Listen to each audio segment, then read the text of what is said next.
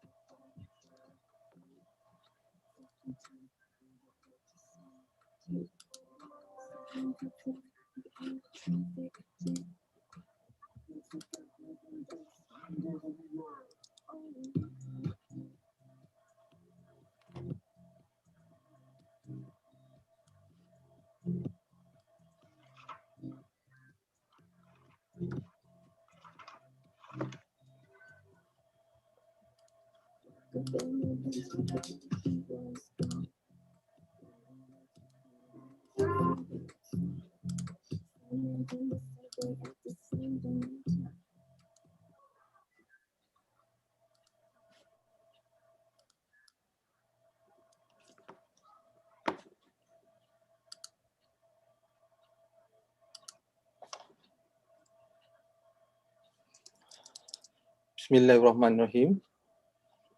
Assalamualaikum warahmatullahi taala wabarakatuh dan selamat pagi semua. Assalamualaikum warahmatullahi wabarakatuh. Alhamdulillah, today, 2nd January of 2021, MUAFAKAT MRSM Langkawi Virtual Carol Talk 2021 will start today and tomorrow.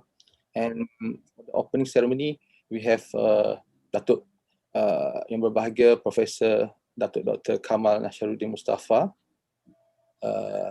Vice Chancellor Unit 10, as well as MARA Council member. Together with us, we have the Director of Bahagian Pendidikan Menengah, Puan Wan Aniza Arifin. Also, I call her Kak Wan. And we also have Datuk Kamarul Rizwan Muhammad, Ansara Malaysia President, as well as the group MD for Uzma Berhad, and Puan Anis Yusof, the Deputy Principal of Maktab Rendah Sains Semara Langkawi, TPKA, Kecemerlangan Akademik. And we have currently online with us. This is the new norm. I think we have close to 40 now. And for information, we have received more than 400 replies from the students all over MRSMs who will join the 8 segment that we have put it throughout 2 days, which each session will comprise of 3 panels and a moderator. So total of 8 panels, as well as 8 moderator and 24 panels. So allow me to use both English and BM for this program. Actually dia santai-santai je, so that kita tak nak stress sangat to formal, but since we don't know when that we can invite the panels for this Carol Talk, so the committee of MUAFAKAT MRSM Langkawi, involving the parents, we have met since end of November and decided to do it today and tomorrow, and we hope this program will benefit every one of us here, and we are the stakeholder here. And for info also, we have people from US also listening, and as well as become the panels. There are 9 p.m. malam, as well as I think 6 p.m. in California. So I would like to call Professor Dr. Kamal Nasruddin Safa to give his keynote address for the first program to this year, MUAFAKAT MRSM Langkawi Virtual Carol Talk 2021. Silakan, Datuk. Assalamualaikum warahmatullahi wabarakatuh. Salam sejahtera. Alhamdulillah Rabbil Alamin.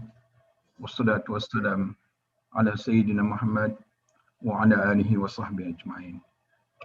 Yang dikasihi, yang berbahagia Datuk Syed Al-Faizal Syed Ahmad, President of MUAFAKAT Mara Malaysia and YDP MUAFAKAT MRSM Langkawi. If I may call you Brother Syed, we are all brothers and sisters. Exactly. Tak payah Datuk-Datuk lah. Yeah, okay. And also, tapi first time ni kena sebut Datuk lah dulu, kemudian baru brothers and sisters.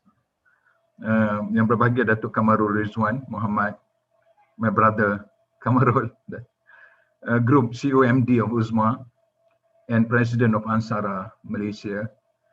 Yang berusaha Puan Hajah Aini Zaharifin, Director Secondary Education Division Mara, Sister Hajah Wan. Nak panggil Kak tak boleh sebab muda lagi pada saya.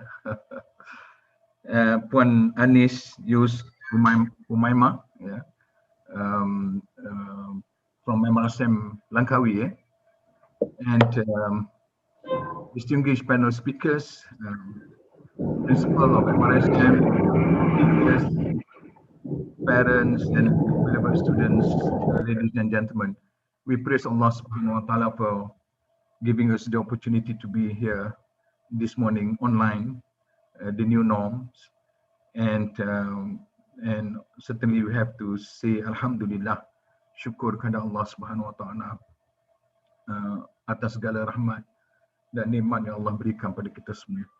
Yang pentingnya kita dalam kesihatan yang baik, walaupun bila kita tengok figure bilangan yang kena COVID setiap hari agak membimbangkan, tapi doa agar kita semua sihat, dapat menjalani kehidupan dengan baik dan sempurna, dan kita bersyukur atas segala nikmat yang Allah berikan pada kita semua.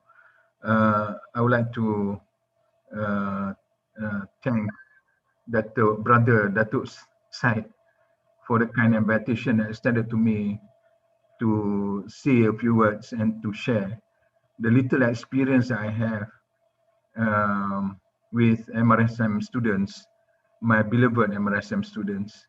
And I truly feel honored to be here this morning, to be with such distinguished panel speakers. When I look at the list, I was in awe and was so impressed with the array of speakers that you managed to gather. And I believe that students will find it so meaningful and beneficial with the sessions that will be conducted today and tomorrow. And I would like to congratulate Brother Datuk Said and committee members for the success in organizing this event. It is online, certainly, but hopefully in future events we can have somewhere in MRSM Langkawi or any of the MRSMs where we can gather all this, not all, but some of the students, and have face-to-face interaction as well, which is so very important. Let me just highlight a few points here. Brother Datuk Said, just give me, prompt me if I've exceeded the time allocated. But I just want to share a few points. One is certainly to highlight that MARA is so very committed to strengthen Bumiputra agenda, to uplift status of Bumiputra in the areas of education, investment, and entrepreneurship. But I believe certainly among the three main areas of education, investment, and entrepreneurship, education probably is the biggest and the most important. I would always say that Hajah Wan would always remind in meetings that MARA, in terms of human resources, about 70 to 80% of resources in MARA is in education, and about 70 or 80% of the budget being allocated for education. So certainly education is very important, and MARA put a strong emphasis into education, because through education that we can remove, we can take us away from clutches of poverty, from a cycle of poverty. I remember those days when quite many of us were taken from villages. Our parents were rubber tappers, working in paddy fields, but MARA took the students and sent them to MRSM, and now they become somebody, Dato and CEO, MDs, and so on. This is through education. And I was informed that now almost 60% of students in MRSM from B40 group. So MARA put a great emphasis into helping Bumiputra, especially the B40 group. And this is a very important agenda that we need to be mindful of. Once we work, quite many of us do have personal ambition, but please be mindful of the bigger agenda that we are embarking upon. And in the context of MARA, the agenda is to strengthen Bumiputra, uplift the status of Bumiputra in many fields, in areas of business, corporate world, in education, and so on and so forth. So I need to stress this first point, the main agenda of MARA, so as for us not to lose the sight of this important agenda. Second, I would like to remind my beloved students in MRSM. I was informed, Brother Datuk Said was mentioning, I think quite many of them following us on Facebook Live, maybe a few hundreds of them. But you should be thankful for the opportunity given by MARA to study at MRSM, whether it's MRSM Langkawi, whether Pekalan Cepa, whether other MRSMs. There are 53 MRSMs from Malaysia, and another 2 will be open next year, MRSM Bagandatu and MRSM Bara. And all these 53 plus 2 MRSMs are under the close care of Puan Hajah Wan, who would monitor and would deep dive into the operation of this MRSM. I believe this MRSM are very close to her heart, and to make our MRSM better and brighter in the years to come. But for students, you should be very thankful for the opportunity given by Mara. The statistic that I have with me for last year, about 80,319 to be specific. When I look at the data, 80,319 applicants into for Form 1 MRSM, whereas the seats available is only 7,628. So you're talking about less than 10% students are successful to come on board into MRSM, whereas many more are not given the opportunity. So you've got to be thankful for the opportunities given by RMSM to seize this opportunity, use this opportunity, leverage on this opportunity to the best ability possible for you to succeed in your studies, whether you are in Form 1 or Form 2, Form 3, Form 4, Form 5. I think at MRSM, we do not talk about mediocrity, we talk about excellence. And when I meet MRSM students, when I see into their eyes, I can see the talent that they have. I can see the capability and the capacity that they have. So when we talk about excellence, we talk about reality. We do not talk about passing exams. We talk about students being excelled in their studies. So we believe students can and will, whether I was saying earlier on, whether they are in Form 1, Form 2, Form 3, Form 4, and what more in Form 5. So be thankful and be grateful. So when we say that you are grateful, it gives a very important connotation, because if you are grateful, the focus will be on the things that you have. It's not on the things that you do not have. So grateful people will focus on things that you have. So in your case, what you have the opportunity to study in the best schools in Malaysia. You have the opportunity to learn from the best teachers in Malaysia. You have the opportunity to work with the best students among students in Malaysia.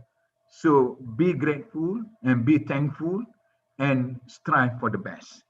My other point, if I may also highlight, is that students in MRSM, you got to think years ahead. It's not that you do things on ad hoc basis. You got to plan. I think the crux of the matter is to plan. If you plan, you will succeed. But if you do not plan, you will lose out in this competitive world. So I want students in MRSM, all MRSMs, especially those online today, following this through FB Live, please craft plan from early on to identify and choose the right academic programs after you finish your studies at MRSM. So don't do things on an ad hoc basis. Say you get your results only, you'll be looking for what are the programs you want to follow. So from early on, while you are in MRSM, look out for or discuss with your counselors and teachers to look out for the academic programs that you wish to follow or you should follow after you complete your studies at MRSM. When we all know now in this IR 4.0, it's all about digitalization, about Internet of Things, about AI, about virtual reality, augmented reality. So IR 4.0, we move from IR 1.0, about steam engine, 2.0 electricity, 3.0 about computer. Now it's 4.0 is digitalization. So when you look forward, the courses, they say the future jobs will be related to data analytics, about IT, big data, digital content specialists, information security analysts, software developers, and so on and so forth. So these are, the jobs, the future jobs required by Malaysia and by the world. So please do look into these areas, talk and discuss with your counselors. Other future jobs will be related to engineering and renewable energy.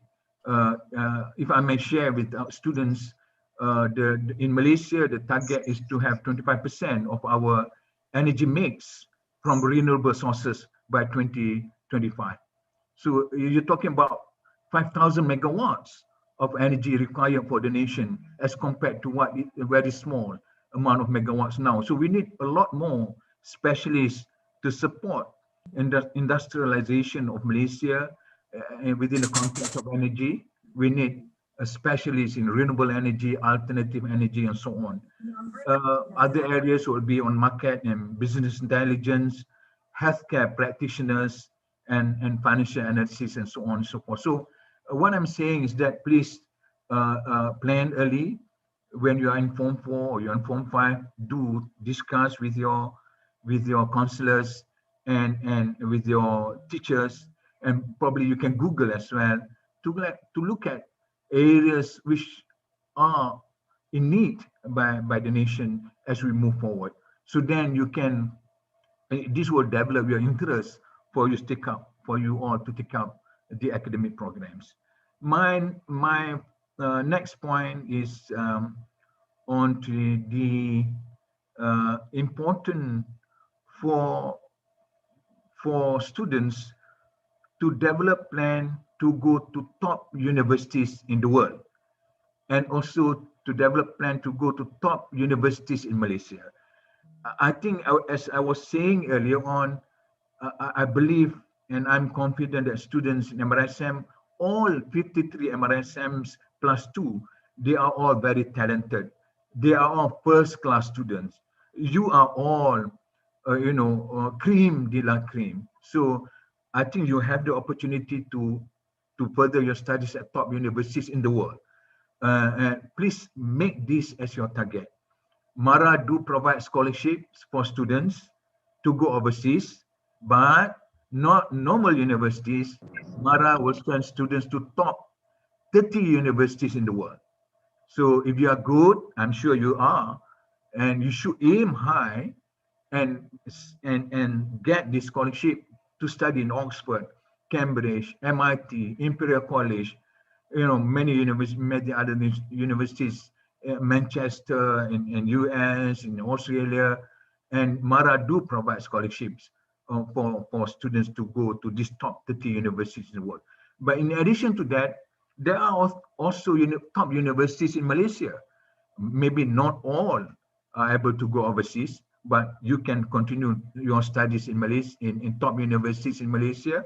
The 5 research universities in Malaysia, USM, UM, UKM, UPM, UTM, and there are government-linked universities, universities owned by government, like UNITEN, University Tenaga, owned by TMB, UTP, Petronas, owned by Petronas, MMU, owned by Telecom, UNIKL, owned by MARA. So these are top universities in Malaysia. So please develop your plan to go to top universities and study that. Why do I say that you need to go to top universities? Because there you'll be competing against the best in the world, and I believe you will come out the top in the best universities. If you go to Oxford or Cambridge or MIT, these students, when they return to their countries, they will become leaders of the country. So you'll be making friends with future leaders of the world. So you go there, you will be competing against the best students in the world. So why do you need to go to top universities? You build networking and future leaders, as I was saying earlier on. And why do you need to go there? Because you study and learn from top lecturers, top teachers, and researchers in the world. I attended a program conducted by MIT. So the lecturers or professor, he's recognized as one of the top professors in his field, economic development and so on. He's a consultant to so many countries in the world. So when I learned from him, so I learned a lot of things from his data, from his research, from his experience. So it's tremendous. So if you go to top universities in the world, you'll be different, and you come back, you'll become future leaders of Malaysia, inshallah. So please do make this as your aim, as your target to go to top universities in the world. Let me just finish off by my last point before I give the chance to other panelists. You've got to work hard. You've got to strive to the best of your ability. I will always say, if you strive, you work hard. It is a case of winning. We never lose. If you work hard, you try hard, you will never lose. It is either you win or you learn. This is never a case of losing. So if you strive, you will never lose. It is either you win or you learn. Also another thing is that I want to highlight is that we know it's very challenging to study at MRSM. Is very challenging. To go to university, study at university to get a degree is very challenging. It is even more challenging if you go to Oxford, Cambridge, top universities in the world, but the journey may be challenging, but the destination is so beautiful. Right? The journey may be very challenging, but the destination is so beautiful. Imagine you get your scroll from top 30 universities in the world, from top universities in Malaysia. You go up the stage to get your scroll, and the destination is so very beautiful. So work hard, strive to the best of your ability, then don't forget to give back to society. You become somebody like Datuk Kamaru, Datuk Said. They are so very important people, renowned people. They give back to society. Datuk Kamaru giving back through becoming the president of Ansara. Datuk Said giving back to society by becoming the president of MUAFAKAT MRSM National. There are so many avenues for us to give back to society, but we need to give back to society. We need to return back what we have received. We receive scholarship from MARA. We receive support from MARA. We got seats from MARA at MRSM. We got seats to study universities with the help of MARA. Then we have to return what we have received. So I would like to stress this to all students of MRSM, whether you're in MRSM Langkawi or on the 53+2 MRSM, you have to put in your mind, put it deep inside you, the strong intention to work hard and to give back and to return what you have received. If you become millionaire, give back a bit to MRSM. If you become successful entrepreneurs, big corporate men, give back to MARA, to MRSM, to society, to the nation. Then we create a cycle of excellence.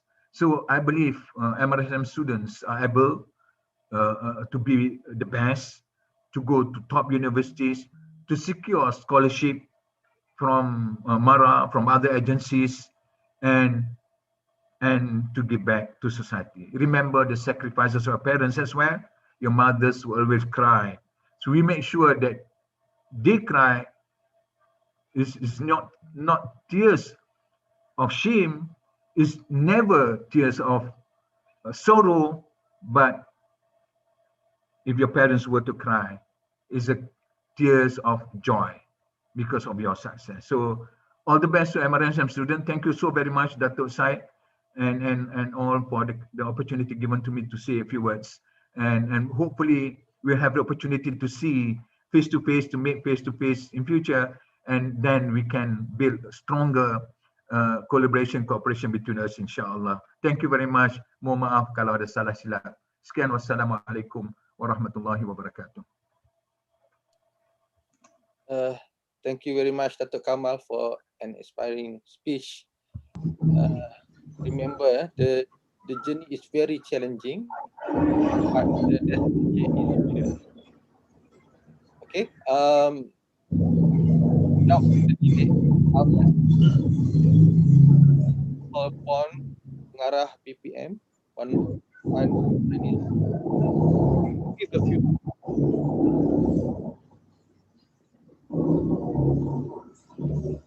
Assalamualaikum warahmatullahi wabarakatuh. And a very good morning. Thank you, Datuk Syed, the moderator for today, and also as a president for Badan MUAFAKAT MRSM Langkawi and also president of Badan MUAFAKAT Kebangsaan, to Professor Datuk Kamal Nasruddin Mustafa, our MARA Council member, also the VC of Unit 10, and Datuk also holds a position as chairman of MARA education sector here at MARA. To Puan Anis Yusof, the deputy principal of MRSM Langkawi, standing in for the principal, Mr. Nordin, and to all the panels that are with us as far as Washington and also California, and all the students that are live. Alhamdulillah, syukur. Datuk Kamarul, lupa Datuk Kamarul, our Ansara brother. I'm actually I see my student also, Irfan, ex-student of Alu Gajah who went to Langkawi, has a panel there. Alhamdulillah, to be in a group of such leading MRSM, ex-MRSM, and I'm sure majority of the panels that Datuk Syed has invited are also ex-MRSM students, wherever you are. I'm along with 3 PC old boys, KB old boys, and here I am, a Seremban old girl against 3 KB boys, but Anis will stand strong. Alhamdulillah, Hasnan too, PDRM. First of all, I'd like to congratulate Datuk Syed and MRSM Langkawi for holding this video conference, unparalleled virtual career that has been held today and tomorrow for 2 days in a row.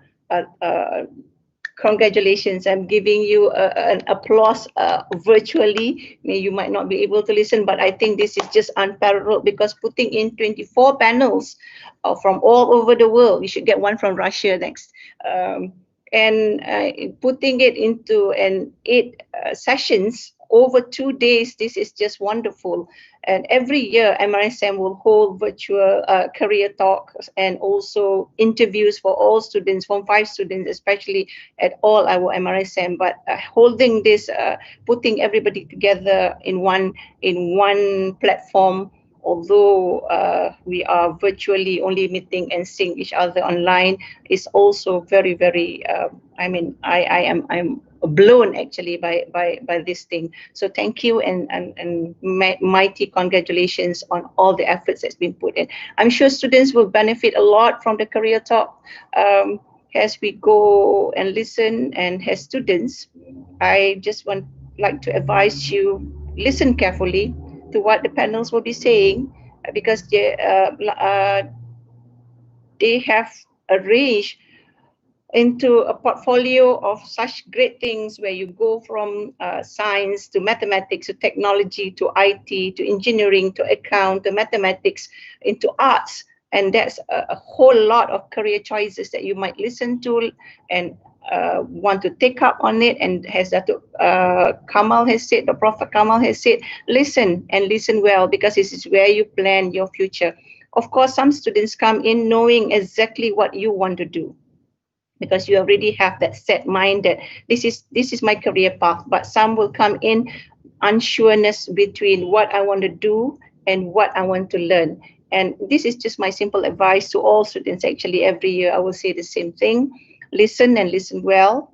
But your next choice of what you choose to study after SPM will be what you want to be able to do for the rest, well, at least to 20 years of your career. So choose, and choose wisely what you want to do.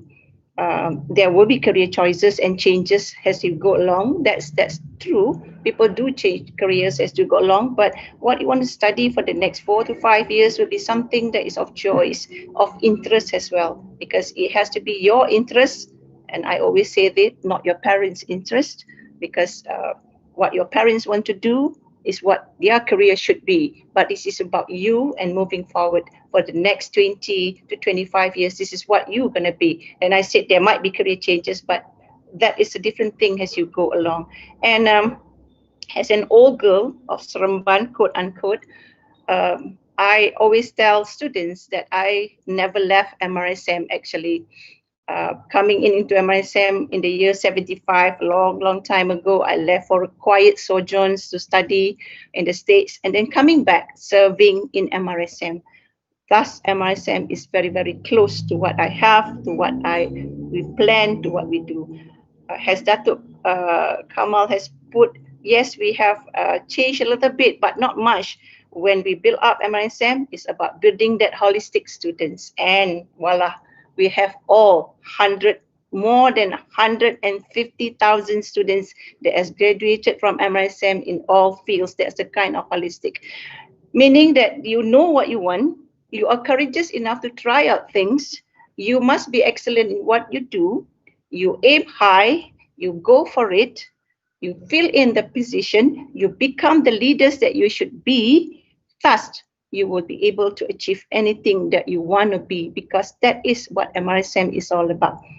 We started MRSM as an institution that focuses on science and technology. We have tweak it a bit, not change, I think tweak it a bit into an institution that focuses on STEM, science, technology, engineering, mathematics, without forgetting the career choices of professionals in accounting and also arts and stream. There's nothing wrong in going into arts if you're interested in doing things in arts. But of course, the focus for all MRSM students will be for the STEM. And as Datuk has profoundly put, every year we have about 75 to 80,000 students applying for MRSM, and only 9% of that will be successfully admitted into our Form 1 studying of Form 1. And if you look at it, that's a choice of 400,000 students graduating at their standard 6 level coming into MRSM. Thus, students, you are the chosen ones. And being the chosen one, you must be having this willfulness to be successful in MRSM, to go to the next level. And has our outcome for students at BPM, we have our business plan, and for the outcome of students, the first is to have autonomous learners. Students must be autonomous learners. We will not be depending on teachers so much. Yes, you listen to your teachers in class, but outside of class time, you must be able to study on your own or in your own study group.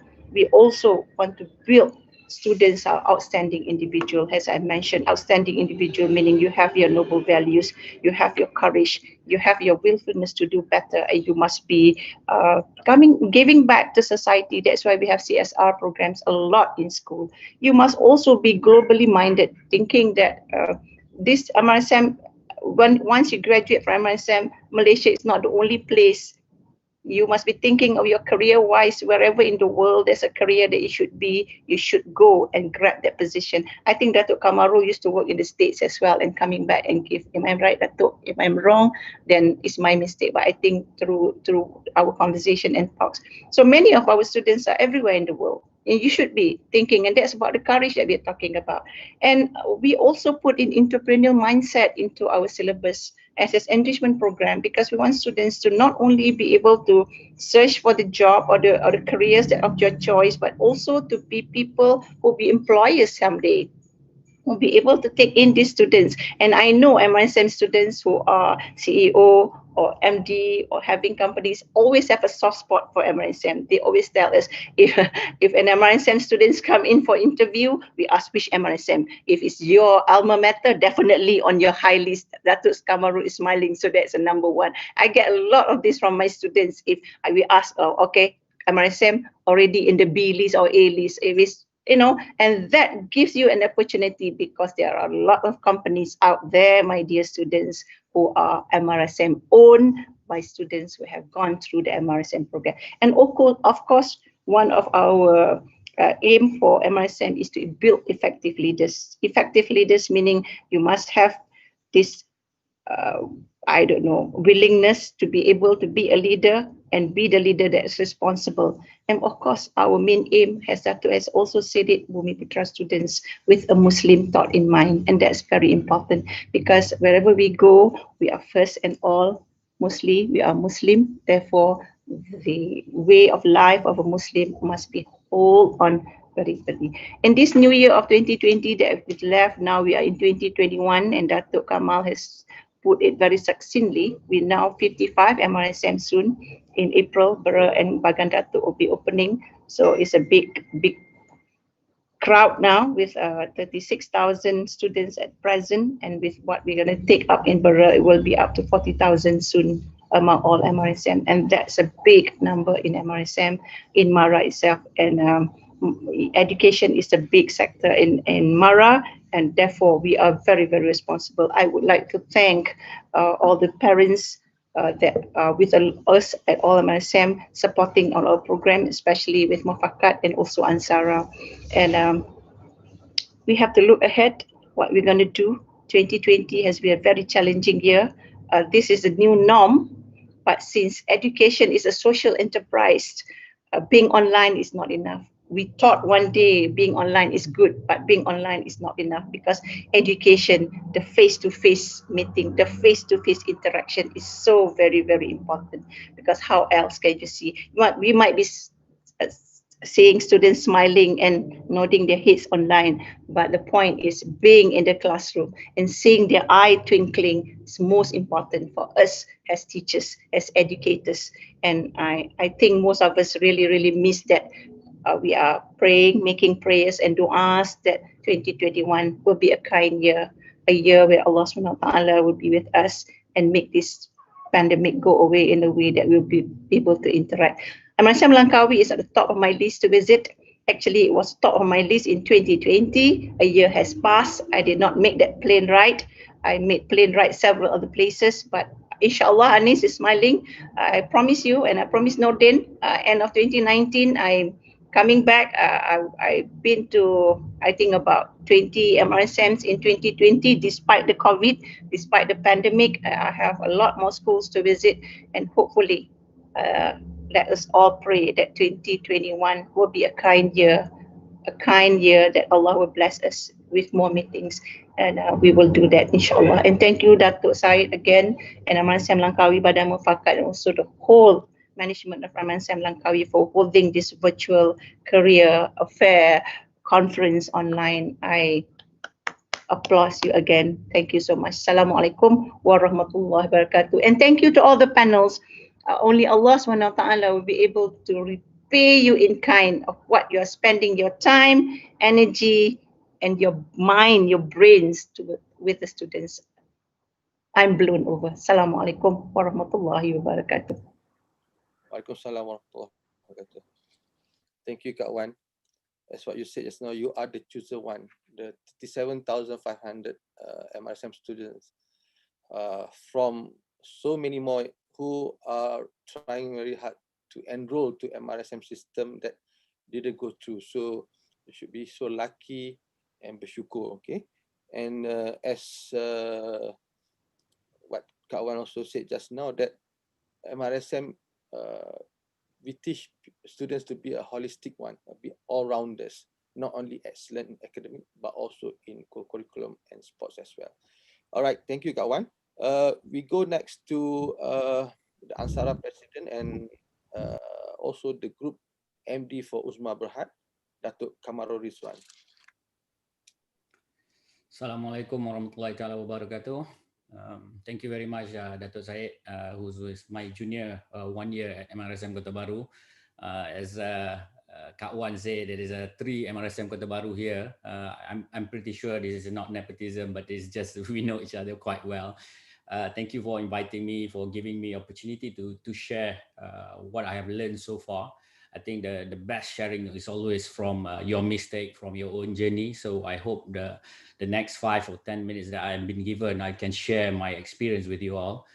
Thank you very much for Professor Dato Kamal. I always impressed and I always inspired listen to you. It is my honor to share the platform with you today. Last time we met was at the MIT board meeting, and then it was again I feel so honored to be with you. Kak Wan, we have a few sessions in the past, and I hope Ansara has given some feedback, ideas on how we can further improve MRSM. You have more than 150 students already graduate from MRSM, and probably we can share some of our experience as well. And Puan Anis, this is the first time I met you, albeit online, and hopefully that one day we'll be able to see face to face. To the rest of the moderator, thank you very much for spending time. It's very noble of you to spend your Saturday morning, and especially on the 2nd of what do you call this, New Year, and where you can spend time with your families or your friends, and you choose to give back today. Thank you very much. And diraikan is really the students here. I mean, I'm so really like to see all the students, because we once used to be a student, albeit we look so old, but believe me, we are MRSM student once upon a time. So welcome to this session. I hope in the next, as I said, 5-10 minutes, I can share what I have done, what I have learned at MRSM. Okay. First of all, why we are here. I think again, the first thing is we love to share our experience. Okay. I was at MRSM and I left MRSM Kota Baru in 1989. Most of you probably not born yet at that time. There's a lot of things that we learn over there. I mean, for me, MRSM has been the great foundation for me. It's a great place. That's where I learned pretty much build my characters. Okay. This is, you are blessed, as everybody has said so far. We are top 5% of the one that applied to go to MRSM. That is the one that actually already qualified to apply. That is 400 students. So you are even creme de la creme. So be thankful about that, because this is a great foundation. You get a good place, because life is a journey. If you start with a good foundation, you already have a great beginning, great start compared to the rest of the people. Use it to the fullest.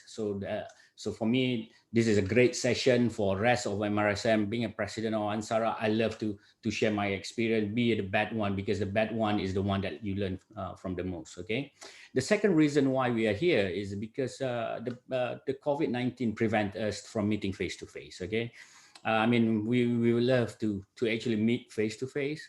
We would like to actually see the smile, the twinkle in the eyes, as Kak Wan said just now. But unfortunately, we cannot meet this year. I mean, COVID-19 has obliterated everything in their past. I mean, people sick, people die, school are closed, company are closed. There's a lot of things that really happen. This is really unprecedented. Okay, there is no real adjective that we can use to describe COVID-19.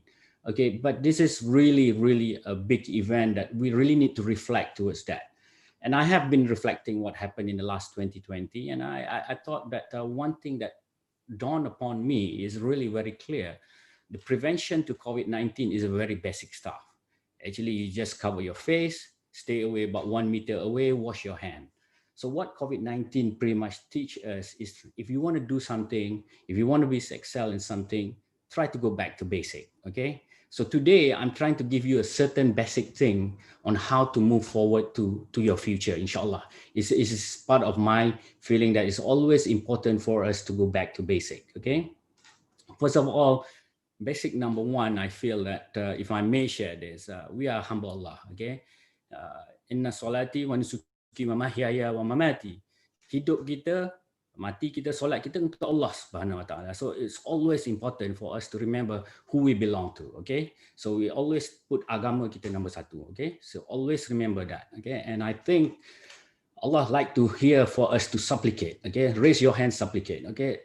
Along your journey as a student, bila dah besar, bila dah jadi professor, bila jadi CEO, always raise your hand and ask for forgiveness, ask for what you want from Allah Ta'ala, because kita ni adalah belong to Allah eventually, all right? So I think that's basic number one. So let's go to the more related to what you are as a student. I hope I'm sharing this, and I'm not trying to tell you this is what to do, but this is something that I have always done as a student. Number two is I always take that you always already have what it takes. Okay, the fact that you are at MRSM, you already know that you are the chosen one. But be remember, okay, if you are actually sekolah, saya dulu sekolah rendah kebangsaan Tumpat, very small school in a very ceruk in Kelantan, where everybody else know everybody and everyone is either petani or nelayan. Okay, but at that time you are the best at di sekolah rendah kebangsaan Tumpat. When you go to MRSM, you suddenly not the best. Okay, you are no longer the best. You're probably number 5, you're probably number 10. In my case, it's probably number 100 out of 164. Okay, so but you have to remember you are being put in a very good group of people. So this is what, going back to Professor Kamal said, always ask to go to the best, because when you mix with the best, you're becoming the best. The worst thing can happen, you learn from that. It's never been, there is no failure about that. It's always learn from something. Okay, so basic number one, you always want to be the best. But if you don't get to be the best, don't be despondent, because that what should drive you. You should drive you want to be the best of the best. Okay, so I feel that this is very important. When Datuk Syed asked me, please share your experience. So I always say that, look, I'm not the best at school, but I always want to be the best. Okay. I always feel that I have what it takes to be the best. Okay. And I think one thing that all MRSM students have to have is you must have the confidence that you have what it takes to be the best. I mean, I have often seen people ask, how does MRSM student go to the interview? That sometimes is about the confidence level that you don't have. But please have a confidence that you already have what it takes to be the best. Otherwise, you'll not be at MRSM, because as Prof. Kamal already said, Kawan already said, MRSM is not about being mediocre. You are the best. We want to see the best out of you. So you already have that. Just have a confidence that you have that. Okay. The second thing is really what I feel I want to share. The basic stuff is really you need to know what you really want. Be firm about it. Okay, if you want to be a doctor, be a doctor. If you want to be a geologist, a petroleum engineer, geoscientist like me, be the one. Okay, I mean, I know I may say something that not agreeable with everybody else, but don't worry so much about what type of a career you want to choose. It is important for you to choose, but don't worry so much, because as long as you know your desire, but what's important is you want to be the best of what you want to be. Okay, when I want to become petroleum engineer, I want to be the best petroleum engineer I want to be. Okay, a lot of people say, when I took the petroleum engineering in 1989, people already say this is a sunset industry. You will be there is nothing left by the time you graduate. But Alhamdulillah, I still continue for the last 20 years. Okay, so if you want to be the AI guy who's be the coding, okay, AI may be the things at the moment, but 4 years from now, AI may be just a normal stuff. Okay, because everybody will be using AI. In 1918, more than 70% of the Americans are farmers, but it's only now 3% of their people are farmers. Okay, so you will reskill yourself. But the more important thing is you always want to be the best.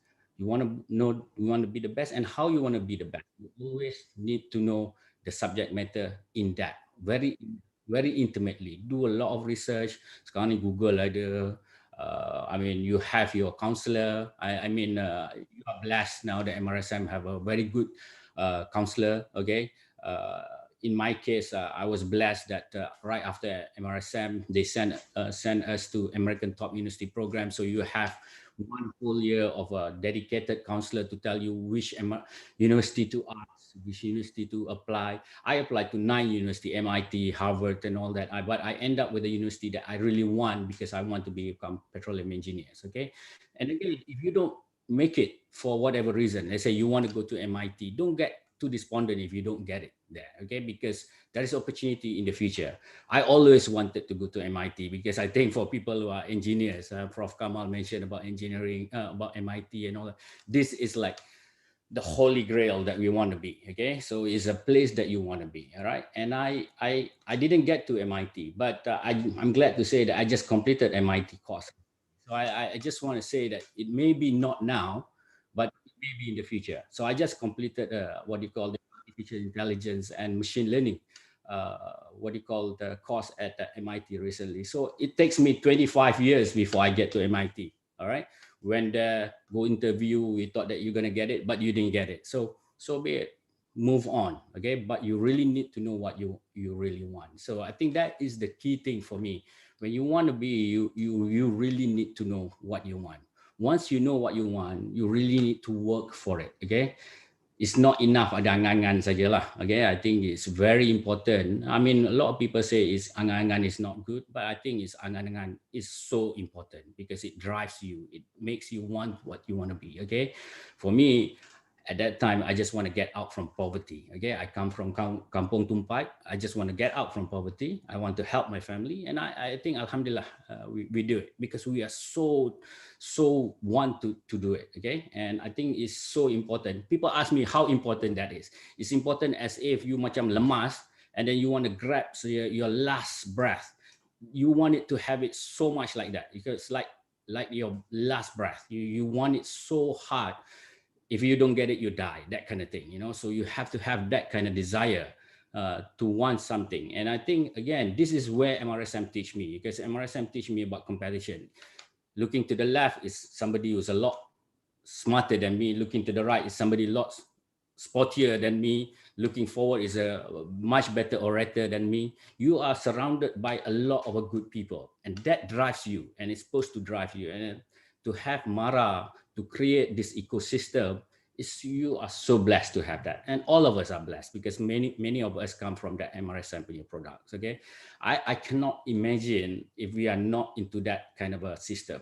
We probably end up with like our grandfather as nelayan or what have you. Okay, so be thankful about that, and then use it to the fullest opportunities that you have. Okay, so I think again, work hard for it, because I think your focus is like duit RM10 lah. Our brain has the finite capabilities. It's not infinite. Okay, a lot of people think that brain has a infinite, but it is have a finite capabilities.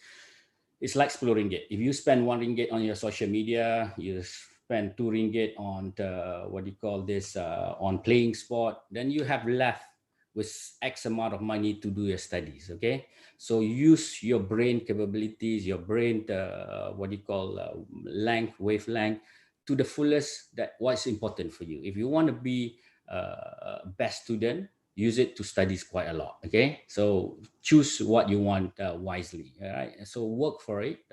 I mean, I always tell people, yeah, as I said, his brain is like RM10.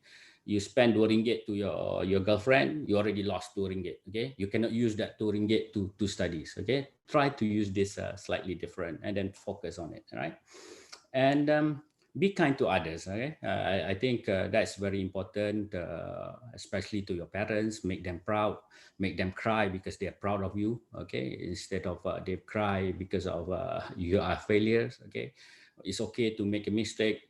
Trust me, making mistake is the best thing that you can do, because you always learn from that. But don't continuously make mistake, because that's not the best thing to do. Again, really be kind to others, to your parents, to your teachers. I always contact my teacher all the time, because for me, without them, we are not here. All right, so be kind to them, be kind to others. Okay, because again, the life is not just about yourself. Okay, being president of Ansara is about myself, try to put everybody together. Okay, try to put them together, because we have great people who have been contributed a lot. Use them to support you as well. Okay, lastly, I think what I want to say is, while academic is the paramount important, don't get me wrong, academic is the paramount important, there is others as well. Okay, spend time on leadership, because leadership take you very far away, very far into the to the success. Okay, it is important for you to learn the soft skill.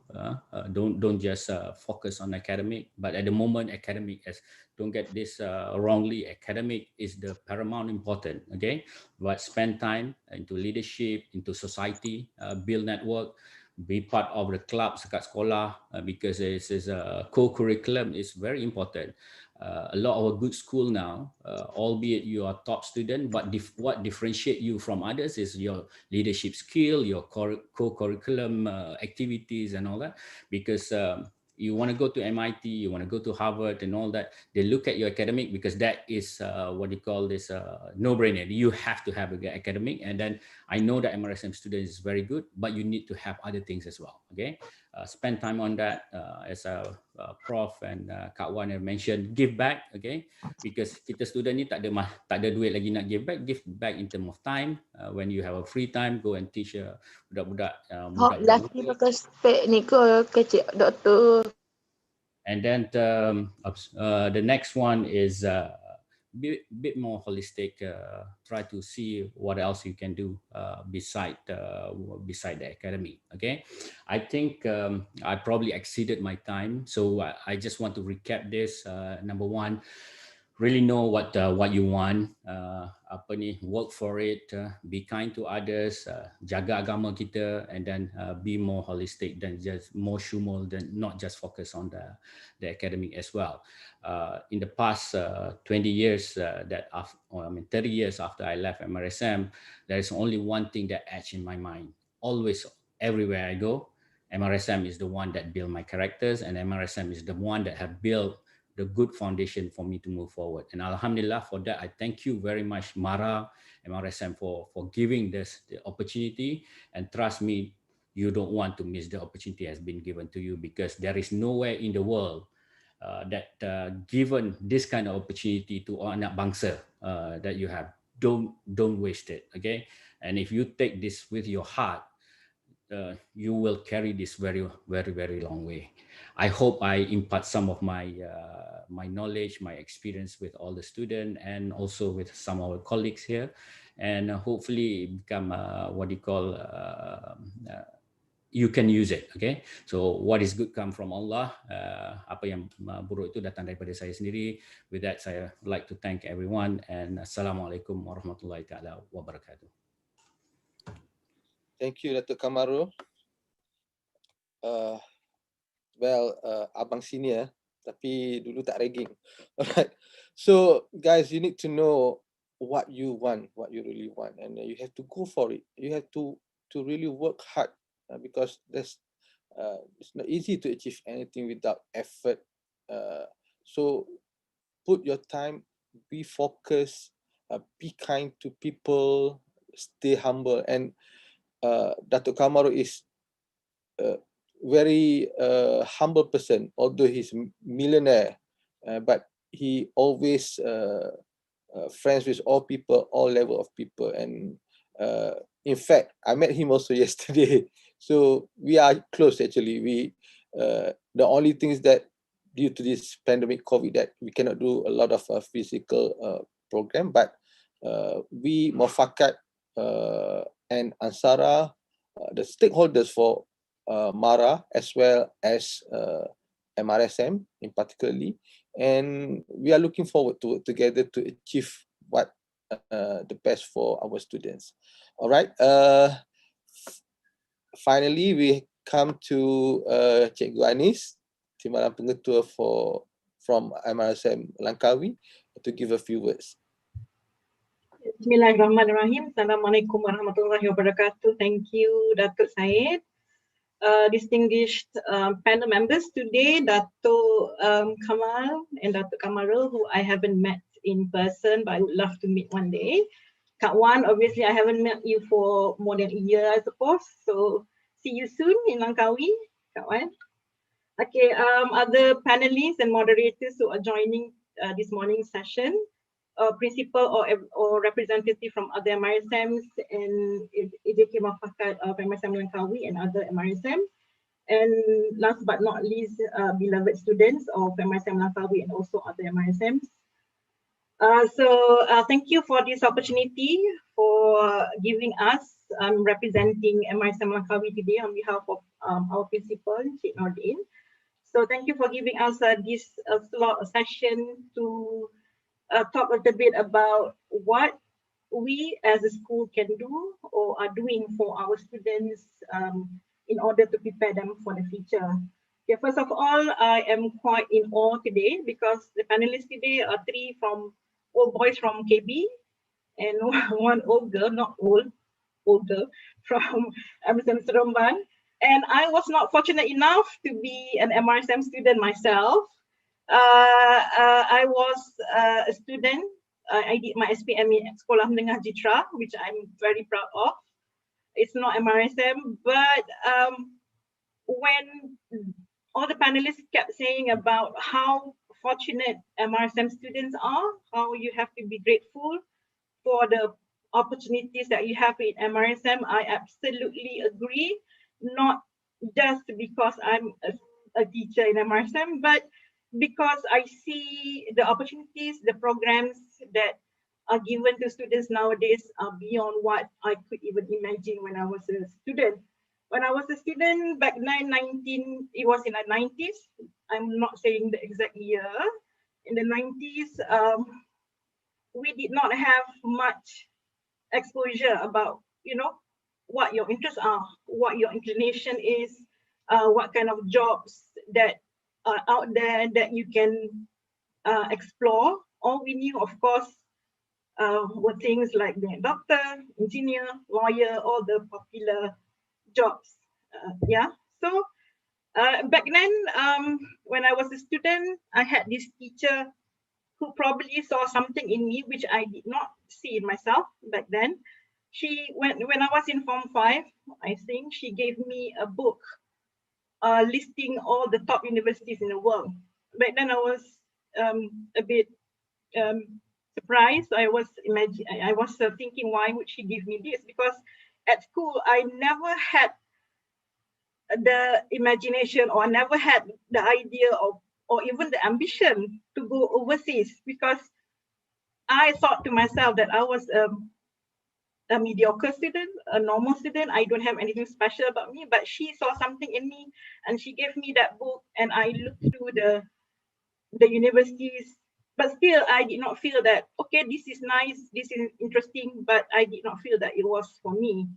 Yeah, but Alhamdulillah, after my SPM, Mara offered me a scholarship to do my was a 2-year matriculation and a 4-year degree in at the University of Warwick, England. I came back to Malaysia. I was a Pendidikan student. I had to become a teacher for 5 years. The contract was for 5 years, but now, almost 20 years later, I'm still with Mara because I just fell in love with Mara. It's not a cliche. I'm not saying it just to be nice, but Mara has given me a lot of opportunities that I can never be thankful enough. And then also Mara, in 2012, Mara sponsored me to do my master's in King's College London. So that's another thing. I'm not saying that I love Mara because they sponsored me, but because I believe in the vision that Mara has for the students. And being in school, which I love so much today, I see that every day Mara is making a difference to the students' life. That's why I love being in school, because I see the little things that the kids learn, the little things that the kids get. Yeah. So what we do in school today is there are a lot of programs to guide students in knowing about themselves, because we know that at that age, yeah, in like 13, 14, 15, 16, and 17, you are at that age where you are finding yourself, you are finding about what you like to do, what your passion, what is your hobby, or what is your hobby probably, what is good, what the things that you are good at, things like that. And I know it's very difficult because we have some students on one end of the spectrum who know 100% of what they want to do in the future. They already have their future mapped out. Like, okay, after this, I want to do this. They already research the universities, the courses that they want to do and all that. So that's great, because then, you know, they are on the right track. Yeah. But on the other end of the spectrum, we also have students even at 16 or 17 who are not sure of what they want to do in the future. Not just what they want to do, but they don't even know what they like. what their passion is in. So what we have in school is we have for Form 5 and Form 5 students, we have this KPD, Kursus Perkembangan Diri, that is led by the counselors. So we have 2 counselors in each MRSM. So among the things that they do is they give career tests to students, self-directed search, for example, by Professor Sidik Noor in UPM. So this test is given to students in Form 4 and also another time the same test in Form 5 because sometimes the interests change. Yeah, the interest change. So when we give the students these tests, I'm sure those of you who are Form 4 or Form 5 students, you have set for this test. So they will, so the answers that you give, then they will come up with like inventory for you. Okay, so you are what kind of person? So there are 6 Holland codes, yeah, that the students will fall into. One is realistic, one is investigative, artistic, social, enterprising, and conventional. So based on the answers that you give, then you will have 3 dominant traits, yeah. For example, the dominant traits that you have are investigative. So you have that investigative side of you, and then probably you are social, yeah, and conventional. So based on this finding, then it's not 100% accurate, or you have to choose your career based on that, but it can help you to identify your interests, identify your passion, your talent, and then it can help you to make the best career choice. Yeah, and also just now Kak Wan already also said about sometimes is the parents making the choice for the students. Sometimes we also have students who want to do something, for example, be graphic designer, but then the parents want them to become a doctor, for example. So that's a clash there between the parents and the students. So this one is something that the students and their parents have to sit down to discuss together. And also for these students, we will give them career counseling. The counselor will give them career counseling to really, find the best way for everyone. Okay, so this is some of the things that we do for our students in school. There are many more things. But what I want to really focus on saying today is, like Dr. Kamaru said just now, yes, academic is of course a priority, definitely. Without good results, then there's not much avenue that is open to you. But having good results alone is not enough, especially in this very challenging world today where there are so many people getting good results. Yeah, but you have to find something that separates you from another person. And then like Dr. Kamal said, we are in the era of IR 4.0 where many jobs are taken over by technology, by robots and stuff. So how do you stay ahead? What kind of skills that differentiate you from other people or even robots? Robots can do many things better than us. They can calculate more accurately. They can do thinking faster than us. So what do we have that is that they don't have, that the technology doesn't have? So it comes down to having things like creativity, innovation, yeah, and then the heart and compassion, being kind to people. So in many jobs around the world, these things still cannot be taken over by robots. For example, I would like to think as a teacher, I can't be replaced by a robot, hopefully. Yeah, because a teacher is not just about teaching. I might not know all the facts. I might not be a walking dictionary, but I know, or I can sense when a student is sad, when a student is not happy, so I can at least do something about it, which is something that robots cannot do. So focus on these things that will give you something extra, yeah, something extra that other people don't have. And then with IR 4.0 also, we have a lot of jobs going obsolete, jobs that existed maybe not even 10 years ago, probably are not there anymore today. Yeah, so whatever it is, my last words, whatever it is, you may be prepared for the future, you may know what you want to do, but let's say something happens and then you cannot achieve what you want, or you lose what you want, you have to start over, and then it goes back to your identity, to your heart. Yeah, so that is where everything is. So even though you might fail, the Dr. Kamarul was saying about failure, how we learn from failure.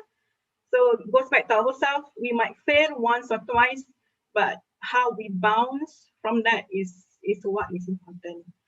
So good luck and all the best to all of you.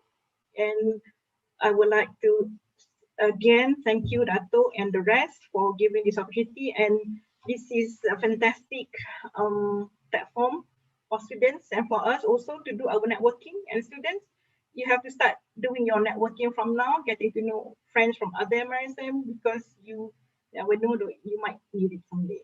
Okay, so that's all from me. Thank you so much. Assalamualaikum. Waalaikumsalam. Thank you, Cikgu Anis. The last word, but the students can start. We have to start do the networking. So the first is to join the alumni, the Ansara. Okay, so you have to join. If you are from Langkawi, join the Ansara Langkawi. And as of yesterday, when I talked to Dr. Kamaru, we have 32 alumni from 53 that already registered with ROS and keep coming up. So if you join, you can know more people, more senior, successful ex-students, and you can talk like brothers and sisters. So that's why I normally, when I talk to the students, you can call me uncle or you can call me abang. So this is a brotherhood that we have in being an ex-MRSM student. All right, I think it's not enough actually. So next time I'll slot it more time for everybody, because everyone give a very good inspiring speech that can be followed by not only for the students. I heard that the parents also say that they are being inspired to continue learning, maybe doing the masters or PhD. And on behalf of the committee, I'd like to thank everyone. Thank you, Cikgu Anis, Kak Wan, Datuk Kamarul, Datuk Kamal. Although this is weekend, I know Datuk Kamarul have something else, and he has to postpone a bit, delay a bit the trip. Thank you so much for being here, although a bit last minute. Yeah, that is part of being an ex-MRSM student. Kita pun belajar selalu buat kerja last minute, but we try to do perfectly. So thanks again to all the panelists who here during the opening ceremony, and we will continue the first segment, which is on art and technology, in 3 minutes. Thank you.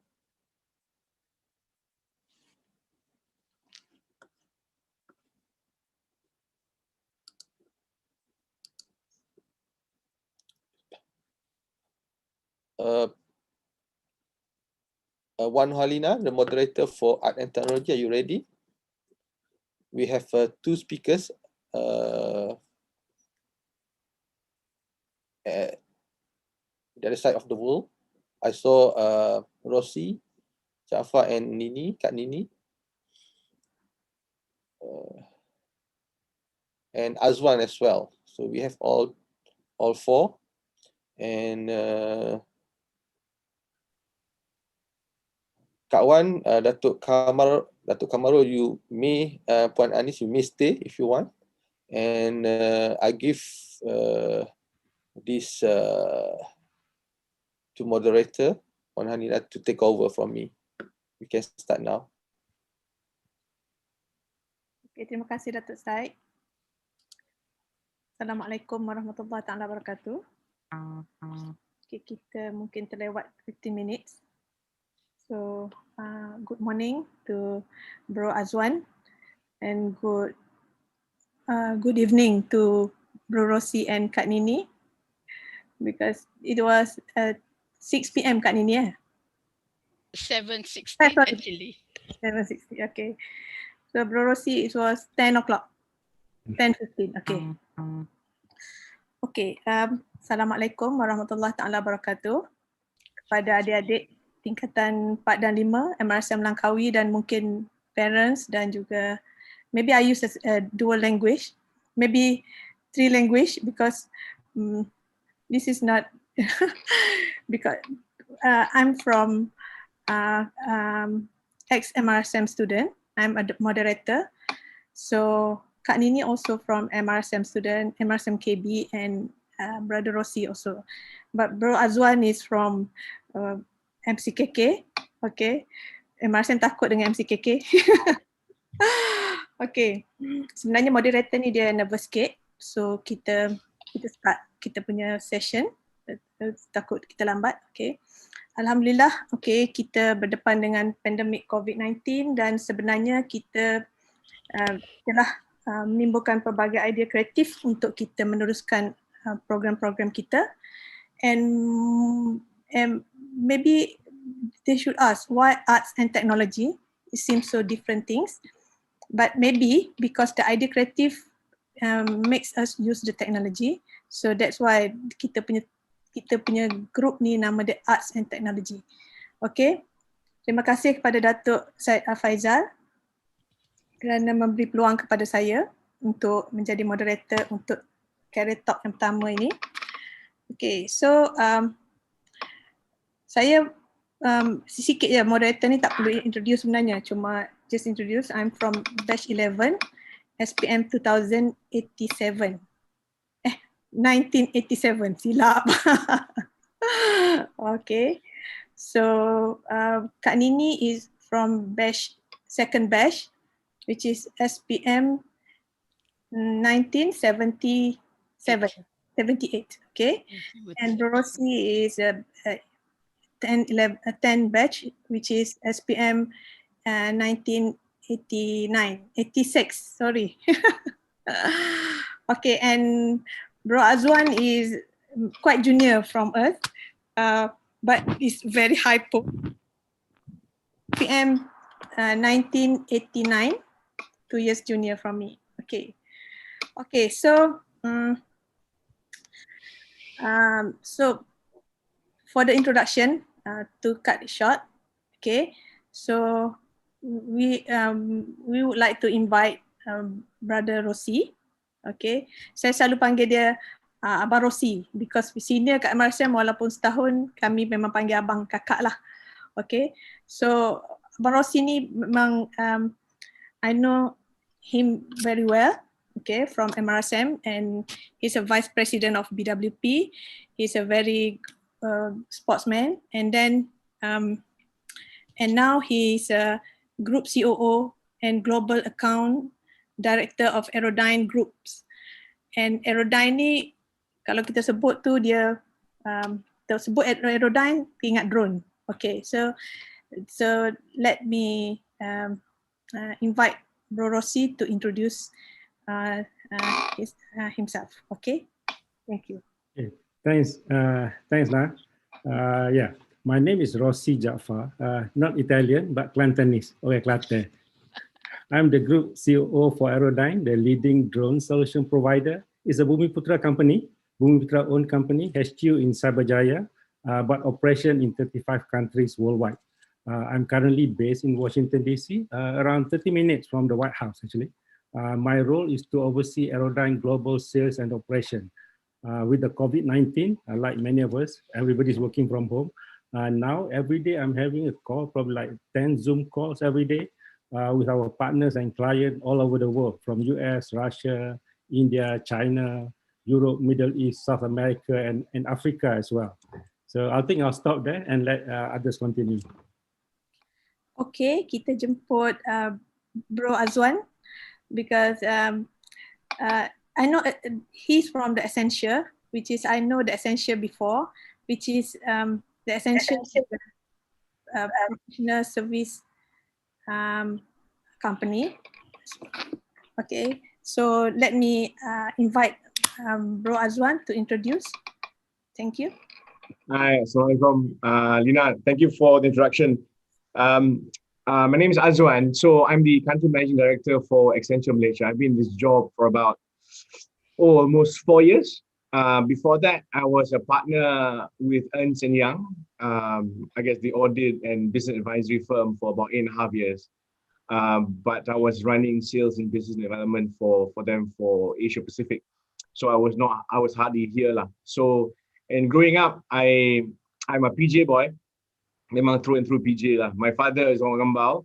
My grandparents dulu pun were PJ. So I went to school in initially La Salle and then Strip Taling. Then I went to MCKK in 1985 for 5 years. Then I went to the UK for my A-levels. And then went to Leicester University. I did my degree in economics as well as my master's there as well under Petronas. And then I came back in year 2000. So my degree was economics, but I have been a programmer since I was 10 years old. Because I'm an avid gamer, if you know my profile, I'm an avid gamer until today. So I started programming to cheat the system to get more credit, so to speak, when I was younger. That was the only reason why I took up programming, to be honest. So I'm a certified J2E Java programmer, you name it lah. But I completely sit between the arts bit and the science bit as well. So in my earlier my career, I started my job, my work in Bank Muir Petra London. I was in IT, but also I was a dealer in treasury, and I did so many things until now lah. But there are many things to talk about, which we can cover a bit later lah. So that's me. Okay, thank you, Bro Azwan. Okay, so I invite Kak Nini, which is I didn't know Kak Nini before, but we met a few times in Ansara KB. So even though Kak Nini stay so long in US, but when we meet, she will speak Kelantan. She rindu nak cakap Kelantan, and she likes the food of Kelantan. So Kak Nini staying at San Francisco. So let me Kak Nini to introduce. Assalamualaikum. Thank you, Na. So it's evening here, 7:24, and so morning to everybody in Malaysia. My name is Nini. I am from MRSM Kota Baru, second batch. So super senior to most of you, or maybe auntie to the students who are tuning into this program right now. So anyway, I have been in the US for about 30 years. I came here as a student in 1979 after my MCE. That was no SPM at that time, it was MCE. So I did my bachelor's degree in marketing and went back, got my first job with IBM Malaysia, and decided to come back to US after I got married and pursue my dream degree, which is in interior design. And I was an interior designer by trade. So that's the creative side of me. And I moved to the Bay Area, Silicon Valley, about 10 years ago, and sort of rebranded myself into the IT field. I have previously worked for Google, Apple, Facebook, and Google again. So I've done my rounds of some of these big IT companies as a data analyst or in localization search specialist. So if anybody is interested in making out to the Silicon Valley Bay Area, you can contact me anytime. If I have any tips, I'll be willing to give and share some tips. A little bit about myself. I was born and raised in Pasir Mas, so anak Kelantan.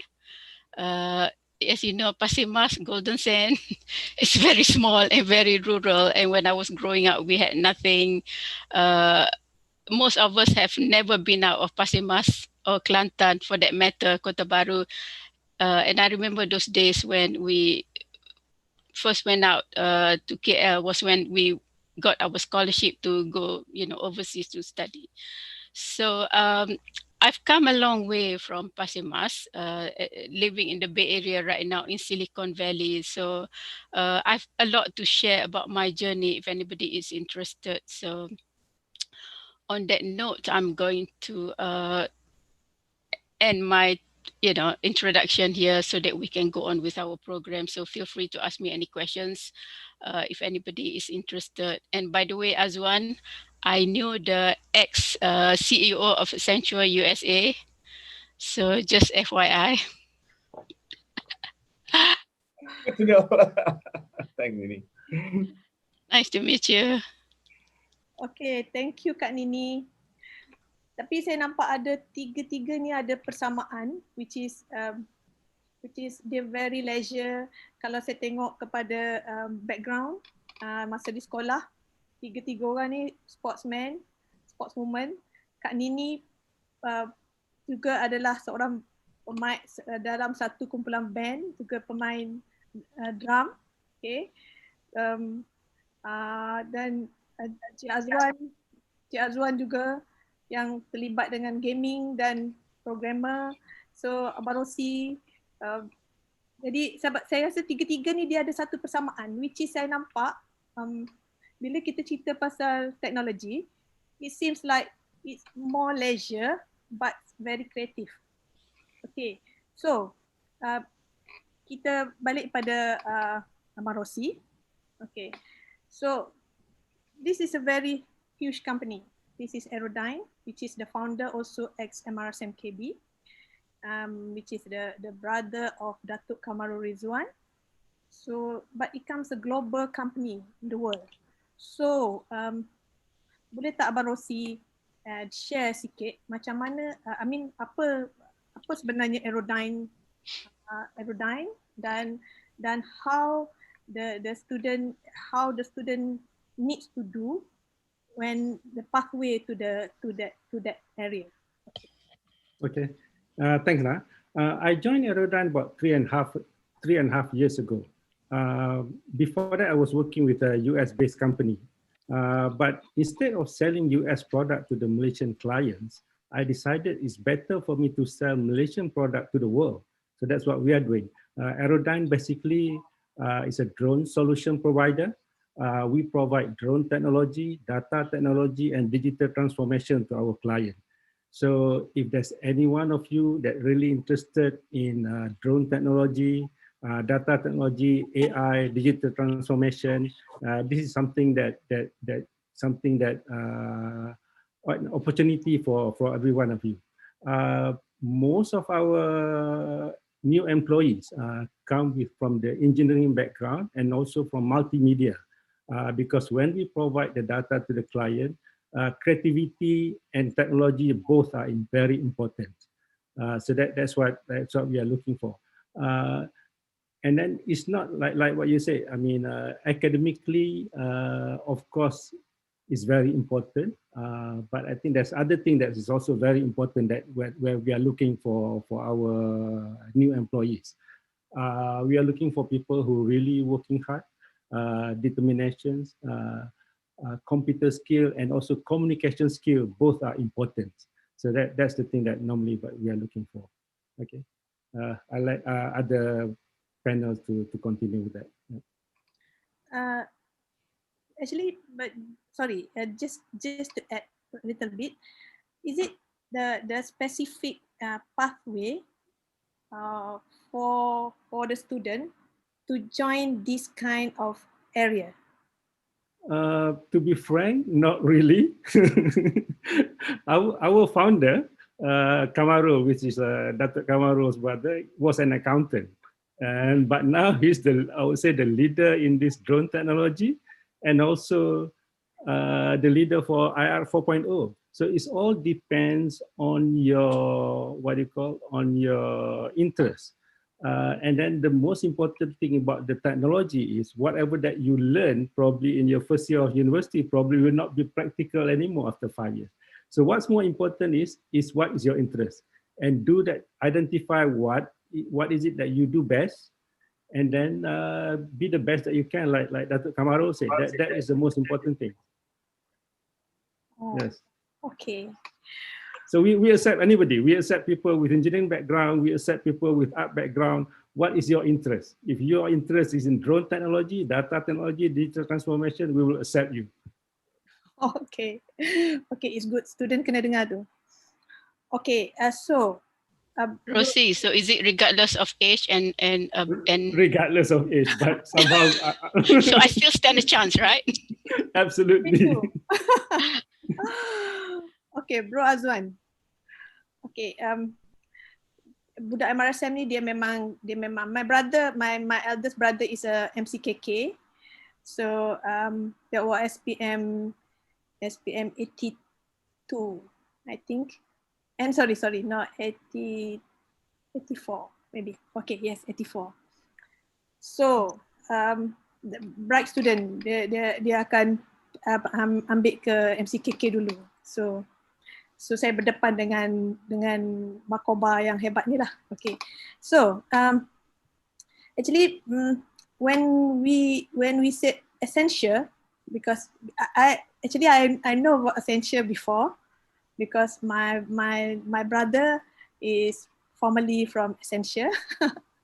Okay. So so this is a professional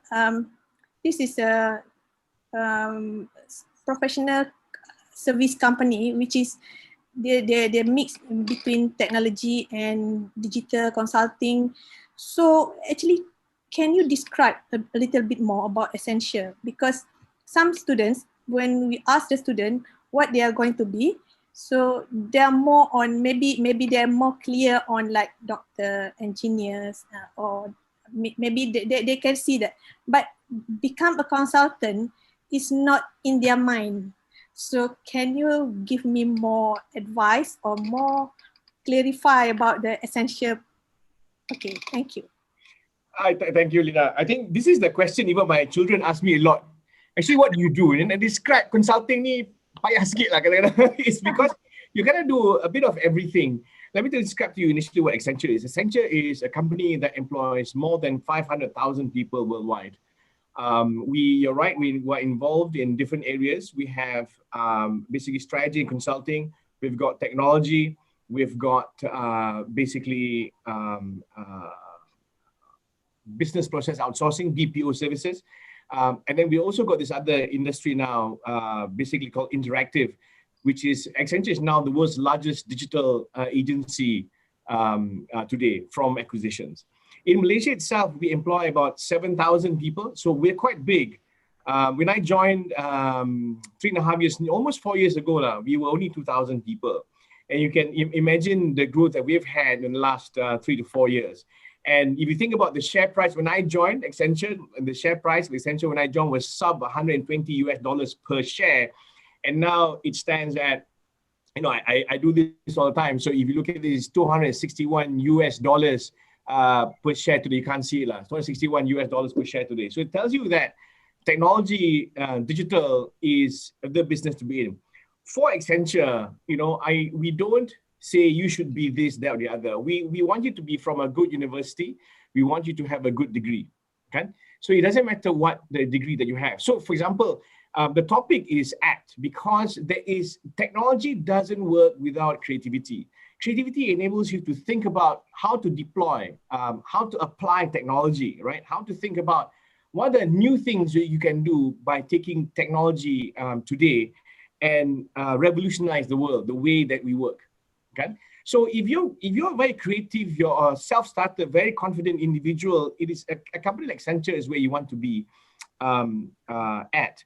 But then, you know, because there's so many universities in the world, before coming to Accenture, we'll also test you. There's a aptitude test. There's a bit of digital knowledge test as well that you have to go through to make sure that you are the right kind of DNA. So for me, imagine, so my degree was economics, then an MBA, but I was a deputy CIO in a UK bank, in a European bank at the age of 27 when I was in London. In fact, I was sitting on the Bank of England what do you call it, Treasury Systems Committee, even at that young age, because it's something that interests me. So if you think about what you want to do, just do it. So people ask me, because my children also ask me, Daddy, what should I do, etc. Because they're the age of 18 and 17 right now. So my daughter is going to Durham next year. And we supposed to go this year. She just turned 18. She did IGCSEs. But then she's off to do basically psychology and behavioral sciences. And I told her to do that. I think that's interesting because that is the creative part that inputs into the technology bit, right? So if you think about artificial intelligence, you talk about everything about analytics, about how technology is adapting to mankind, so to speak. You have to use the arts to be able to bring it forward, right? So from an Accenture perspective, in any industry, not just Accenture, there are many consulting companies, right? What you find that people who come early, just after they graduate into Accenture, right, will find it's a bit addictive. Why? Because you're able to move from project to project using different technologies, different concepts. You're trying to change the world. In Accenture Malaysia, we have Malaysia Reimagined Now as a hashtag, right? So I said, we as Malaysians who are here, the many thousands of us here, need to help transform our country using global technologies and knowledge, know-how to be able to help our fellow Malaysians forward. And this is what drives all of Accenturians in Malaysia forward, right? So if you think about going from one thing to another, macam university, going from one assignment to another, Accenture is the place to be. Because kadang-kadang when people leave Accenture and they go to, say, a bank, for example, again, what they find is they will have to do the same thing again and again and again because you're just part of a big process value chain. Okay? So sometimes, if after 3 months, like in Accenture, you change project, you're biasa dengan learning new things, right? So if you stop learning, actually, you should not be in an organization already. But people who left will always want to come back. But then conversely, people who have joined the industry, so to speak, who have been used to that process, so to speak, will find it very hard to adapt to a consulting industry because you've always got to think on your feet all the time, right? All the time. And one of the things that I would say to all of you that's listening in today is, I can tell you communication skills, doesn't matter English, whatever language that you choose to speak, you have to do it well because you have to be able to communicate on the fly, on the spot, like what I'm doing, like all of us are doing on this call right now. If you can do that, you have a better opportunities in life. Maybe that's the way I put it, right? So yes, Accenture is a big organization. It's easy to get lost, but it's so interesting for most people. A lot of guys that work in Accenture will stay for beyond 30 years. It's just one of those organizations. Yeah. Okay. Yes. Sorry, if I may add, Brother Azwan is correct. Communication skills. So if you have an opportunity, the best courses for you to take or the best classes for you to take is a drama class. So take the opportunity to take that drama class if you have that opportunity. Wow, it's good. Because saya share sikit, because MRSM have a few programs, which is Ulul Albab. We have IGCSE, we have middle years program, which is IB program. And just to share, the IB program, one of the important subject that the student have to go is performing arts, because they have to sit for the assessment for the performing arts, and then we can see the difference of the student in IB school, which is MRSM Balik Pulau, Pontian, and Sandakan. Just a bit share, okay? Now, if I may add to that, and this is the difference I noticed, having lived here in the US for so long, the difference between Malaysian students and the US students, okay? Malaysian students, we are brilliant.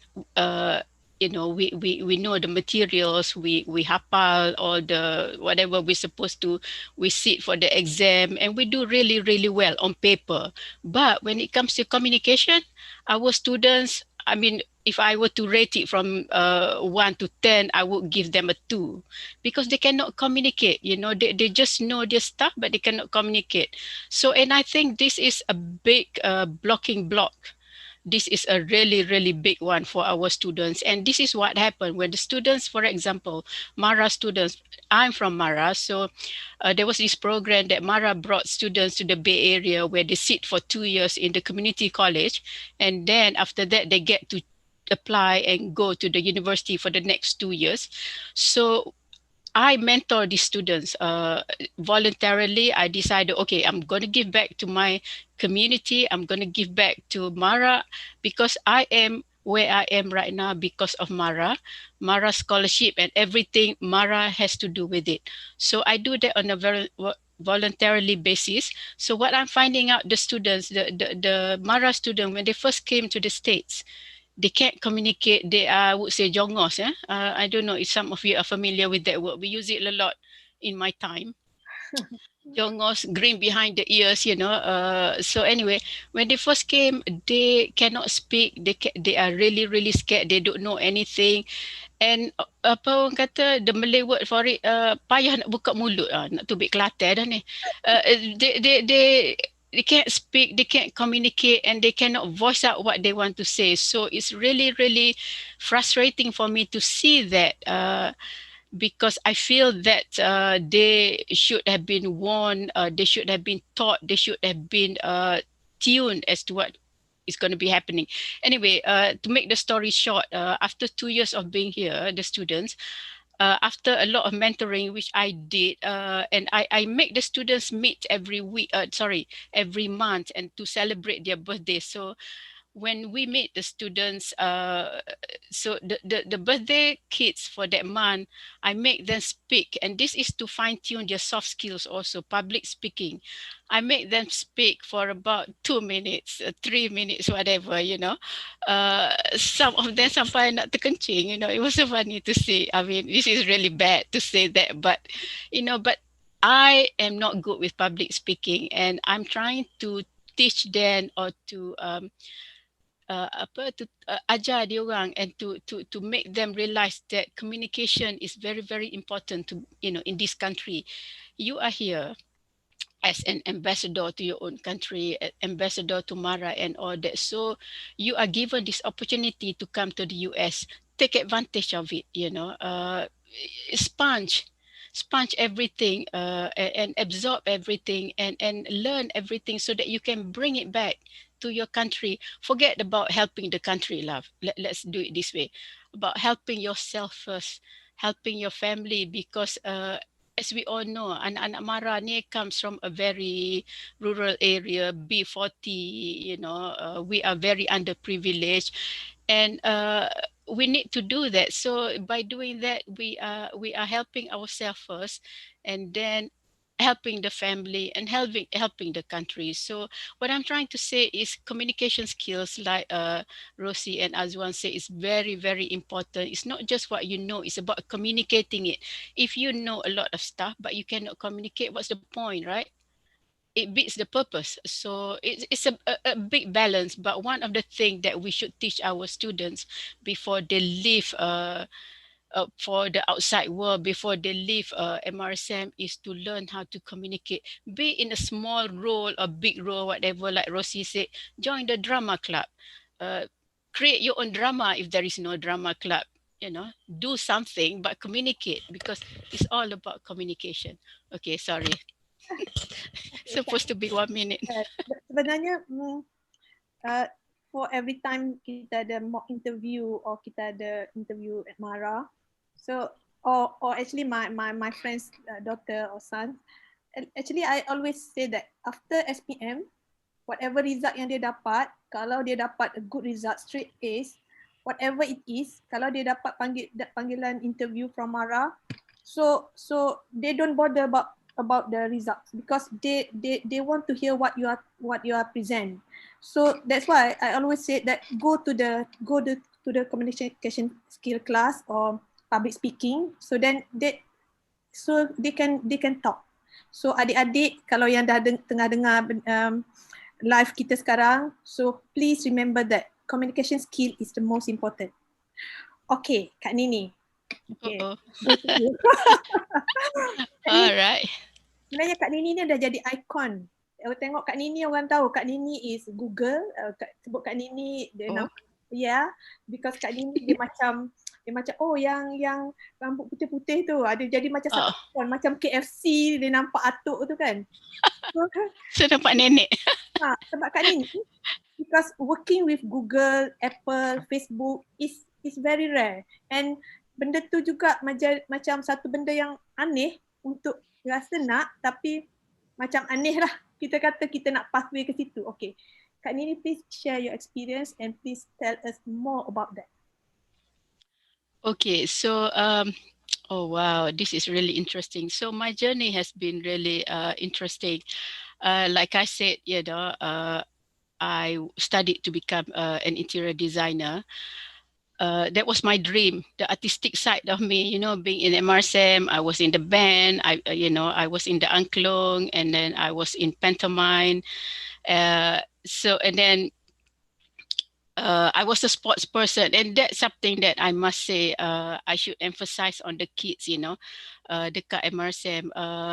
Aside from studying, please try to be involved in sports, because like Azwan and Rosie was saying, when they interview you, it's not just about what degree you have, what you qualify, what are the results. It's about you as a person, wholesome, you know. Can you communicate what, because when you are called for an interview, okay, sorry, sidetrack sikit. When you are called for an interview, everybody has the same qualification, okay? You are called because you qualified, but what you put on the table is different. So how do you sell to the employer that you deserve that job, that Accenture has a position, okay, ABC is applying for it, tapi they have to choose what chimes with what they want, you know. So Accenture might be looking for somebody with communication skills. Man, you better show your communication skills. So that's the point I'm trying to say there. But anyway, back to your question. So I rebranded myself when I moved to the Bay Area. I was in interior design when I was living in Chico, and I lived there for about 25 years or so. Raised my family there. I have 2 kids, and my son went to Johns Hopkins in Baltimore, and my daughter went to Stanford. So what happened was that after they left to go to college, we decided that, okay, Chico being so far away, so rural, it's like Pasir Mas lah, kind of, or Kota Baru, you know. My kids will not want to come back. Tak ada kerja kat situ, you know. It's like, okay, so we decided to move. So my husband retired and we moved to the Bay Area. So when I came to the Bay Area about 9 years ago, there was an opportunity for me to become, they were looking to launch Google Maps for Malaysia, and they were looking for a Malay speaking person to become the country specialist. So I applied for the job with my tongue in my cheek, like, okay, like I'm going to get this job, you know. Tapi you don't know where your rezeki is, right? If it's meant to be, it will be. But I must say, you know, I must have sold myself well during the interview, because I got the job, which is good, because I would be so upset if somebody who do not know about Malaysia get the job. So anyway, I got the job, and after 2 years of being there, we launched Google Maps for Malaysia, which is being used right now in Malaysia. And then, so after the country was launched, what happened with Google Jobs is that with Google Maps, when a project gets launched, then they will outsource it. So to cut the cost and everything, they're going to outsource to a team in India to continue with the after launch process.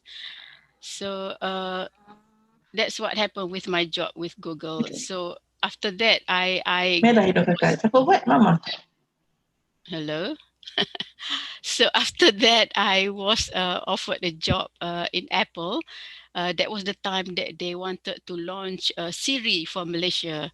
So I was part of the core team where we work with the engineers, we do the testing. It was a lot of black box testing, some gray box testing also with the software and all. So we launched Google Maps, but again, back to me wanting to find a job that I would have an impact, that I would have traction on, because like I said, this is Malaysia Siri, okay?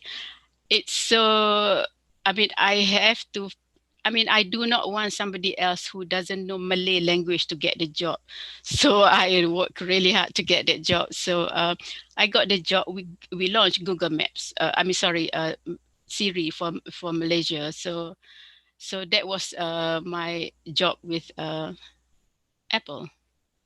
Now, does that answer your question? Yes. Okay. So that's how it is. And then after that, I went to Facebook for another project. That project ended. Apple, Facebook, and Google.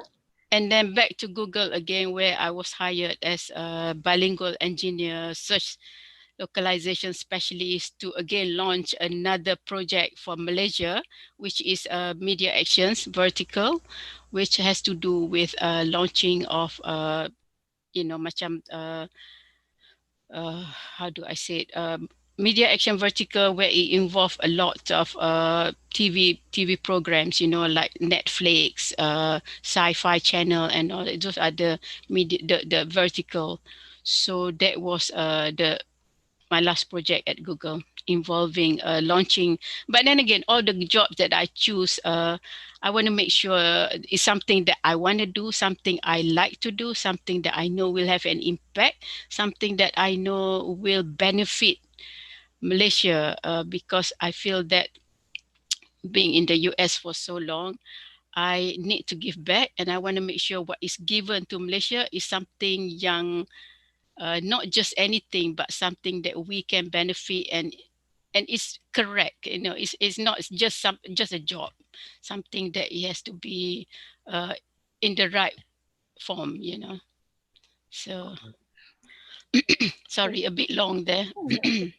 Now, if I may add, I mean, if you guys are interested in technology, there's two important things. One, you have to be self-learning. And the art of technology have to be self-learning. Like Bro Azwan, and I believe he's self-learning programming. Most of my friends that are good in the technology, they have self-learning. The second thing, you have to reskill and reinventing yourself, because technology moves very fast. I was a mechanical engineer graduate, but I never worked as mechanical engineer. I was a civil engineer. I was an IT, and now I'm in the drone technology. So you have to reinvent yourself, because if you did not continue learning and you did not reinvent yourself, you'll be left behind if you want to get into technology. Like what happened to Nokia. So now nobody want to use Nokia anymore. It was the number one phone last time. Yeah. It's the same thing in the Bay Area. Competition is so great that you are always competing. Not only companies are competing with each other, but employees, workers are competing with each other. It's who gets there first and who has the ace in the market. So you are absolutely correct. Kita kena selalu reskill and upskill. So like I was an interior designer, but when I moved here, I rebrand myself. I changed my skills and I learned on the job. You think, I didn't have, the classes in computer science and all that. But as the job progress, as you go along, for every job in these big companies, they require their own internal tools. So even though you have all this basic knowledge, but you are still reinventing yourself, and you are changing and forever changing, and you are always having to think outside the box. But whatever it is, it has to be something that you want to do, something you are passionate about, something you are interested in. You cannot simply go into a job, then it'll be boring. You will not be contributing, and then you'll be out the door. So it has to be something you are passionate, something you know you want to do, something you know you can do, and you must do it with a good attitude. So that makes a big difference in the job field. Betul tak, Azwan? Betul. Actually, Dini, Rossi, I have a mantra that says, start anywhere, go everywhere. So if you think like that, right, you will be successful. And but here's the thing for all you students out there, because I said this thing at a Makoba session that I had also. Because Makoba ni pun, as you know, budak ni semua, pandai-pandai. And I was one of the guys who was in 5 Science 5, the last of the science classes. I should have taken arts, to be honest, because it's only one class, so you can't be judged like that, right? But there's 5 Science 1, like my batchmate who's the CEO of PNB right now, Zulkarnain On. he's my batchmate. So he's 5 science 1. I'm 5 science 5. You know, kelak kat bawah. Sounds like me. So that's one, right? So you're always surrounded with folks like that. And then the other, so if you're not the best, because the best, the cream, the cream of the cream is only very few people. Top pyramid. I'll be honest with you, right? And then there's the rest of us. That's okay. It's like T1, T5, M40, B40, right, etc. Right? So there's always like that from where you are. But even when I say sports last time, kan, so in hockey, yeah, okay, maybe hockey up to Form 2 or first team, and then competition gets great, right? And then I play handball for school, tennis reserve team, English debating reserve team. So I wasn't, bukannya hot sangat. It's not like that, you know. It's not like that. But life is a journey, because you can see some of my 5 science 1 guys, some of them become PNB CEO lah, kan? And then there are some, of course, there's some doctors, lawyers, accountants, and then there's other people who are lecturers, teachers. You know, they follow their passion, right? So your path is unclear. Just because, so I want to encourage people, just because you may not have been the best in your class, the best in your sport, right, or the best in your field, doesn't mean you will not make it in life. I think it's very, very important, right? If you think about me, did I ever think I was going to be the Accenture country managing director? So I'm the first outsider in Malaysia and the first boomy to have that job. And to think about it, right? Did they hire me for government? No, because we don't do government work. Okay, so you think that. So when I was a partner in Ernst & Young, did I ever think I'd be a partner in an audit firm? No, I did not. But with the view that, hey, that's interesting. Can I do that? That's interesting. Can I do that? That's interesting. Can I do that?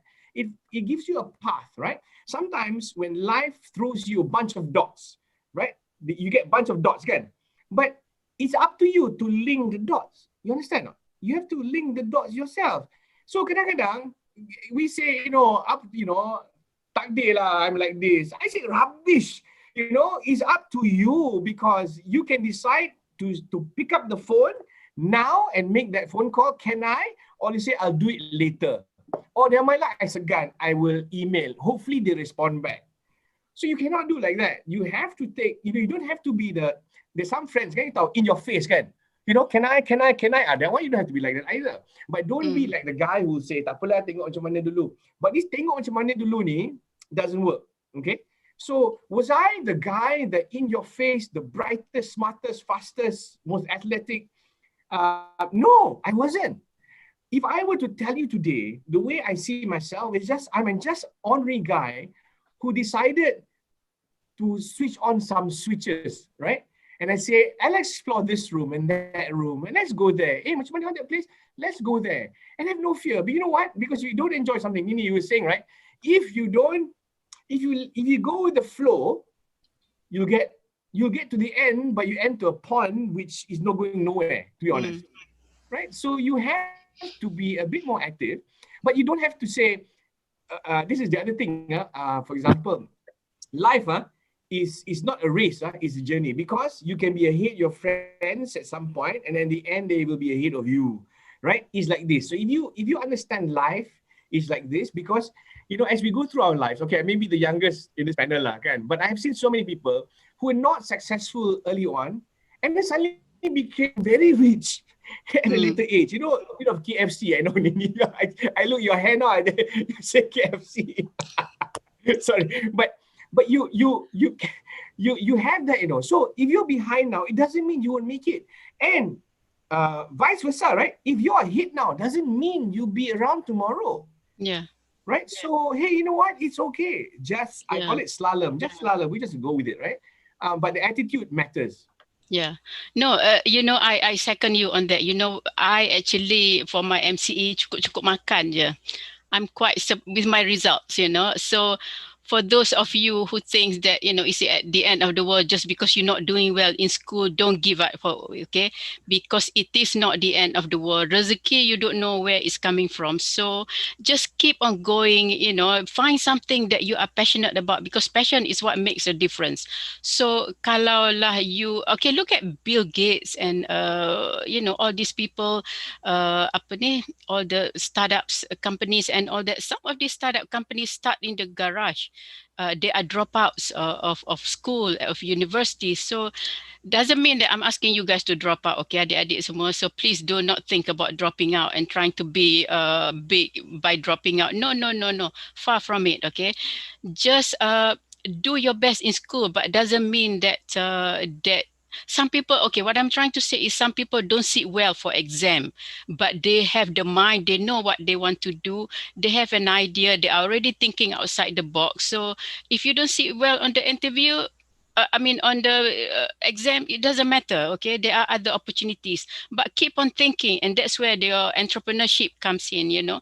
Think about something that you can do, that you can make a difference in the world out there, that you can contribute to the society and ace over everybody else. So, you know, be communicative, be thinking outside the box, but, you know, you have to be passionate about what you want to do, and results is not everything, okay? So, there are other things to be considered when you are trying to go look for a job or something, you know. So don't worry, be happy. And I tell you, I just want to say, I think Rossi will have same view. Anybody who tells you your idea is stupid is a fool. Yes, definitely. Right? Because look at Volvo, they invented the seat belts. Imagine if you didn't have them now. It was heavily criticized many, many years ago. So just imagine, it's just something that people haven't seen. Doesn't mean, because they don't understand it, doesn't mean it's a bad idea. So if you think something's a good idea, try again. Yeah. I mean, Aerodyne is literally born from that mantra, right? Yeah, no. It's and also, you know, something about, it doesn't have to be a new idea. It can be something, an existing idea, but something that nobody has even thought about it. So just make a slight change, a slight tweak to it, and it might be the next bomb, you know. So just keep on thinking, be creative, think outside the box, you know, talk to other people, get ideas from other people. And, you know, and come on lah, kita kan MRSM, we can do better than that. We are so innovative, right? MCKK pun innovative juga. I mean, they are the cream of the crop lah. I remember kita MRSM selalu compete dengan MCKK. Yeah. Tapi MCKK prefer to compete dengan TKC kan? MRSM selalu compete dengan SMS. I remember gaduh selalu. So, balo. Kalau lalu nunjuk tumbuk semua. Kak Nini. Yeah. I think one thing I want to add, I mean, if you are a great student, you are a top student, that's great. But if you are not, like our friends said, don't worry too much. I mean, do what the best you can.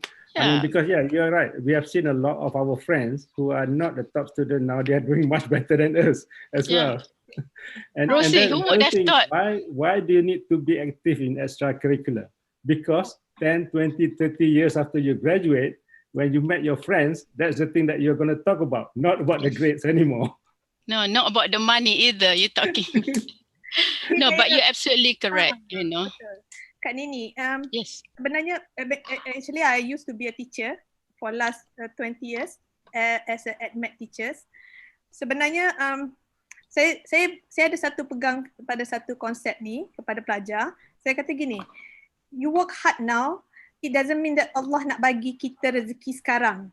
So apa yang kita work hard now, then Allah itu maha adil dan dia akan bagi pada kita kemudian. That means that maybe your work hard before, that Allah tak bagi masa exam.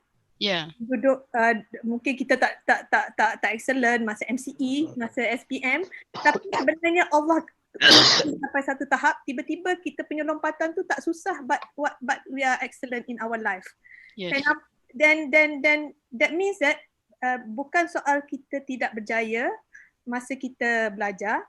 It means that we have to work hard, we have to success, we have to try more and more, never give up, and then one day Allah will give you your reward. Tapi satu benda yang saya perhatikan daripada tiga-tiga panel saya yang saya impress sangat ni ialah kalau We saya are happy go lucky. satu lagi saya rasa saya inspired tapi sebab dah tua nak jadi macam tu. And Hey, saya come on. Age is only a number, okay? I'm gonna hit my 6 years soon. Okay. But and one more thing about you, three of you, that because you have a very good motivated words, that which is nak ambil semua tak sempat, tapi I rasa macam you are very you have very insight motivated word that self-learning, risking your life, reinvented yourself, reskill, upskill, and everything yang macam which is pada saya benda tu sebenarnya perlu ada dalam diri pelajar. Actually bila Bro Azwan kata dia ada kelas 5 science 5, the worst among the best is much better than the best among the worst. Because the worst in MCKK. Okay. But okay, kita mungkin kesuntukan masa, tapi saya Oh my gosh, really? Time flies. Saya rasa saya macam banyak lagi sebenarnya nak soal, tapi macam ya Allah, tak dah habis masa. Sebenarnya nak tanya soalan, tapi it's okay because I'm looking, because when we are talking about technology, satu words je kalau boleh setiap panel boleh bagi tahu, because we are now in Industrial 4.0. So and what I heard is we are going on the way to the Industrial 5.0. Can you give me words about that? If there is something you can tell me, or maybe I'm not the technologist. That's why I'm asking if maybe this is for the sake of the student and they should know. I think that my last word, what I want to say, if you are in art and technology, I mean, the opportunity is limitless. For example, I'm giving for example, Aerodyne. I mean, a Malaysian Bumiputra company become a #1 in the world. Our target is to become a unicorn company, $1 billion US company, the first one in Malaysia. And then our plan is to be listed in the International Stock Exchange in 3 to 5 years. So nobody ever thought. I mean, and it's only possible if you are in art and technology. That's the only thing that's possible. I mean, it's limitless. So you are in the right track if that's what you are thinking that you want to do. Rossi, you had exactly the same words. You know, I had limitless. I was going to say, but you said it, and it's the same. It's the same thing. Limitless is the word, and the other way I would say is, precedence has no value anymore. After the pandemic, right, historical data is of no value because you have seen how mankind have had to adjust very quickly. We pivoted to digital, like you cannot believe, at this breakneck speed, right? Like today we're on Zoom. Who would ever have thought we'd have do it like this, right? So I think there is no limit to technology. I think the future is what all you young people on this call will define for the rest of the world. And what you look in history will be no longer of reference because when you say 5.0, we Accenture call it X.0 because we don't have anymore because it's moving so fast, it's exponential growth, right? That you cannot even imagine what the future looks like, right? Time travel, maybe, I don't know. So, hey, I'm so excited about the future. Nili? No, I just wanted to add, I know we are short on time here, so to all the students that are graduating, if you have a chance, if you have free time between your results and time to, masa tengah tunggu result lah, for example, try to add skills to under your belt. For example, if you really want to be on top with technology and everything, I know it's difficult to some people but easy for others, but try to take some interest into doing some coding because this is where the future is leading right now. The future will always be involved in computers and artificial intelligence and machine learning and all that. This is what is coming to right now. So if you can get that under your skills, when you have the time before you go out there searching for a job. So learn how to code, learn to be interested in doing all that, because you will have a lot of what do you call that, a lot of ammunition for yourself, to prepare yourself for the future, because the world is heading that way. So think outside the box what you want to do. Prepare yourself by doing some coding, learning the basic language, C++, Java, SQL and all that, and inshallah you'll be ahead of the other people.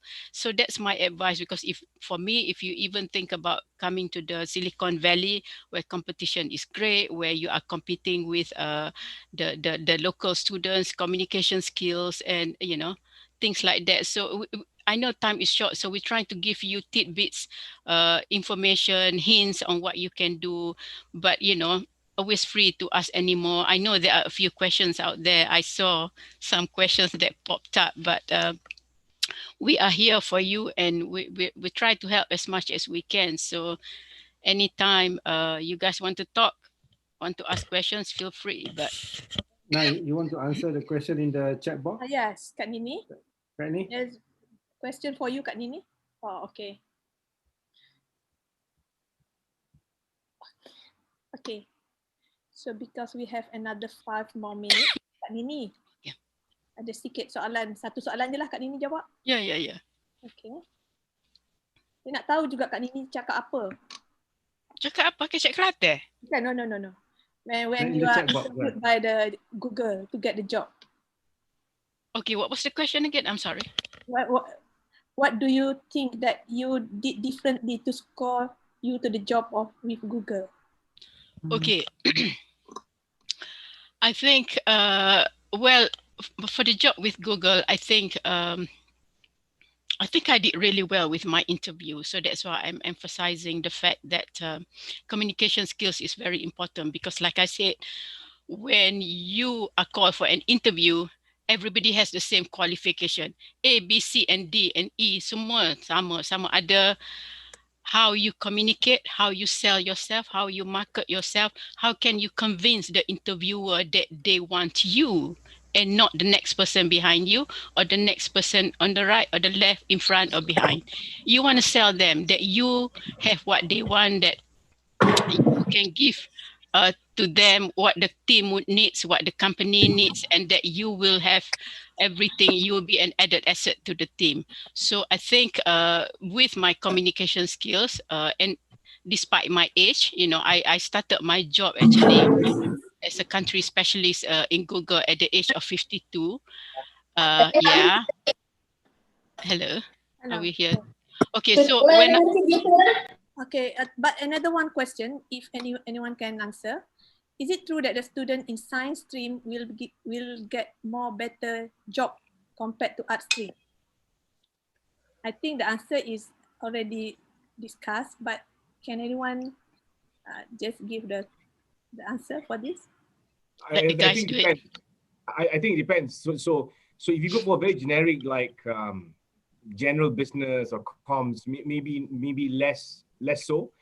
Science is always, I have to say, science is always useful, but I wouldn't treat arts as inferior. But you need to understand your skill is applicable to where. You have to make that connection. If you cannot draw that link, then you have an issue. That's all I can say. Yeah. Okay. Maybe we have to wrap up now because we have short of time. Okay. So saya rasa sangat impressed, mungkin saya rasa ke, ataupun maybe, but the discussion between all the 3 panelists is so lively and then meaningful, because they have this, even they are from the different field, which is one from economics, one engineering, and one is art designer, interior designer, but they have the same thought about how to build the confidence in personal skill, which is you have to make sure that you have a communication skill, which is we cannot see now, but we can see when we are in the working. Okay, so Jangan malu lah nak. In other words, tell the students, don't be shy. If you know, if you have a question, if you are unsure about something, don't be shy about asking. I mean, who cares if they think you are, if they think it's a stupid question or not. No question is ever stupid. Okay, maybe everybody don't have the same question tapi malu. So be the first one, step forward and ask that question, because then, if nothing else, you get an answer to the question and get rid of all the cobwebs in your head. So if anything, you're ahead already by asking the question that you need answers to. Sebenarnya bila talking about arts and technologies ni, kita nampak seolah-olah macam teknologi machine saja. So bila Yes. ada macam Bro Azwan dan Kak Nini, kita nampak teknologis ni dia actually dia very wide and limitless. That like what you said. Sky's the limit. Itu kalau belanja makan. Betul. Okay. So hopefully that we can see you one day, hopefully that we can meet together. Kalau Kak Nini InsyaAllah. si balik Malaysia, kita ajak Bro Azwan sekali. Okay. Yeah, Accenture, belanja. No problem. Anytime. Okay. Sky's the limit. Okay. So set the time. Okay. So thank you very much to Marosi, Kak Nini and Brother Azwan, because we have a very good time for sharing all your experience and all your knowledge about the arts and technology. So untuk itu saya mengucapkan terima kasih dan harap kita boleh manfaatkan lagi apa-apa skill yang kita ada, knowledge yang kita ada, sebab saya tengok masing-masing kita memang seronok untuk kita nak share pengalaman masing-masing demi anak bangsa kita. Okey, terima kasih banyak-banyak dan kita jumpa lagi insya-Allah. Okey, thank you. Thank you. Okay. Yeah. Thank you, moderator. Thank you guys. Hilang berdebar. Hilang berdebar. Okay. Nice seeing you again, Rosie. Nice meeting you, Azwan. Okay. Thank you, guys. Thank you guys. It was a really good session, and I think it's useful to all our students and our viewers that can see all the experiences that you guys had while you're working in here in your OC and working with a foreign company. So I saw just now the participant list is 127 and it didn't drop all the way until last. So it was great, and as on behalf of committee members, we'd like to congratulate you guys and thank for sharing. And we're gonna start our second session on medic in a few minutes. It's supposed to be at 12:30. So the link will be here, and I think Irfan as the moderator is here already, and I'll pass to you soon. Yeah. Okay, Irfan. Alright, Datuk. Masih menunggu a few our panels. Dr. Syaiful dah hadir dalam ni? Yes, Doktor. Okay, fine. Assalamualaikum. Assalamualaikum. Kita sedang menunggu Dr. Hazrin dan Dr. Asmai.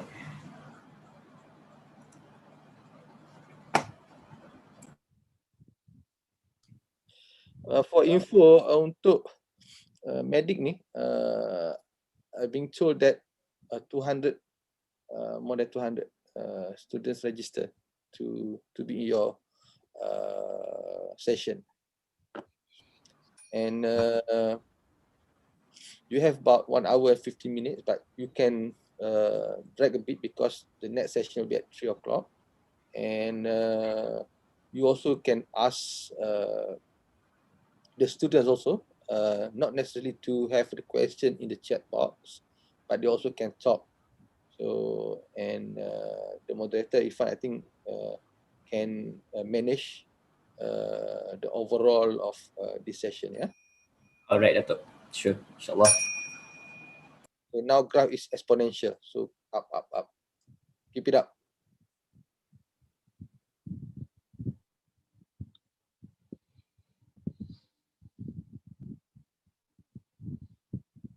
Asma is here. Assalamualaikum. Waalaikumsalam. Semua boleh dengar clear? Kita masih menunggu Dr. Hazrin jap.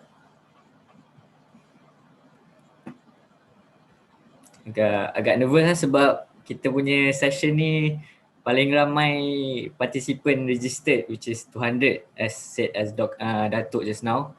Sebab medik ni expectation dia saya rasa tinggi jugalah.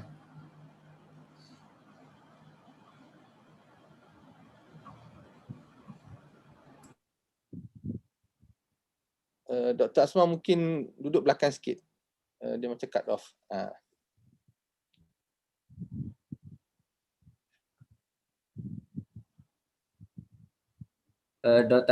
Boleh dengar tak Dr. Asma? Kami tak dengar. Kau tak dengar you punya voice ya?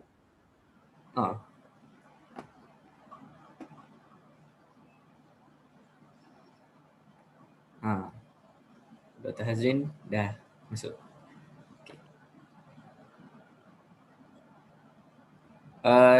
Okay. Assalamualaikum Dr. Hazrin.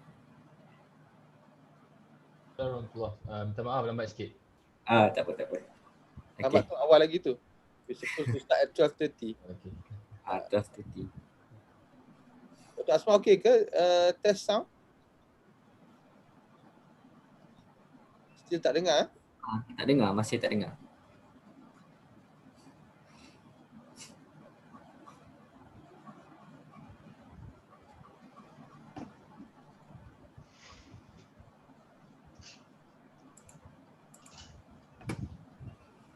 Masih tak dengar Dr. Asma?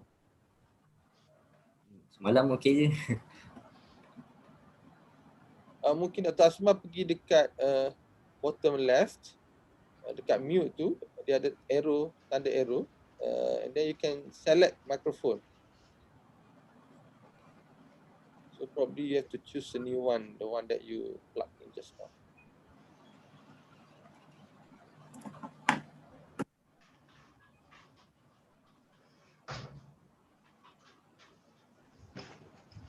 Okay ke Dr. Asma?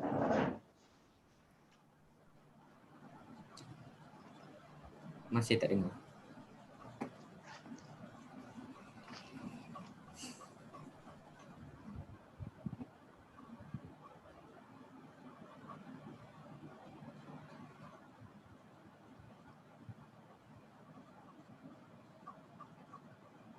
Tak dengar?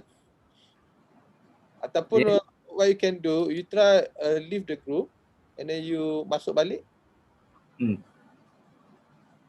Try leave the Zoom and then masuk balik.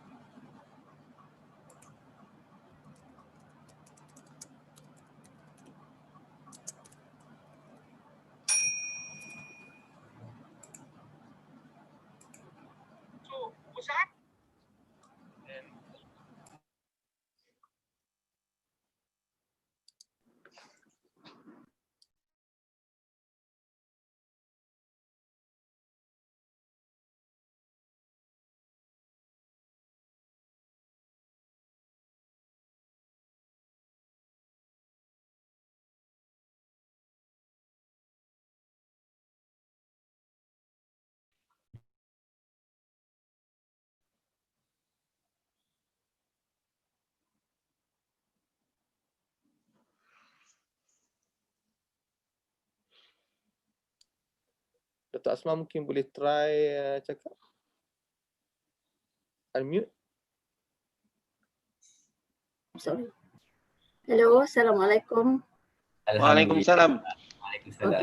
Okey. Alhamdulillah. Okey. Tidak Dr. Saiful seorang dia cakap ni.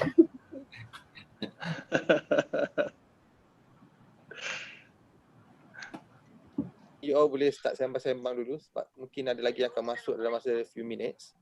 Alright. And we can start at 12:30 on the dot ya. Thank you. Siapa yang lagi seorang doktor tu dah masuk Hazrin.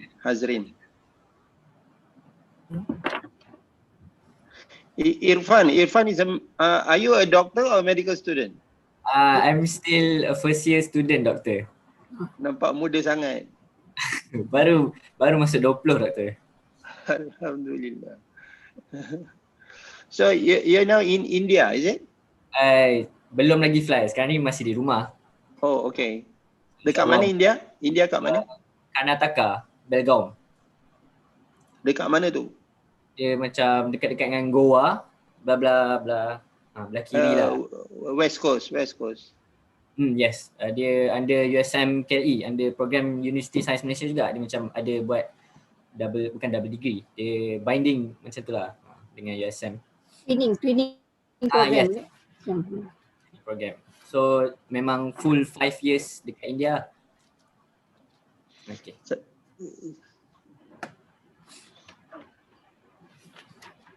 Dr. Hazrin batch ex Langkawi kan? Ya, saya MRSM Langkawi 2003 SPM. 2003. So umur sekarang berapa? Kira muda kan? 33. 33. I see. Alright. Nampaknya saya dengan Dr. Azma lah paling tua kat sini. Senior, very senior, super senior. Very senior. Untuk session ni saya rasa diri saya berpeluang jugalah sebab still student kan, and dapat bercakap dengan satu platform dengan panel-panel yang banyak pengalaman. Lagi satu sebab memang saya punya cita-cita nak jadi psychiatrist lah. So I'm very fortunate to have Dr. Hazrin here. So nanti insyaAllah saya akan lagi tanya banyak tanya soalan lah. Okay. So kalau banyak sangat soalan kena buat sesi lain tu nanti. kena buat PM tepi lah. Kena organize kena organize lagi satu. Boleh. Sebab memang aim kita untuk give exposure untuk the students kan. Yalah. Sekarang ni pun dengan pandemik ni susah nak buat face to face, so it's a good alternative lah to have this platform online, and students pun boleh interact juga dengan kita, tak adalah one way communication. So I hope this session would be as much as interactive lah. Tak adalah macam one way lecture kan. Okay, I think 12:28 boleh start lah kot. Tapi saya rasa mencabar jugalah sebab virtual ni kita tak tahu respon respon orang yang mendengar tu kan. Entah-entah kita duduk cakap seorang-seorang je. So saya rasa moderator kena memainkan peranan lah untuk bagi tak adalah nanti jadi kita duduk cakap seorang-seorang je kan. Betul. Kalau tadi saya ada juga dalam session Art and Technology tadi, memang best lah moderator main. Saya nampak lah moderator main peranan, dan panelis pun bagi saya main peranan juga. So kita kena sama-sama sekali bagi session ni tak bosan macam tu. Okay, 12:29 I guess. Maksudnya panelis boleh interrupt ke orang lain cakap ke?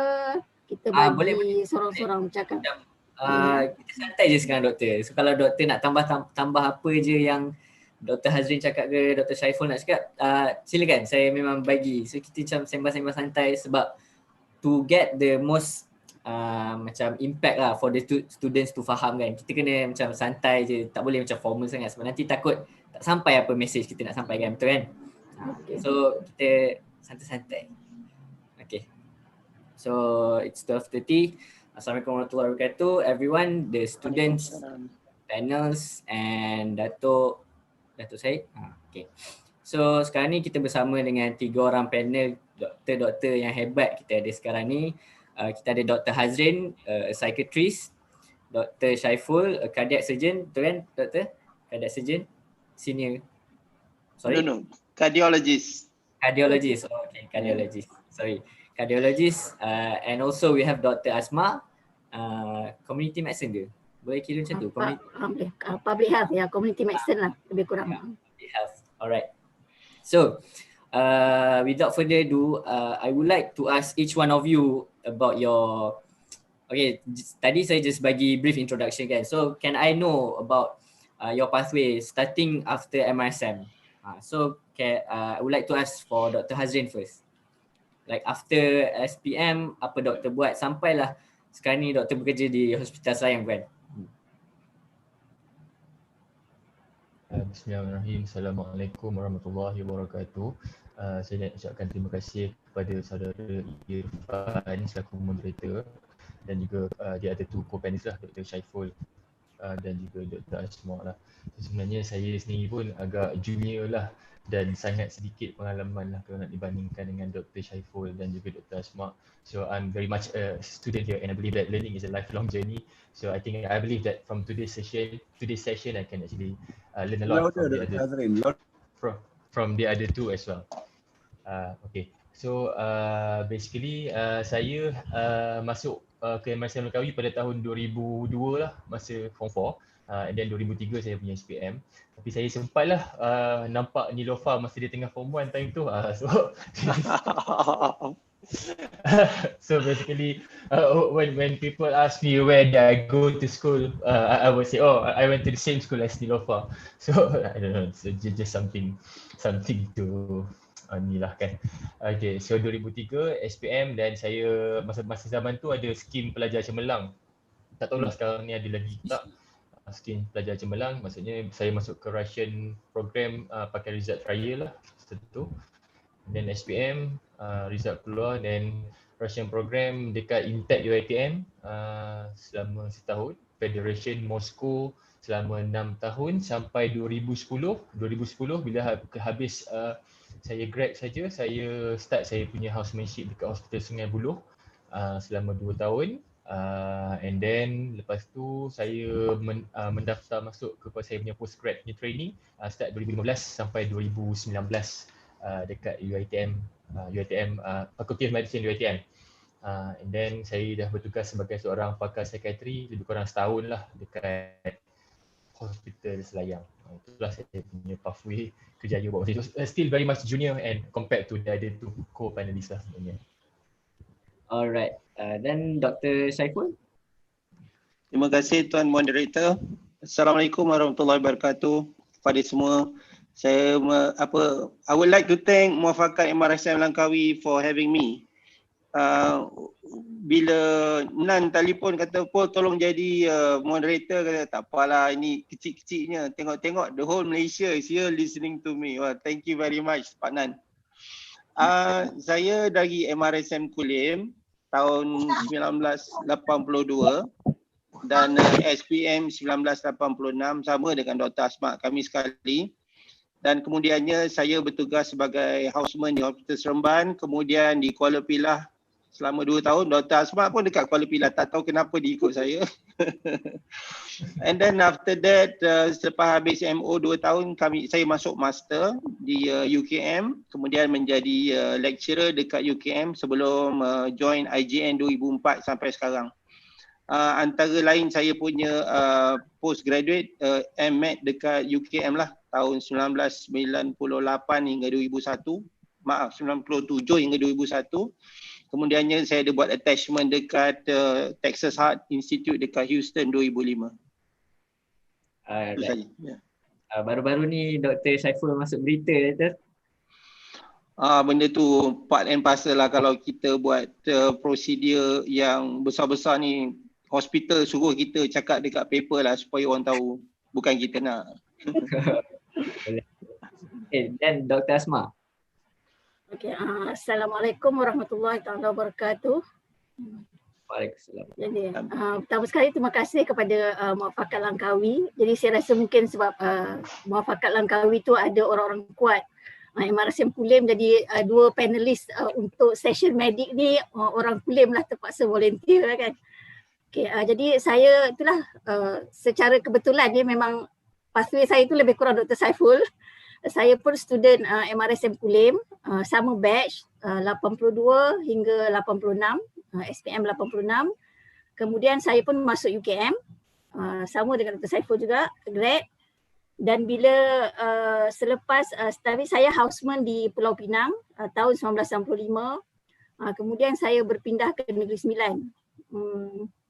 dan saya terus bekerja di Pejabat Kesihatan Daerah Kuala Pilah sebagai pegawai perubatan dan kesihatan di Klinik Kesihatan di Kuala Pilah dan juga di Pejabat Kesihatan Daerah Seremban. Jadi saya di Negeri Sembilan selama 2 tahun selepas houseman. Kemudian saya sambung Masters in Public Health dan 1998 sehinggalah 2002. Jadi selepas saya habis Masters in Public Health, saya terus join Ibu Pejabat KKM daripada 2002 sehinggalah sekarang. Cuma saya berpindah bahagian je lah. Tapi basically saya memang bekerja di Public health. bahagian public health. Public health. Okay. Alright. Saya pun terlupa nak introduce diri saya. Okay. Assalamualaikum warahmatullahi wabarakatuh semua. Nama saya Ahmad Irfan bin Suadi and currently I'm studying in medicine, first year student USM KLE International Medical Program. So saya pun saya rasa dekat lah dengan semua panel sekarang ni sebab I'm also from MSM Langkawi and then kalau dulunya panggil MRSM Kulim, sekarang dia dah jadi College Mara Kulim. So hari tu pernah lah jumpa Uncle Hasnan. Uncle Hasnan dekat College Mara Kulim tu sembang-sembang. Okay.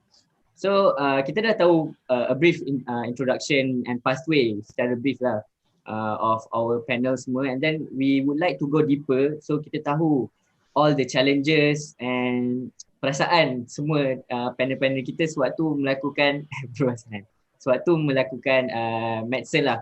Okay, so first soalan saya nak tanya untuk semua panel lah.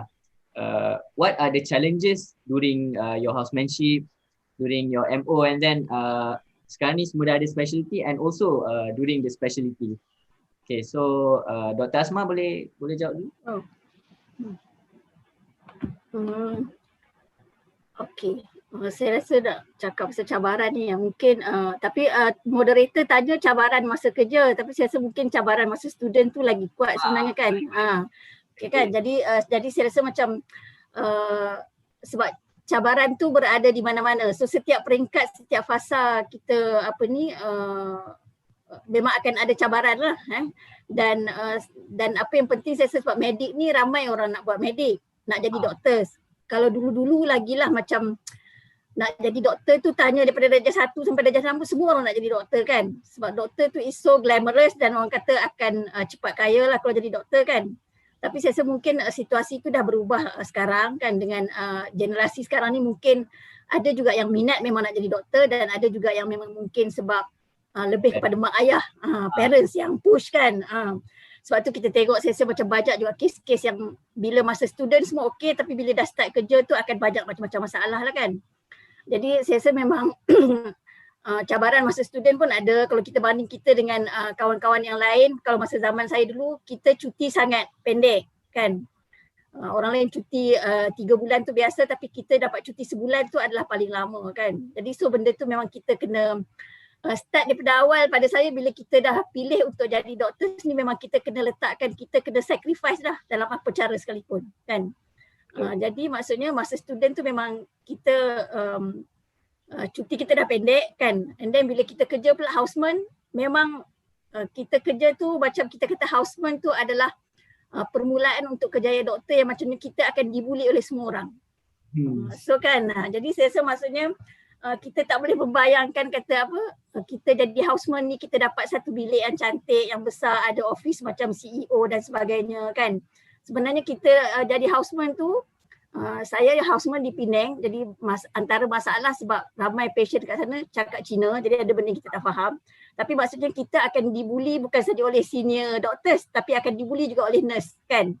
So masa dulu kita memang tak pandai semua benda kena tanya nurse kan. Jadi nurse tu adalah sebenarnya cikgu kita. Jadi maksudnya cabaran kita tu saya rasa memang kita kena kuat lah mentally and physically kan masa houseman and then bila masa MO tu saya rasa MO tu kita dah macam dah okey sikit kan. Dulu kita houseman setahun je so bila dah MO tu kita pun start fikirlah kita nak lepas ni nak jadi apa kan, takkan nak jadi chronic MO kan. Kalau dulu kita kata macam itulah kan, takkan nak jadi chronic MO sampai tua kan.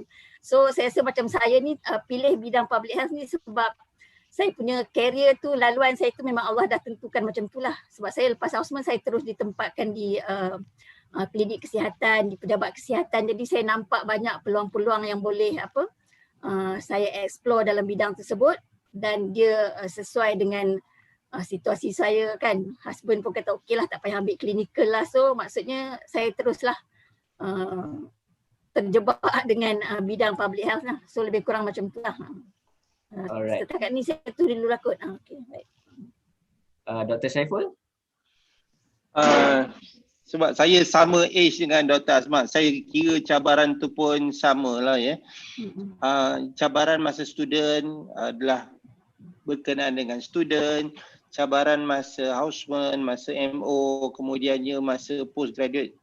Sampai sekarang jadi consultant pun masih ada cabaran lagi lah. Bukan something yang you kata dah jadi doktor habis. Tak. It's not like that. Ya. Benda tu berterusan dan you are learning. Macam Hazrin kata, Hazrin is the youngest and youngest consultant learning from us. Kita orang pun belajar lagi. Sampai sekarang pun kami masih belajar.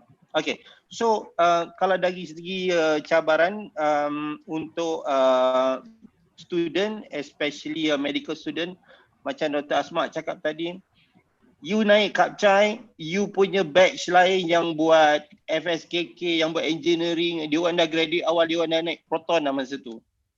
Kecewa tu tak? Kita pergi jogging dekat Taman Tasik Titiwangsa petang-petang lepas study tu, kita tengok kawan kita dulu dia bawa kereta dah. Kita medical student lagi naik kapcai. Itu satu. So you kena faham, this is going to be a marathon. It's not a sprint.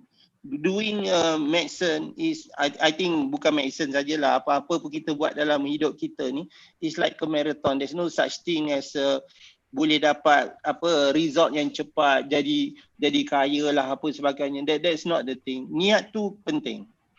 Now kalau cakap tentang niat, it has to be not because of us, but because of our creator, because of Allah yang tetapkan kita ada kat dunia ni. So kita punya niat tu mesti betul. Kenapa kita nak jadi doktor?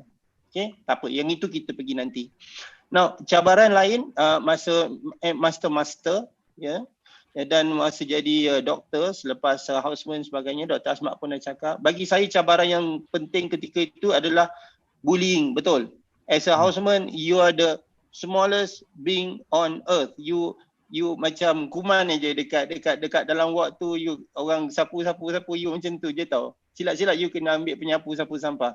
So basically you have to follow the rules and jangan besar kepala lah. So orang kata datang round pukul 7, masa tu lah orang nak azan maghrib, masa tu lah bos nak buat round. Benda-benda pelik-pelik macam tu ya. All those things are ada cabaran that you will face later. And then bila jadi specialist pun ada cabaran juga. Masa tu you start to manage people.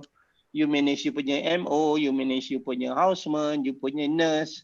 Dan sampai sekarang consultant pun ada juga specialist yang nakal-nakal dekat bawah tu, yang consultant kena tegur, head of department kena tegur, and it's going to be everywhere. Wallahu alam. Alright. Cakap pasal bully ni memang highlight of perkenaan. Tak apa, nanti tu kita akan teruskan dengan soalan lain. Okay. So Dr. Hazim pula.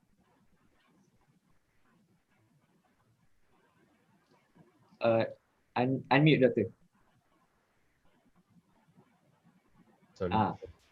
Saya rasa macam Dr. Syaiful cakap tadi tu kan, it's a marathon. So saya rasa itu adalah satu perkataan yang sangat tepat lah untuk menyimpulkan perjalanan sebagai seorang doktor ni. Memang betul marathon, istilah marathon tu memang sangat tepat. Sebabnya saya rasa kebanyakan orang yang menceburi kerjaya medik ni, macam saya dulu bila saya habis medical school, bila saya join housemanship, saya rasa macam saya kena scam. Macam kena tipu, sebabnya dia punya reality tu adalah sangat berlawanan dengan expectation, especially masa houseman, masa jadi MO dan sebagainya. Tapi that's not to say that tak ada benda yang best. Cumanya memang itulah, sebab bila dia marathon tu, benda yang best tu kadang-kadang dia bila betul lah juga, maksudnya cabaran-cabaran tu adalah berbeza pada setiap peringkat. Of course bila sebagai medical student, cabaran dia untuk manage pelajaran. Tapi bila jadi houseman dengan menjadi MO ni, cabaran dia lah macam mana kita nak belajar dalam kerja dalam satu team, macam mana kita nak belajar terima arahan, macam mana kita nak belajar dengar teguran daripada bos ataupun senior consultant atau specialist. Dan dalam masa sama itulah pertama kali kita nak mengenal hidup, kita nak berkahwin, kita nak bina keluarga. Lepas tu dalam masa sama kalau kita nak sambung master program, itulah first time kita nak juggle between studying and manage bila dah dapat anak kecil dan sebagainya. Memang marathon lah sebenarnya. Memang susah. Tapi it's not to say that dia punya kemanisan tu saya rasa bila saya sendiri dah jadi specialist, barulah kita rasa macam ini macam dalam TV yang selama ni tau, macam kita boleh manage patient ikut kita punya preference. Ada kan setengah-setengah doktor kan ada dia punya style sendiri apa semua kan. Bila saya jadi specialist baru saya boleh cakap macam I actually like my work very much. Tapi sementara nak sampai ke situ saya nampak banyaklah kawan-kawan saya yang gugur di tengah jalan lah. Sebab tambahan pula saya rasa cabaran zaman sekarang ni memang bukan macam even saya yang actually taklah senior sangat pun saya rasa dah beza banyak berbanding masa zaman saya buat houseman masa 2010 dulu dengan zaman sekarang ni. Saya rasa cabaran tarikan dari luar tu adalah sangat banyak. Macam kadang-kadang sekarang dengan Facebook lah, Instagram semua kan, kalau kita kerja doktor ni pergi hospital pagi balik malam, pergi pagi balik malam, memang kehidupan tu memang sangat tak glamour lah macam dalam TV tu. Kita tengok kawan-kawan kita pula nanti dia buatlah bisnes dia, betul tunjuk dia pakai kereta mahal. So masa tu kita akan start question, betulkah aku nak kerja doktor ni, kenapa? Macam saya cakap macam kena scam time tu. Tapi kalau bersabar, kalau kita sempat habiskan maraton ni, insyaAllah ada kemanisan dia. Itulah yang saya nak cakapkan, bahawa once you finish your medical school 5-6 tahun tu, itu you haven't even started yet. You punya beginning tu baru sangat nak ni. So welcome lah to your journey on this very long marathon. InsyaAllah ada kemanisan dia kalau you boleh hold on and stick long enough. InsyaAllah. Okay. Apa yang saya dapat simpulkan lah daripada soalan ni, yang challenges, cabaran. Macam Dr. Asma cakap tadi, cabaran tu memang setiap masa akan ada. Dan apa yang saya dapat simpulkan ialah cabaran tu bila naik satu stage dia akan berbeza. Medical school first cabaran kita, dan kita level up. Kita jadi HO pula, dan kita level up lagi. Kita jadi MO dan specialist. Semua cabaran ada. Macam main game lah, mesti ada je cabarannya. Okay. Dan kita ada soalan dekat chat box tu sama dengan soalan yang saya pernah bagi. Apakah skill yang paling important as a doctor we should equip lah kan? Either communication skills ke apa ke, negotiation skills. So soalannya okay, boleh Dr. Hazrin bagi jawapan dulu. Skill? Skill. Kalau nak cakapkan skill, soalan tu terlalu besar, dan jawapan pun saya rasa macam tak tahu nak jawab macam mana. Basically skill tu of course lah yang paling basic dan yang paling orang kata it goes without saying lah adalah all the basic medical skills, knowledge semua tu. Saya tak payah cerita tak pokok pasal benda tu, memang it's a given lah. You should have all the skills by the time you start housemanship. Tapi kalau saya rasa lah pada peringkat permulaan housemanship dan juga MO, maybe skill yang penting adalah skill macam mana kita berkomunikasi dan bekerja dalam satu pasukan. Sebab saya tak rasa seseorang tu walaupun dia brilliant macam mana, dia pandai macam mana pun dan dia rajin macam mana pun, dia akan survive housemanship kalau dia tak mampu nak bekerja dalam satu pasukan. Sebab kita akan sentiasa saya rasa itulah antara benda-benda yang saya rasa saya belajar sepanjang saya jadi houseman dengan MO. Macam mana kita nak minta bantuan, kalau kita, macam mana kita nak rasa macam kadang-kadang kita dah rasa overwhelmed sangat, kita nak beritahu. Kadang-kadang bantuan tu boleh datang dari orang yang kita tak sangka-sangka. Macam kira attendant hospital pun boleh jadi kita punya ally kalau kita pandai buat baik dengan semua orang. So saya rasa doktor yang baik adalah doktor yang seimbang lah, yang seimbang dari segi dia bukan sahaja pandai baca buku, dia boleh muntahkan fakta dan sebagainya, tapi dia memang dia team player yang bagus. Dia ni Kalau nanti Irfan dah kerja dan sebagainya, Irfan akan nampak kebanyakan doktor yang bagus lah, doktor yang boleh manage benda macam ni. Sebab saya rasa bila dalam medik ni kadang-kadang, especially sebab dia punya mental torture tu kadang-kadang boleh jadi agak severe lah, sorry to say lah. I'm not proud of sometimes what I can see sometimes quite toxic working environment, especially dalam hospital kerajaan contohnya kan. So dalam satu pasukan tu adalah tempat yang bukan saja kita belajar kerja berpasukan, tapi tempat untuk kita dapat moral support. Kadang-kadang kita nak ventilate dengan kawan-kawan kita kan. So saya rasa sangat penting untuk skill interpersonal communication skills, interpersonal relationship ni diasah lah supaya boleh survive dan maju lah dalam bidang medik. I see. Saya setuju dengan Dr. Hazrin tadi, dia cakap pasal basic competence skill lah untuk as a medical student kan. Nanti kita akan belajar juga all the basic skills ni, and then kita akan belajar pasal principle of ethics. Semua benda tu kita akan belajar, which is all of that, semua tu memang baseline knowledge yang kita ada. So again, Dr. Syaiful, what do you think that other than the competence skill ni, skill yang penting as a doctor? Thanks Irfan.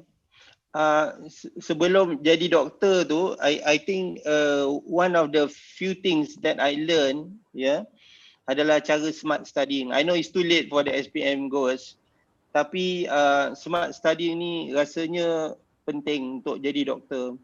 Kalau tengok yang jadi doktor ni bukan yang brilliant punya student, Macam kita kata tadi lah, it's a marathon. So orang yang boleh lagi perlahan pun, kalau boleh tahan 20-40 km, that's the one that we want. Bukan sprinters really. So smart studying makna dia, kita kena analisa cara kita belajar dan kaedah mana yang paling sesuai bagi kita. Kita tak boleh belajar macam orang lain. Orang lain belajar sampai pukul 4 pagi, tapi kita pukul 11 dah mengantuk. Yang ni kita kesalahkan diri kita. Macam manalah nak jadi boleh belajar macam dia ni, but it's actually is a God's gift. Ada orang yang smart study dalam grup, dan saya merupakan orang yang banyak benefit dalam grup lah. Kalau saya dekat dalam grup, apa benda perbincangan tu rasanya masuk lagi cepat dan dapat faham lagi banyak daripada baca buku seorang-seorang. Sampai sekarang saya remember 5 branches of this facial nerve. Sebab kami kutuk seorang kawan tu dan nama dia ada dekat dalam mnemonic tu. Tapi saya tak payah cakap lah mnemonic tu. Something like that. Sampai sekarang ni pun masih boleh ingat lagi 5 branch. Tak adalah nak baca, nak hafal teruk sangat.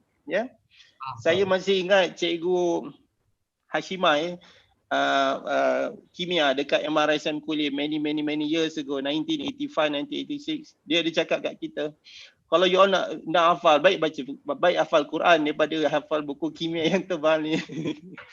So itu satu Kemudiannya skill lain macam Dr. Hazrin cakap tadi adalah communication. Bagi saya yang penting adalah communication dan juga communication skill dengan bos. Bukan ampu dia, bukan nak kipas dia, tidak. Tapi kita kalau ada bos yang baik, itulah dianya kita punya arah tuju. Saya buat kardiologi sebab bos saya minat kardiologi.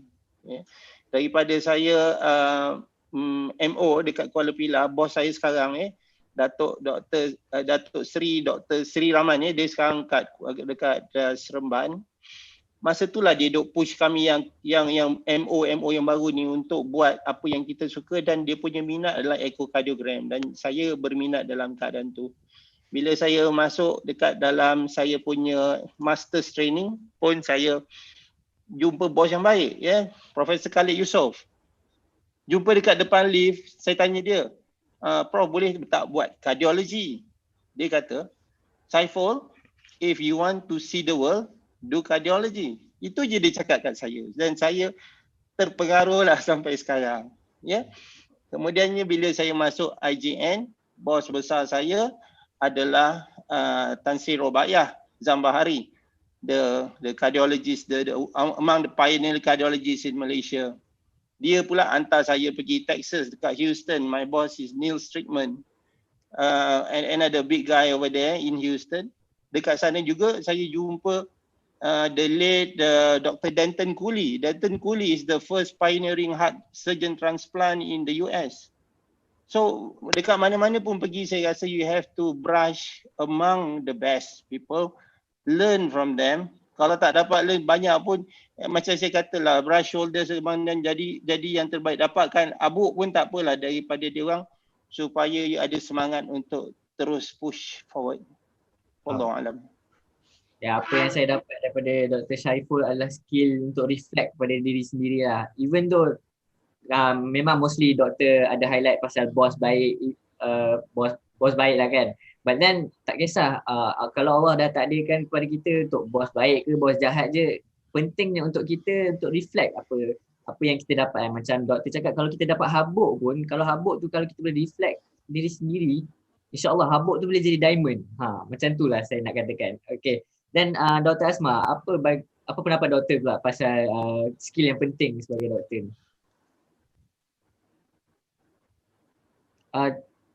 Unmute doktor. Okay. Mungkin Dr. Saiful dengan Dr. Hazrin bagi pendapat sebagai seorang doktor lelaki lah. Saya doktor perempuan ni mungkin dia punya perspektif tu dia agak berbeza lah kan. Cuma saya rasa bila sebagai seorang perempuan ni, saya rasa perkara yang penting, skill yang kita kena ada adalah time management lah.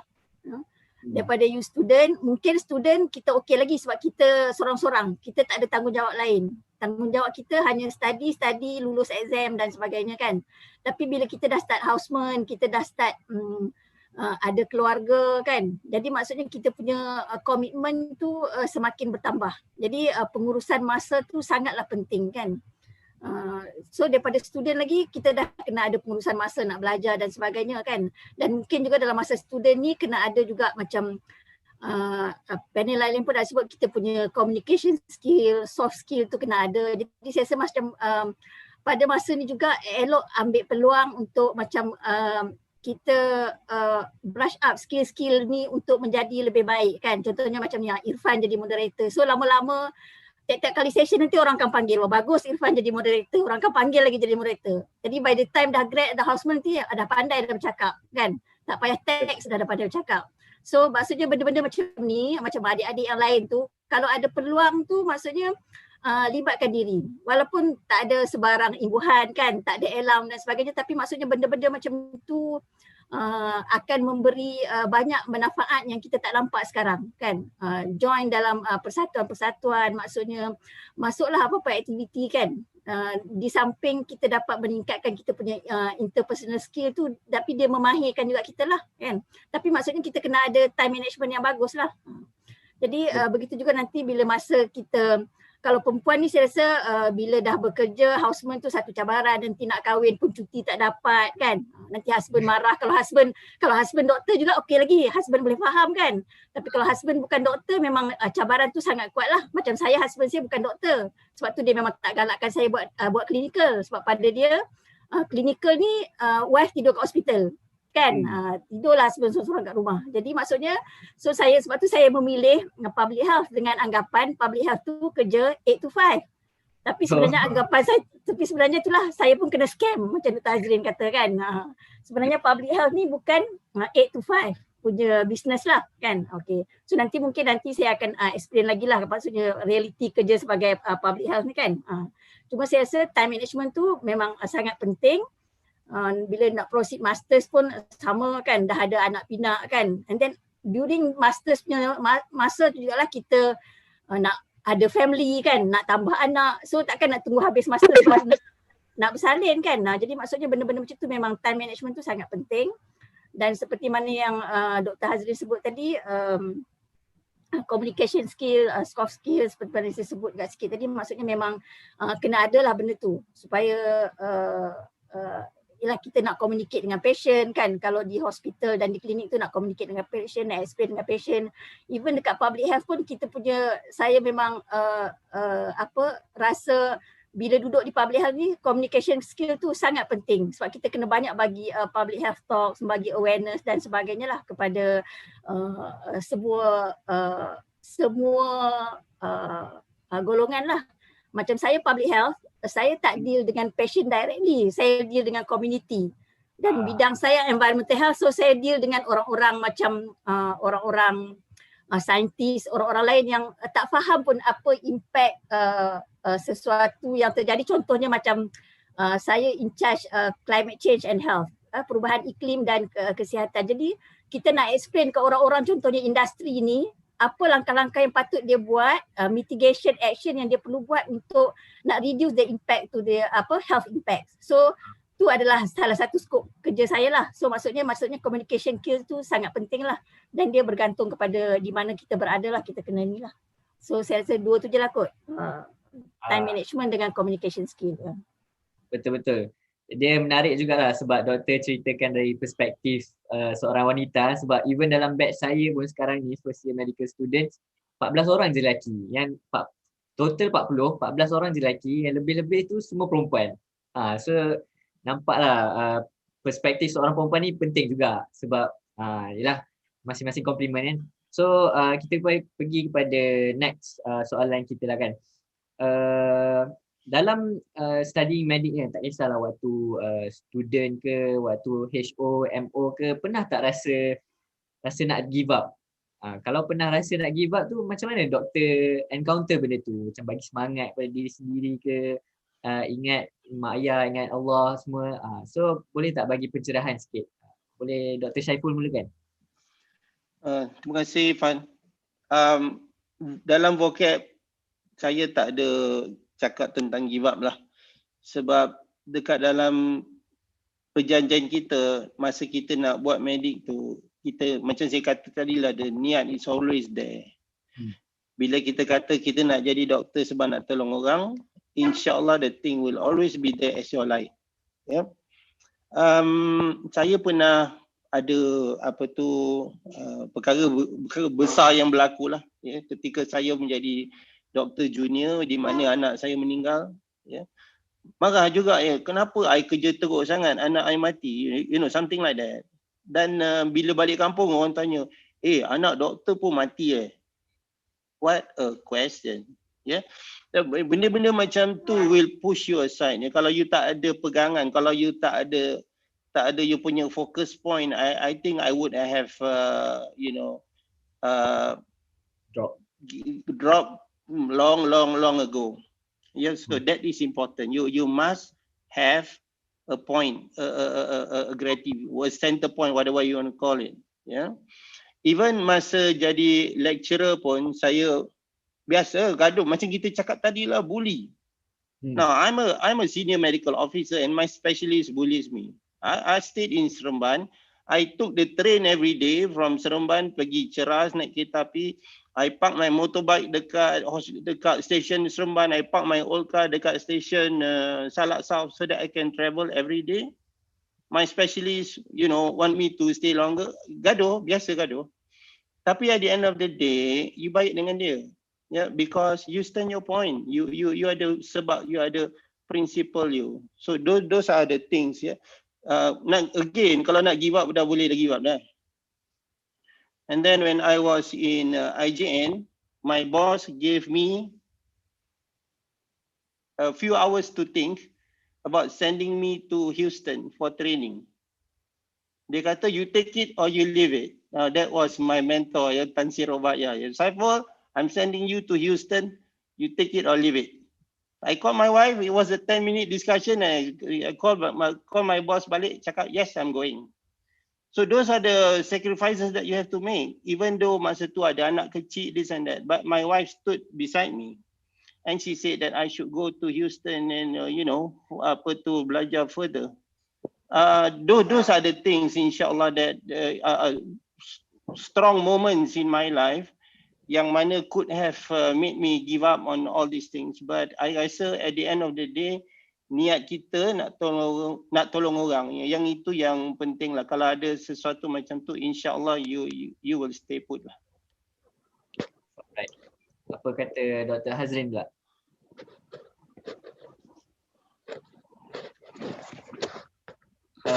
Mute Dr.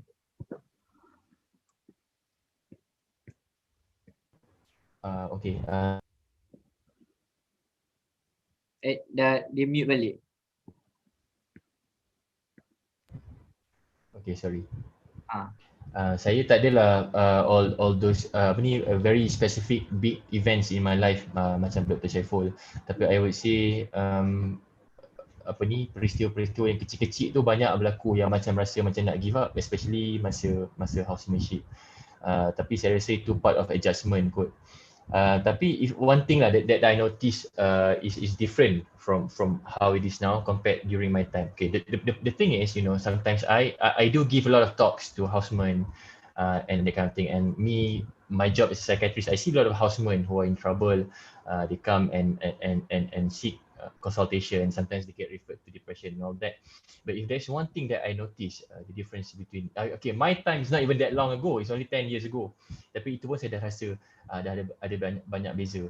I think one thing that kept me on this path is the fact that I didn't have that many choice in life. Because I thought that because my parents are not rich people, and then kalau katakan nanti nak quit, nanti nak kena bayar balik marah dan sebagainya. So macam at the same time I'm halfway here, kaki dah setengah kat dalam, I might as well push. So macam there's no other way except forward for me. Tapi yang saya nampak kebanyakan bila saya jumpa houseman yang jumpa saya kat klinik psikiatri dan sebagainya, if there's one thing that I realise the pattern is houseman yang rasa senang nak quit ni adalah houseman yang banyak choice. Maksud saya macam kalau dia tak buat jadi doktor pun, bapak dia ada bisnes yang banyak yang dia boleh tolong bapak dia, ataupun dia akan boleh buat insurance ke. I think those kind of things are quite popular among young doctors nowadays. Dia orang buat side income insurance. But for me, I didn't have that many choice. I'm not good as a salesperson. I'm terrible at a lot of things, but maybe I'm halfway good as being a doctor. So I think I focus on that, and that's I think what has kept me on this path lah. So saya rasa itu antara cabaran doktor muda zaman sekarang bila dia orang tengok Instagram, dia orang tengok Facebook, dia tengok kawan-kawan dia orang buat itu, kawan-kawan dia orang buat ini. So I think it's easy for you to feel that I'm missing out, you know, is it am I doing the right thing, am I taking the right path and that kind of thing. Tapi back then we didn't have that many distractions, so memang kita tak ada choice lain kecuali terpaksa teruskan jugalah. I think that's probably what helped me. So it might be different for other people. Faham. True, social media sekarang memang mainkan banyak peranan dalam hidup even as a doctor, sebab somehow kita pun kena ada macam mana detoxify from social media kan. Okay, so Dr. Asma, are there any big events yang macam Dr. Syaiful ceritakan kalau dalam hidup Dr. Asma yang buatkan Dr. Asma rasa macam nak give up tapi teruskan juga sampai sekarang? Okay. Okay, Saiful nak cakap dulu kot. Yang angkat tangan tu apa? Tak, dia kata tak dengar. Okay. Jadi big event, saya rasa macam saya boleh ambil dua-dua lah point Dr. Saiful dan juga Dr. Hazrin tadi kan. Macam saya rasa saya dengan Dr. Hazrin samalah kot, tak ada pilihan kan. Kita dulu kalau zaman saya dulu, kebanyakan kita yang belajar medik ni kita dari kalangan orang yang tak berapa berada kan. Jadi maksudnya kita macam mana pun kita kena, masa student kita rasa susah pun kita kena teruskan juga sebab kita punya niat tu nak membantu ekonomi keluarga dan sebagainya kan. Jadi memang kita tak ada choice kan. Walaupun zaman saya dulu mungkin tak ada beasiswa, kita dapat beasiswa boleh ubah kan. Bila you complete you punya study tu within that time frame, you dapat terus convert jadi beasiswa kan. So kita tak ada masalah nak bayar hutang lah. Kita basically tak ada hutang. Tapi maksudnya memang macam saya kata tadi, maksudnya kita memang masa belajar pun rasa susah kan. Jadi tapi kita teruskan juga sebab memang kita nak bantu keluarga kan. Dan bila kita kerja macam saya kata tadi, maksudnya kita memang nampak banyak sebenarnya bila dah masuk kerja medik ni, kita banyak peluang-peluang ataupun cabang-cabang yang kita boleh ceburi lah kan. Tapi maksudnya kita kena macam mana nak kata, kita banyak benda-benda yang maksudnya yang akan menyebabkan kita kena teruskan. Maksudnya kita memaksimumkan, optimumkan apa yang kita ada, apa yang kita boleh buat untuk memperbaiki diri kita kan. Contohnya macam saya kata bosannya public health ni kan. contohlah kan, maksudnya tak naklah buat public health, nak buat something else ataupun kerja dekat klinik ke kan, kerja dekat GP ke, lebih fleksibel kan untuk seorang perempuan. Gaji pun lebih baik daripada you duduk je dekat government ni kan. So mungkin cabaran-cabaran tu benda-benda macam tu lah. Tapi saya rasa maksudnya saya rasa maksudnya bila saya explore bidang sesuai dengan saya, dengan kan kita nak balance time dan sebagainya, maksudnya saya memilih untuk terus berada di bidang public health dah. So macam tu. So daripada situ memang sebenarnya setiap bidang yang saya ceburi ni saya rasa memang kita boleh je pergi lebih jauh kan. Tak semestinya macam Dr. Saiful kata dia dah terkenal sebagai senior consultant cardiologist kan. Tapi maksudnya setiap bidang yang kita ceburi pun sebenarnya kita boleh pergi ke tahap yang lebih jauh lah kan. So saya rasa macam itulah. Kita jangan maksudnya cepat putus harapan kan. Maksudnya kita boleh explore apa yang ada pada diri kita dan peluang-peluang yang ada di sekeliling kita. Alright, Doktor. So sekarang ni kita punya audience semua students from Form 4, Form 5. So after SPM diorang akan ada interview tau. So yang akan interview diorang ni semua doctors, senior doctors, even lecturer doctors lah kan. And they will be interviewed by these doctors. And macam contohnya kalau ada Dr. Syaiful mention tadi, niat kita memang nak tolong orang. But then bila kita dalam interview tu susah untuk the students nak impress the doctors tau. So can you give macam a few tips that would impress you if you are the one of the interviewers? So Dr. Asma boleh jawab dulu. Susah lah soalan ni bagi panelists. Boleh. Sebab soalan ni itulah saya tak pernah pula interview orang. Jadi saya rasa macam sebab dia agak very subjektif lah. Dia tengok you punya apa, dia very subjektif sebenarnya. Mungkin saya tak pernah interview pun. Saya interview bila houseman nak kerja, saya pernah interview. Kalau student nak masuk ni, saya belum pernah interview. Faham. Mana kalau ada panel mana-mana yang ada interview, ada pengalaman interview orang, Dr. Syaiful pernah interview orang? Oh, ramai. Then Dr. Syaiful is the right person to ask. Okay, Doktor silakan. Now, kalau kita pergi interview, the best thing is you to tell the truth. If you want that one, you say you want it. Yeah. Saya nak bawa satu cerita lah. This was back in 1986 ya. Kawan saya Dr. Ahmadi Saleh, kalau you all tahu, one of the big guns dekat hospital Sedang, cardiothoracic surgeon, is also MRSM Kulim punya produk. Dia tak nak jadi doktor. The problem is dia dapat 8A1 tau. Dan dia tak mau jadi doktor. Orang interviewer tu suruh dia keluar 2 kali daripada bilik tu, suruh fikir balik supaya dia jadi doktor. That was what Mara wants from the student then. Yeah. Kali ketiga dia masuk atau nak jadi apa? Nak jadi doktor. Okey, baru dia pass interview tu. So 2 kali dia kena reject sebab dia kata dia nak buat business. And tengok dia siapa sekarang. Dia number 1 or number 2 cardiothoracic surgeon dekat hospital Sedang, which is the biggest hospital in KKM. Now, benda macam tu itu cerita sampingan lah ya. Tapi bagi saya, cakaplah benda yang betul-betul you nak. Kalau you nak jadi doktor sebab nak buat duit, I think that's a wrong thing. Because surely we will reject you. Sebab macam saya kata tadi, jadi doktor sebab nak tolong orang. Sebab itu arahan Allah suruh tolong orang.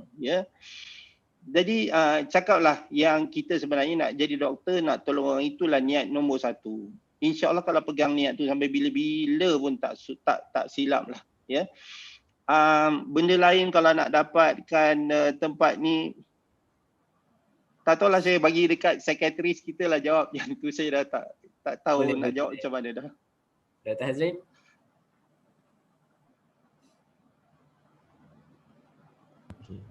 Sebenarnya kan macam Dr. Syaiful cakap tu, niat nak tolong orang kan.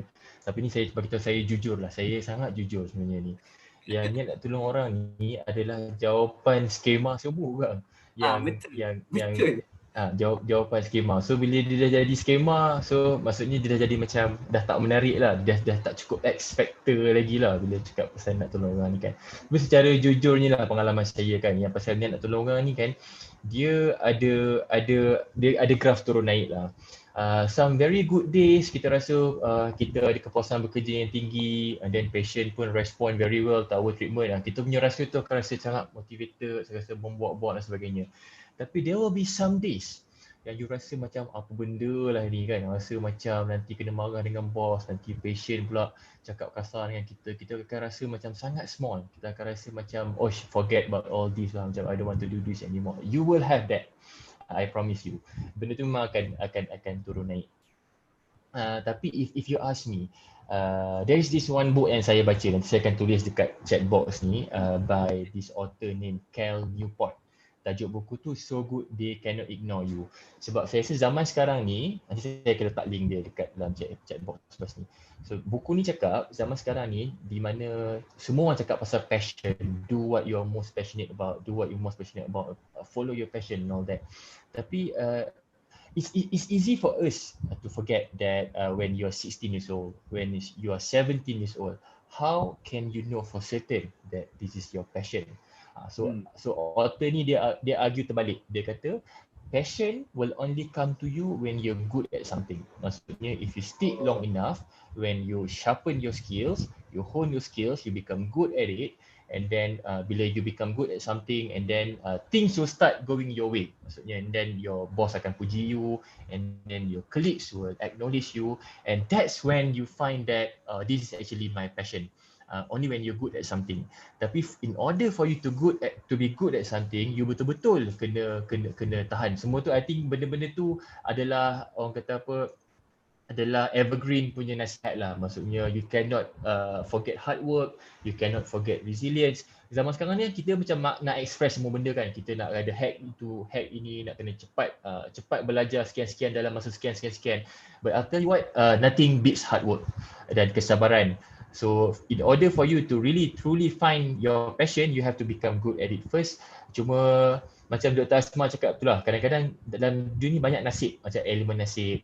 Macam contohnya dah nasib kita ditakdirkan kita suka baca buku. Bila kita suka baca buku, kita punya result pun banyak A. Bila kita banyak A, kita punya orang kata apa, cabang kejaya tu menghala ke arah benda-benda yang banyak baca buku ni lah, macam medik ke law ke apa kan. Kadang-kadang dia banyak elemen nasib lah pada permulaan tu. So kalau nak tanya saya lah apa nak cakap, maybe you can cakap benda-benda yang you are naturally good at. For example, I'm good with people in terms of listening to people's problem. So you boleh gunakan benda-benda macam tu lah instead of bila cakap nak tolong orang secara general ni, I think it has lost its sexiness lah in a way lah, macam as far as reasons to pursue medic is concerned. Alright.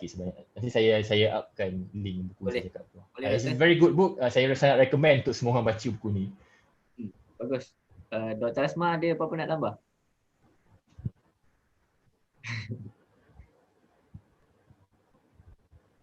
tak dengar Doktor.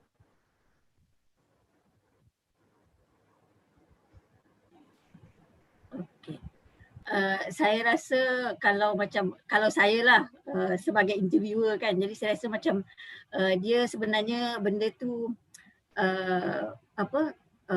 daripada you punya karakter tu akan mempengaruhi the panelist kan. Mungkin bila macam di samping poin-poin yang you sebut, menjawab soalan-soalan yang macam ditanya oleh panelis tu, sebenarnya you punya karakter terhadap apa-apa perbincangan kan semasa isu-isu yang dibincangkan semasa interview tu akan mempengaruhi, ataupun sebab memang akan ada kalau kita interview tu biasanya memang dia ada dia punya komponen-komponen dia kan.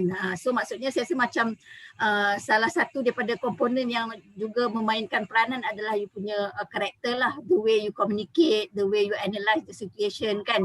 So you punya pandangan tu pun kan, walaupun macam contohnya kita kata skema jawapan tu nak tolong orang kan, tapi mungkin daripada soalan-soalan seterusnya yang ditanya oleh panelis tu, dia akan menggambarkan sebenarnya minat kita ni minat ke tak minat sebenarnya kan nak buat medik tu kan. So adakah nak buat medik tu disebabkan oleh dipaksa oleh parents saja ataupun memang dia betul-betul minat lah kan. Dan pada saya maksudnya kalau macam yang student yang form 4 dan form 5 sekarang ni, sebab sekarang ni knowledge is everywhere kan. So you dah boleh macam Google dah macam-macam. Kalau dah boleh explore dah bidang-bidang yang boleh dia nak, kalau nak jadi doktor tu lepas ni nak jadi apa kan. Kalau macam saya dulu tak tahu pun masuk medik tu jadi doktor je kan. Lepas tu tak tahu dah kan nak jadi apa. So at least sekarang budak-budak sekarang ni dia banyak peluang sebenarnya untuk dia explore daripada awal kalau dia betul-betul berminat lah. So bila dia pergi interview tu maksudnya budak ni memang betul-betul dia punya passion lah nak jadi doktor. Sebab contohnya lepas dengar talk daripada Dr. Saiful ni, lepas ni pergi Google what is cardiologist kan, apa skop kerja cardiologist contohnya kan, apa skop kerja psychiatrist dan sebagainya lah. So maksudnya benda-benda tu akan membantulah. So maksudnya kalau you betul-betul berminat memang you akan daripada sekarang lagi dah mulai explore apa yang detail lah berkenaan dengan bidang tersebut. Okay. Alright, Doktor. So dalam chat box ni ada Prof Rabani dia ada mention pasal multi mini interview system kan. Betul, MMI kita panggil kan. But then even myself masuk USM ni tak ikut multi mini MMI ni sebab apa? Sebab waktu saya interview tu dah COVID. So macam saya interview just through Zoom je. So macam sebab tu saya tanyakan soalan ni, sebab kalau memang MMI ni kita lakukan memang senang untuk kita impress sebab dia punya station tu each station dia akan ada komponen di masing-masing, how you communicate with your patient, semua benda tu lah dia ada komponen dia. So kalau MMI ni senang kita nak tunjuk sebab yalah dia perkataan tu words kan, action is louder than words kan. So memang kalau MMI ni senang, cuma sekarang ni due to the pandemic kita kena convince through Zoom. Kita tak tahu kalau in a few years kalau benda ni still jadi ke kena interview through Zoom lagi ke, so tak tahu. That's why saya tanyakan soalan tu macam mana nak convince kan. Okay, lagi apa lagi dalam chat box ni? Okay, ada soalan lagi. Ada tak cara macam mana nak tengok anak berminat pada medical line? Ada tak cara atau test untuk nilai perkara ni? Kalau test ni saya rasa our psychiatrist boleh jawab kot macam mana nak nilai passion tu daripada an early age. But then doctor just now mention kan macam passion tu is something that you're good at. Okay, tak apa. Mungkin Dr. Hazim boleh tambah sikit? Okay, dalam psikiatri kita nanti kalau you belajar statistik lah, medical statistik, kita ada satu konsep dipanggil sebagai validity dalam medical statistik. So susahnya bila kita guna test macam ni nak nilaikan atau kita nak bagi cut off point atau kita nak cakap for certain that just because you score well or you score certain points on certain tests, so this is the case of so and so and so. So dia ada isu macam tu lah. So tapi however kita buat test ni saya rasa at best kita boleh gunakan sebagai panduan secara kasar lah untuk menilai dan sebagainya. Tapi bila nak tengok macam soalan tu, saya percaya soalan yang dihantar oleh seorang parent lah kot kan, macam nak tahu anak dia minat buat medik ke tak. Saya sejujurnya lah, saya tak ada jawapan sebenarnya. Mungkin naluri keibuan ke, naluri kebapaan ke, Astaghfirullahaladzim lah. Tapi so sebenarnya saya susah nak cakap benda tu sebabnya doktor pun ada banyak cabang. Mungkin ada doktor yang introvert sikit, yang lebih ulat buku, dia sesuai untuk sejenis ada cabang-cabang medik tertentu. Atau macam Dr. Asma punya cabang public health tu memang banyak melibatkan organisation. Dia akan deal dengan banyak stakeholders macam-macam. So I think there's a bit of everything for everyone lah, tak kira personality lah dalam if you ask me lah. Doktor tu sangat general. Bawah doktor tu ada macam-macam. Kalau cardiologist atau cardiothoracic surgeon, they are very good with their motor skills, skills tangan dan sebagainya. So ataupun macam kalau lelaki-lelaki yang suka bertukang, diorang ni macam sangat archetypal bagus lah sebagai orthopedic surgeon. Dia ada banyak lah, dalam bawah medik pun ada macam-macam lagi lah. Dia punya fraternity dan different types of personality lah. Faham. Okay, so kalau daripada soalan tu kan macam Dr. mention tadi, perlukan naluri ke ibu bapaan kan. So boleh tak Dr. Syaiful dengan Dr. Asma ni macam jawab soalan tu, sebab saya nampak Dr. Asma dengan Dr. Syaiful ni macam our parents lah. Boleh Dr. Asma? Okay. Saya maksudnya apa? Nak mendorong anak-anak ke? Macam mana nak tahu anak tu minat ke tak macam ni? Okay. Saya anak tak ramai pun, 3 orang je. Jadi maksudnya saya tak set kepada anak-anak saya ni dia mesti buat medik kan. Kononnya ada legacy medik ke tak kan. Tapi maksudnya saya lebih kepada biar anak saya sendirilah yang pilih kan. Tapi cuma alhamdulillah ada seorang yang berminat lah untuk buat medik. Dia sebabnya saya rasa itulah dia sebab apa yang dilalui dia tu dia tak ada kan daripada kecil dia tu memang asmatik. Jadi selalu pergi hospital dan dia bila dah besar sikit main takraw patah tangan, main bola patah tangan, jadi dia banyak kali masuk hospital kan. So jadi bila tu zaman-zaman dia masa sekolah menengah kan. Jadi bila masa dia patah tangan tu bila patah tangan tu dia pergi ward A&E lah kan, dia pergi Casualty Hospital Serdang. So masa dia duduk tunggu orang nak buat reduction dan sebagainya tu, dia maksudnya dia memang dia suka tengok cara-cara orthopedic team tu handle case kan. So dia memang minat sangat. So kan lepas tu bila lagi sekali patah, so benda yang sama dia lalui kan. Dan lepas tu dia buat plating untuk dia punya fracture tu. Jadi maksudnya dia didedahkan sepanjang dia sekolah menengah tu memang dia punya begitu berminat dengan cara orthopedic surgeon tu melayan dan merawat pesakit kan. Jadi memang alhamdulillah dia punya akademik pun okey, jadi memang dia sangat berminat, memang dia kata dia nak jadi doktor. So pada saya tu rezeki saya lah dia berminat nak jadi doktor kan. So saya cuma bila dia dah berminat macam tu kita cuma memberi galakan je lah kan. So bagi dia sikit-sikit je lah kan galakan untuk dia meneruskan lah ni je. Cumanya sekarang ni dia dah third year UIA. Cuma dia agak kecewa lah sebab sekarang bila COVID ni dia baru masuk clinical dia tak boleh pergi hospital kan. UIA asyik tak bagi balik je kan. So memang agak frust lah sebab tak boleh practice dia punya clinical skill tu kan. Cuma dia memang dan dia memang setakat ni dia memang berminat dengan ortopedik lah sebab tu yang dia lalui kan. Dia nampak macam tu. So macam tu lah. Pada saya maksudnya sebagai ibu bapa ni mungkin kita boleh balik galakkan dan tengoklah potensi-potensi yang ada pada anak kita tu kan. Pada saya paksaan ni bukan benda yang baik lah kan sebab seperti mana kita sebut tadi sebab dia macam dia adalah lifelong punya career kan dan kita deal with human being kan, kita deal with human life. So macam agak susah lah bila kita nak letak nak paksa.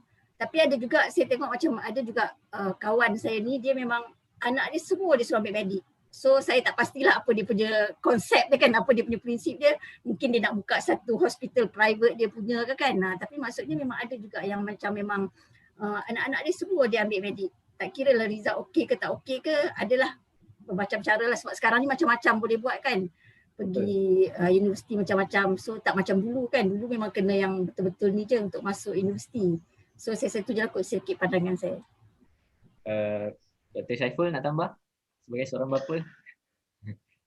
Saya nak anak saya jadi doktor, anak pertama laki-laki. Tapi dia flunk semua dia punya sciences. So dia tak dapat A pun. Jadi dia kecewa, saya lagilah kecewa. Tapi it turned out to be dia buat business lepas tu and he did very well. Dia dapat award, Scopa, this and that, pergi New Zealand. So benda tu bukan kita lah, ya. Kita sebagai parents kita bolehlah pujuk and all that guide, ya. Tapi at the end of the day, perhaps they know better. Like at some point we have to let loose and let the children decide. Betul. Anak saya nombor 2 pergi jumpa profesor dekat Cyberjaya. Doktor tu tanya dia, oh you nak jadi doktor? Ya betul. Oh, jadi macam siapa? Nak jadi macam bapak saya, dia kata. Saya terkejut sebab saya balik rumah pukul 4 pagi, keluar rumah pukul 1 pagi kalau ada emergency. Kata macam mana budak ni boleh nak jadi macam saya? Saya pun hairan ya. So at the end of the day, kita tanggungjawab sebagai parent, kita tunjuk mana yang paling boleh kita tunjuk, and at the end of the day kita biarkan dia orang buat decision lah. It's not for us lah. Allahuakbar. I see. So it's already 1:30. Kalau ada soalan apa-apa lagi boleh tujukan dalam chat box daripada students, mostly form 4, form 5. Kalau nak tahu apa-apa lagi, sebab bukan senang nak jumpa dengan panelis kita ni. Even I umur dah 20 tahun ni baru 2 orang jumpa psychiatrist, which is yang saya nak jadilah. So baru 2 orang, baru 2 kali jumpa psychiatrist ni, and it's not easy to find a cardiologist, even a public health worker. So boleh tanya lagi soalan kat dalam ni. And nak tanya sikit pasal Dr. Asma, macam as a public health worker, as a frontliner lah kan sekarang, macam housework right now, macam how hectic it is.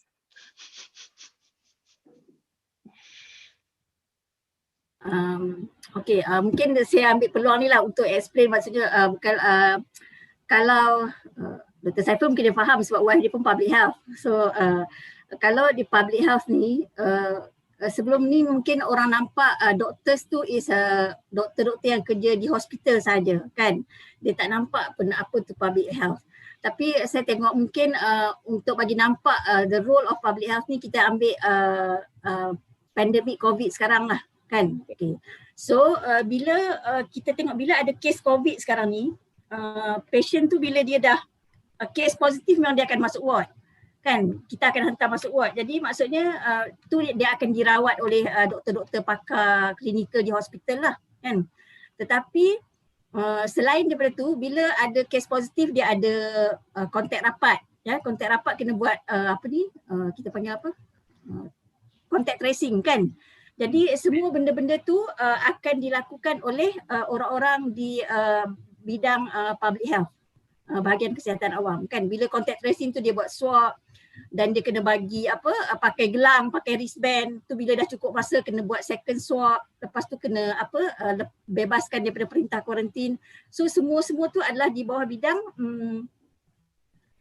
bidang public health lah kan. Dan kalau kita tengok tiap-tiap hari, kalau dulu tiap-tiap hari lah, sekarang dah kurang sikit. Memang DG akan, Ketua Pengarah Kesihatan setiap hari akan keluarkan press statement kan. Jadi proses nak mengeluarkan press statement tu sangatlah memerlukan banyak kerja dan tenaga kan.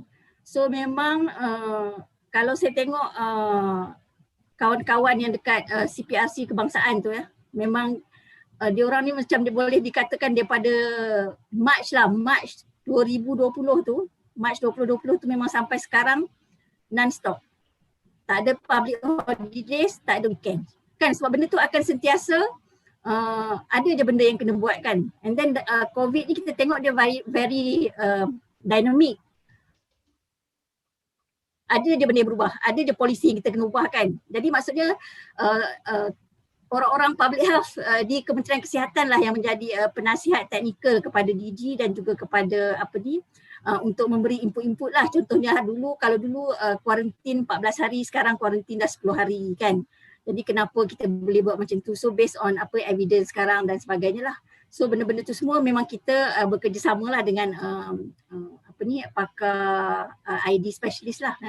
Dan maksudnya itulah antara kerja-kerja yang dijalankan oleh public health punya team lah, sama ada di ibu pejabat ataupun di negeri dan juga di daerah lah, sebab orang-orang di daerah yang akan melaksanakan semua kerja-kerja tu. So memang basically memang sangat penat lah, memang non-stop. Faham. Okay, I think about mental torture tadi Dr. Hazin mention just now kan. Even as a doctor, memang dalam chat box ni Prof Rabani tak silap saya, dia ada mention about resilience lah.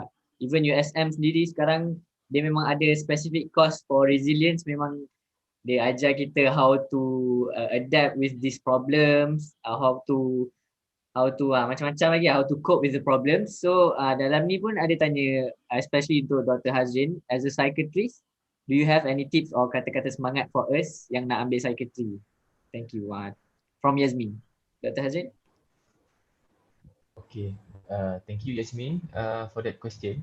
Tapi sebenarnya kalau kita perasan dalam masa saya rasa setahun, 2 tahun, 3 tahun ni lah yang macam psychiatry macam agak popular lah di Ya, dalam media membuat-buat. sosial dekat macam semua orang pun macam menunjukkan minat lah. Saya tak tahulah sebab. Awareness Tapi tu. Awareness dah makin meningkat. awareness is one thing lah. Tapi that is a joke lah that has been around I think for quite some time lah. Kebanyakan orang yang ambil psychiatry ni dia pun ada masalah jiwa sebenarnya. Tapi that is a joke lah dalam sesama doktor lah. Tapi how true it is, judge for yourself lah nanti kalau dah join psychiatry. Tapi kali-kali semangat. Saya rasa psychiatry ni kalau ada lah kan, sebabnya because you deal with troubled souls lah. So kadang-kadang benda tu unlike cardiology for example, there is yang saya rasa macam agak jelas. Contohnya macam if you have heart attack, so probably there is some clot inside your artery or that kind of thing. Tapi dalam psychiatry ni macam banyak benda yang agak kurang jelas. So like macam for me, even like I think that was part of the appeal kot. Masa saya punya intake interview dalam master tu pun dia tanya kenapa saya nak join psychiatry. Saya kata I like joining psychiatry because there's so many uncertainties about a lot of things. Dia kata, dan pasal lah benda yang berlaku lepas tu. Dia ada setiap disiplin tu ada dia punya unique karakter yang tersendiri lah. Tapi dalam psychiatry ni saya rasa dealing with difficult emotion and dealing with difficult human beings sometimes. So I think we have to be ready for that lah. Alright, doktor. That's a good advice. Then bila kita cerita pasal cerita pasal medik kan, mesti kita akan the first thing came to our mind which is lombokan graduan, lombokan HO, betul tak? Macam memang saya sendiri sedar benda tu, like kita sekarang ni banyak HO tapi kita kurang specialist. Even psychiatrist sendiri pun tak ramai. So macam Dr. Syaiful pun dah cakap pasal kontrak dalam chat box tu. So macam mana cakap, apa pendapat sebab dalam belanjawan 2021 pun dia dah start mention about our punya in medical industry ni maybe akan ada efforts to increase specialist punya line, so macam ada new funds ke apa, but then contract system tu masih ada lagi. So Dr. Syaiful ada apa-apa nak share pasal contract system ni? Terima kasih Fan. Saya baru tanya isteri saya lah sebelum dia pergi makan kenduri, dia tinggalkan ni saya seorang kat rumah. Saya tanya dia macam mana dengan kontrak, dia kata is 1 + 2 years kalau saya tak silap. Jadi 2 tahun houseman, 1 tahun MO, and then depends kalau bagus dia akan lanjutkan. Jadi bagi saya just buat kerja tu and perform. Bila perform insya-Allah orang suka kat kita, insya-Allah orang ambil. Masa saya dekat IJN dulu mula-mula masuk, saya dah senior tau. Saya graduate 2004-2005, masa tu dah dekat 2008 saya masih kontrak lagi dengan IJN, belum serap lagi. Tapi orang dah bising-bising kenapa doktor ni so senior tapi dekat IJN masih kontrak. Sebab itu yang dia boleh offer. When the time gets better, dia accept kita sebagai staff, naik jadi consultant, senior consultant dan sebagainya. So just do the work. Jangan risaulah benda-benda tu, niat aja, insya-Allah. Alright. Dr. Asma ada apa-apa nak tambah? Saya itulah soalan ni yang samalah anak saya tanya. So anak saya pun medical student kan. Jadi dia pun kata okey tak okey dia kan. Rasa nak berhentilah, tak nak jadi doktor lah kan, sebab macam bila ramai yang macam agak kecewa lah dengan kontrak ni kan, kontrak sistem ni. Maksudnya ada peluang-peluang lain yang lebih baik lah yang macam jamin. Tapi pada saya macam Dr. Saiful cakap lah, maksudnya sekarang ni kalau yang memang minat nak ambil medik, sambung je, teruskan niat tu. Dan dah habis medik nanti bila you kerja you perform kan. So nanti insya-Allah doa mudah-mudahan nanti bila sistem kita tu bertambah baik, akan adalah dia punya improvement kan terhadap sistem tu. Cuma buat masa sekarang ni memang itulah cara yang ada untuk nak boleh nak boleh secara kontrak yang boleh yang ada kan. So kalau kita tengok macam negara-negara lain macam UK dan sebagainya pun dia ambil bekerja doktor-doktor ni sebagai kontrak, dia bukan macam terus terus dia sambung kan, terus permanent. Cuma dulu kita bila masuk houseman je terus MO kan terus permanent, tapi sekarang ni lain sikit. Jadi kita harap maksudnya pada masa akan datang akan ada penambahbaikan lah untuk sistem yang ada sekarang. Yang penting tu habiskan dulu study dan nanti bila kerja tu perform. Betul. Okay, so pasal kontrak ni saya nak tambah sikit lah. Kenapa kontrak ni menjadi orang kata apa igawan ramai? Sebab saya rasa sebab dia punya anxiety from the uncertainties tu. Maksudnya kalau katakan macam zaman saya dulu kalau masuk kerja dah sign dah jadi kaki tangan tetap. Kita dah boleh plan. Nanti dah boleh ambil pinjaman rumah, lepas tu dah boleh ambil pinjaman kereta, yang rumah bayar 40 tahun, 35 tahun sebagainya. Tapi doktor muda sekarang dah tak boleh macam tu. So tu antara maksudnya dia orang tak boleh nak plan ahead. Bila masa yang sama macam Dr. Asma cakap tadi, sistem kita saya rasa sedang mengalami evolusi lah. Maksudnya sebab mungkin the current system tu dah tak sustainable lagi. Maksudnya we cannot keep on doing the same thing. So akan ada revision yang berbentuk macam ni. So kebanyakan nasihat yang saya bagi kepada houseman yang banyak anxiety sebab uncertainties of job ni adalah try to be practical around it lah. For example macam don't make big financial commitments and that kind of thing lah. Yang saya rasa nasihat yang agak yang sebenarnya kalau kita ikut tak payah tunggu isu kontrak pun, tapi macam I think it's a good general advice in life lah. Tapi memang benda tu memang tak dapat nak dielakkan. We can be angry about it, kita boleh marah dan mengamuk, tapi that's the reality. So we can choose to be angry or we can choose to work around it lah. Ya, benda-benda yang kita tak boleh control ni memang susah lah kita nak expect kan, betul. Dan ada lagi soalan. I think this would be the last question before I wrap up. Tapi ni soalan dia bagi dekat I think Dr. Hazrin lah kot, sebab dia tanya better psychologist ke psychiatrist, sebab mostly semua orang akan tanya pasal macam ni, psychologist ke psychiatrist, which one is better? I think that's Okay, itulah saya rasa soalan ni antara soalan yang saya kerap ditanya jugalah. Psychologist dengan psychiatrist ni beza dia adalah beza in terms of you punya education kot. Kalau psychiatrist by default, psychiatrist are doctors. Maksudnya dia medical doctors first. So maksudnya dia kena undergo semua training as a medical doctor. So kalau katakan ada patient collapse, you are expected to know how to perform CPR. So basic as a doctor is still there. And bila kita doktor, kita macam diberi authority untuk prescribe medications. So we play around a lot with antidepressants, antipsychotics and all that. So I think that's the difference between us and psychologists. Psychologist adalah psikologi itu adalah term yang sangat besar. Bawah dia ada psikologi macam-macam lah kan, psikologi pekerjaan, psikologi organisasi, psikologi even advertising pun orang banyak guna psikologi. Tapi psikologi yang deal dengan pesakit adalah satu cabang psikologi dipanggil clinical psychologist. Kalau kat Malaysia saya diperlukan master training, ada postgrad juga. So clinical psychologist dia banyaklah bagi treatment pada pesakit, contohnya cognitive behavior therapy dan sebagainya. Tapi beza dia dengan doktor adalah doktor still ada boleh pegang ubat lah. Maksudnya we see patients a lot dalam ward, patient yang ada stroke, yang ada depression atau psychosis pun kita tengok. Itu beza antara psychiatrist dengan psychologist lah. Alright. So to wrap up lah kan, kita perlukan advice daripada setiap panel kita untuk our future medical doctors of the country. So I think Dr. Asma, the last advices. Dr. Asma? Ke Dr. Syaiful nak bagi dulu? Okay. Baik Asma. Dr. Asma dulu.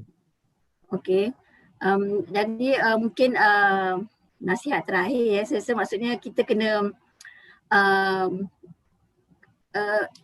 kena tetapkan apa kita punya goal tu kan. So maksudnya kalau kita punya goal tu memang kita nak jadi doktor, nak jadi sekian-sekian specialist in bidang apa-apa pun, so tak kira apa apapun cabaran dan dugaan tu, maksudnya kita kena sentiasa kita kena go for it lah. Jangan, dan di samping tu kita kena ingatlah kita ni sebagai seorang Islam, maksudnya kita berusaha dan kita jangan lupa berdoa lah. Kita minta sentiasa berdoa semoga Allah pemudahkan kita kan, sebab banyak benda-benda sebenarnya akan mengganggu kita lah, sama ada dari segi family, dari segi rakan sekerja dan sebagainya. So maksudnya kita usaha dan kita banyakkan berdoa dan kita tetapkanlah memang niat kita tu memang kita nak jadi doktor, dan dengan itu kita boleh menyumbanglah kepada negara dan juga masyarakat. Okay, baik. InsyaAllah. Okay, seterusnya pesanan Dr. Syaiful. Okey, pesanan saya, niat tu kena betul. Ya, bukan nak jadi doktor sebab mak suruh, sebab ayah suruh. Never, it's never like that. It has to be from you. Jadi you yang bertanggungjawab terhadap apa yang berlaku. Ya. Now, ada soalan tanya tentang ada kerja tak ada kerja. InsyaAllah ada kerja. Kalau tak ada kerja, tengok pilot pun kena buang kerja, steward pun kena buang kerja. Ya. Semua orang tak ada kerja sekarang. So jangan anggap jadi doktor tak ada kerja. Memang tak ada kerja sekarang, tapi kita masih memerlukan ramai doktor untuk Malaysia. Saya tak silap saya sekarang ratio kita 300 pesakit kepada satu doktor. Kalau tidak Dr. Asma boleh betulkan. Tapi yang kita targetkan adalah lebih kurang 250 pesakit untuk satu doktor. Maksud dia kita masih ada peluang, ada ruang untuk kita jadi doktor. Kita tak semestinya jadi doktor kerajaan. Kita boleh pergi private, kita boleh buka bisnes yang yang ada basic medik. Tadi saya ada jumpa seorang pesakit yang mana dia doktor dari Malta, dari dekat Italy Mediterranean tu, dia training dekat sana, balik sini buat satu servis yang mana dia jaga orang-orang tua yang terlantar dekat rumah. So dia buat dia punya servis dengan menggunakan khidmat Doctors for All. This is a international punya business partner. So ambillah, buatlah jadi medik, jadi doktor tak apa. Nanti kita carilah rezeki tu, insya-Allah akan datang. Janji niat betul. Wallahualam. Good luck. Alright, thank you Datuk. Datuk lah, doktor. Datuk Hazrin. Saya rasa benda yang saya nak cakap pun saya dah cakap dalam soalan-soalan yang tadi, tapi secara keseluruhannya kalau ada adik-adik yang berminat menjadi doktor tu, saya menjemput ramai-ramai untuk join fraternity medicine ni. Sebabnya okey, kita macam-macam motivasi dalam hidup kan. Ada orang motivasi keuangan, dia nak jadi kaya, ada orang nak jadi famous kan. Tapi saya rasa antara kejayaan yang saya rasa orang kata sangat memuaskan jiwa lah kot, saya rasa macam keep you humble dan selalu bagi you teringatkan kebesaran Tuhan, bagi you rasa rendah diri, adalah kejayaan sebagai seorang doktor ni. So tak kira lah you glamour macam mana ataupun you kaya macam mana pun, this is what I appreciate about my work lah, when you can talk to different walks of life that I wouldn't otherwise interact with if I'm not a doctor. So saya rasa saya sangat enjoy that part of my work. Semua kerja ada dia punya ups and down, pros and cons.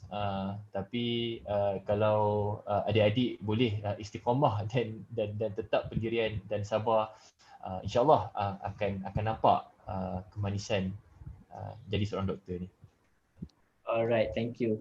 So to wrap it up lah kan, saya nak bagi satu macam ayat yang membuatkan saya terdetik kenapa saya perlu jadi doktor ni. Sebab kalau ada satu video from our USMKLE students, dia ada cakap being a doctor ni makes you more human tau.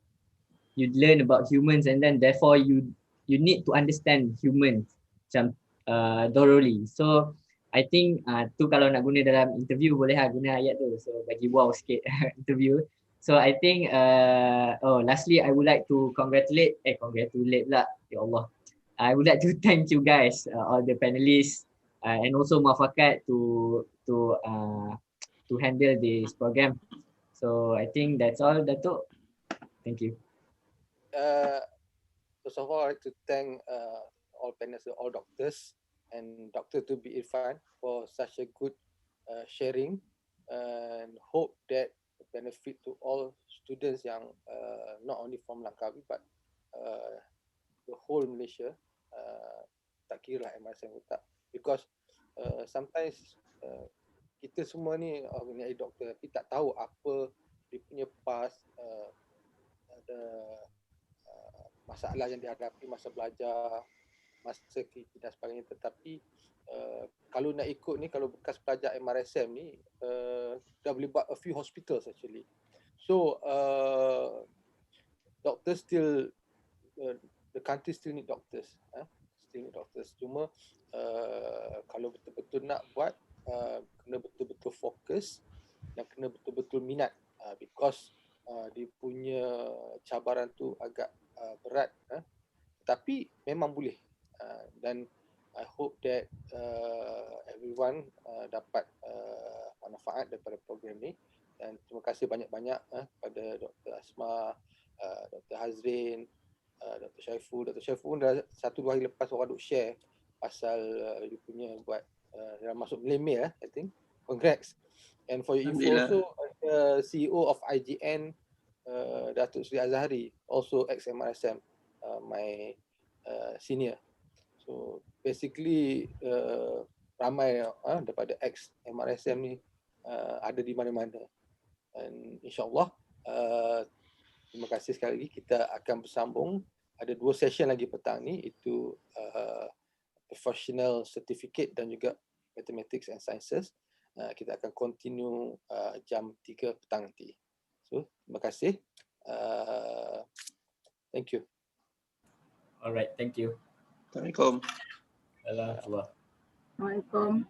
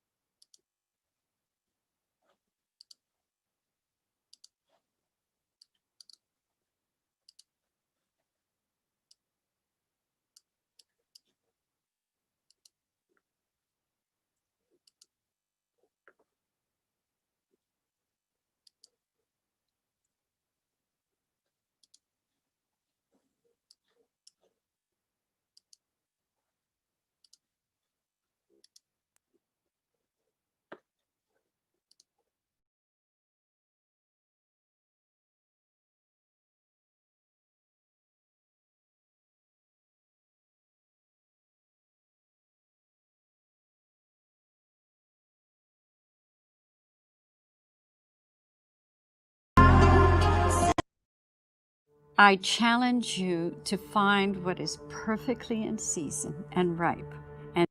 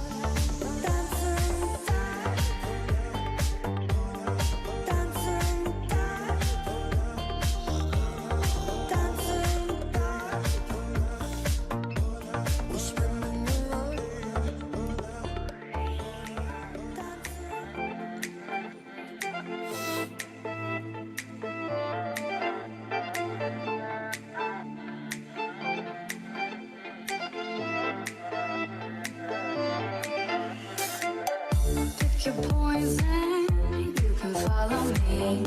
You can run and hide, but you can never find a way. Like a crystal ball, I see everything. Got me on your mind, but mind your own, you never change. Inside it with you, inside it with you, inside it with you, but you don't follow through.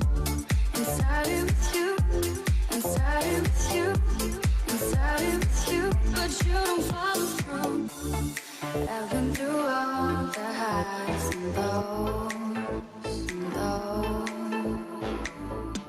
and I've seen it all from time ago.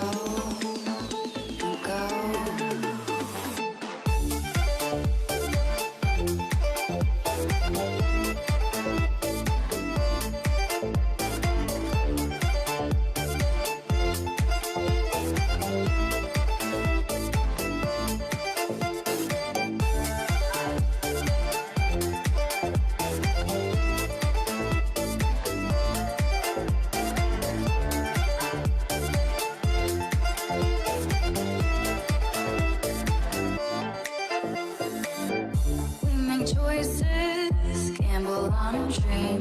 Heard the stakes are high, but still you bet on everything. All those voices tell you anything. Baby, you gon' hurt yourself if you keep listening. Inside it with you, inside it with you, inside it with you, but you don't follow through. Inside it with you, inside it with you, inside it with you, but you don't follow through. I've been through all the highs and lows, and I've seen it all from time ago. Was hoping by now that you would know, to see yourself out, it's time to go.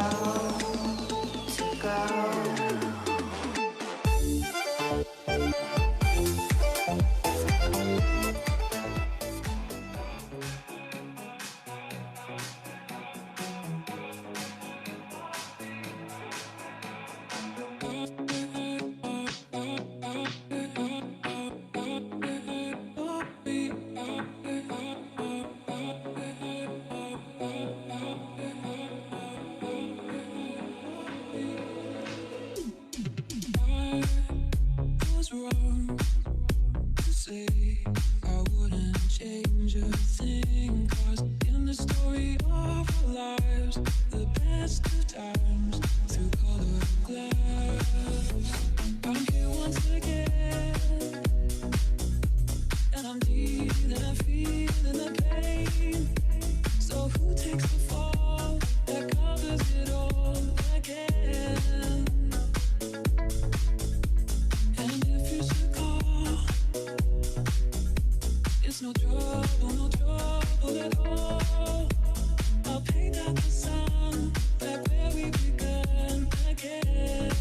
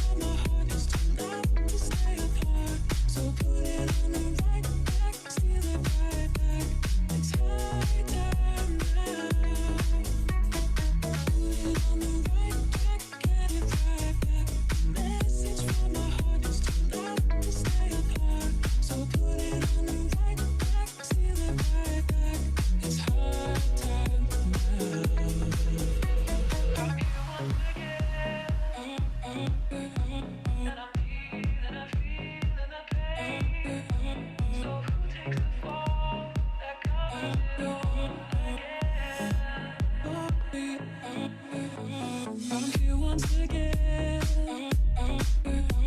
and I'm dealing, I'm feeling the pain.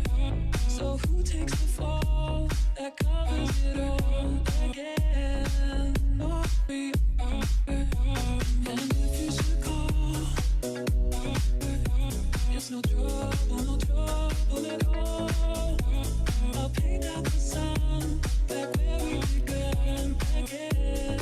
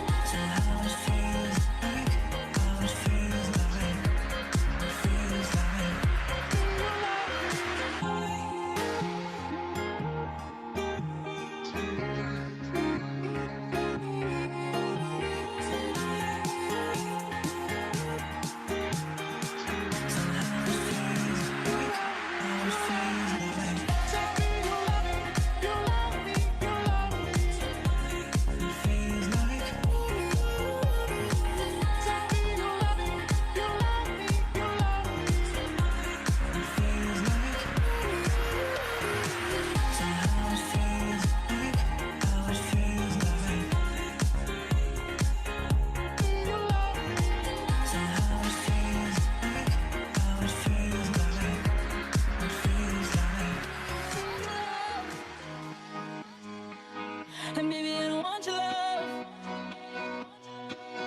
And maybe, and maybe, and maybe, and maybe. You don't have to wait, you know my name. Sunshine and rain, some things don't change. Thinking about the days we were young, we were younger.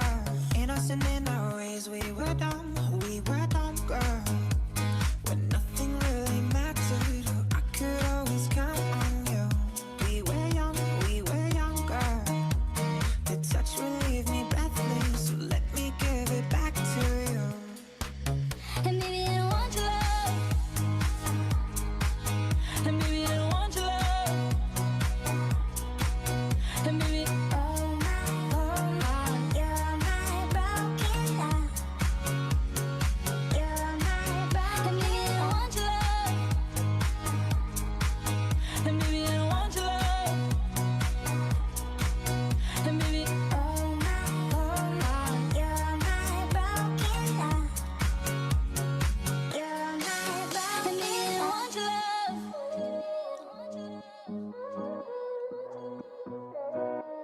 So let me give it back to you.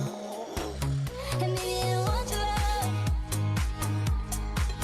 And maybe I don't want your love. And maybe, oh my, you're my broken heart. You're my broken. And maybe I don't want your love.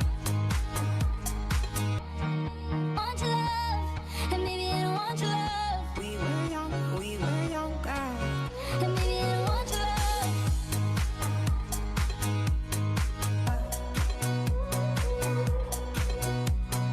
You're my broken heart. You're my broken. And maybe I don't want your love. And maybe I don't want your love. And maybe I don't want your love. You're my and maybe I don't want your love. Want your love. And maybe I don't want your love. Look how it shine for me. Baby, it's deepest blue. Look how it shine for me. Baby, it's deepest blue. I was there when the clouds parted. Do you remember the day we met? The day we met. I won't be ocean. Shy, but we take it sweet. Yours say everything. I want the ocean. Deepest blue. Shy, but we take it sweet. Yours say everything. Yours say everything. Baby, it's deepest blue. Look how it shine for me. Baby, it's deepest blue. Look how it shine for me. Baby, it's deepest blue.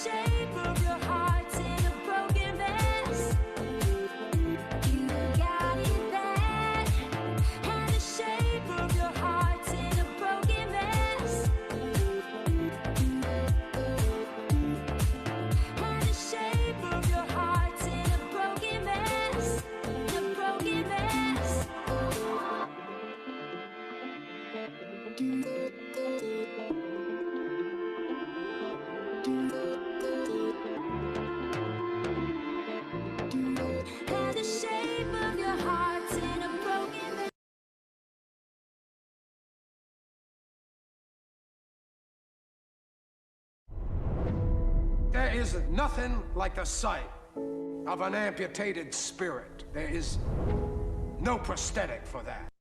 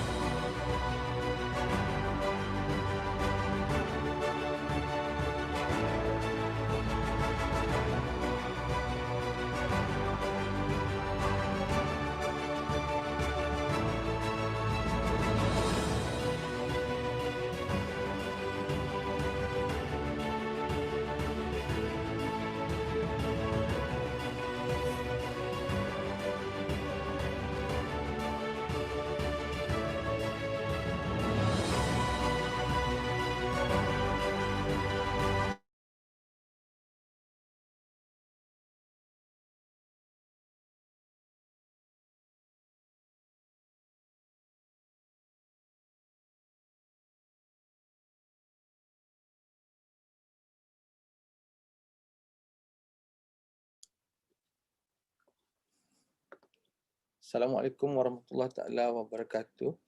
And a very good afternoon to everyone.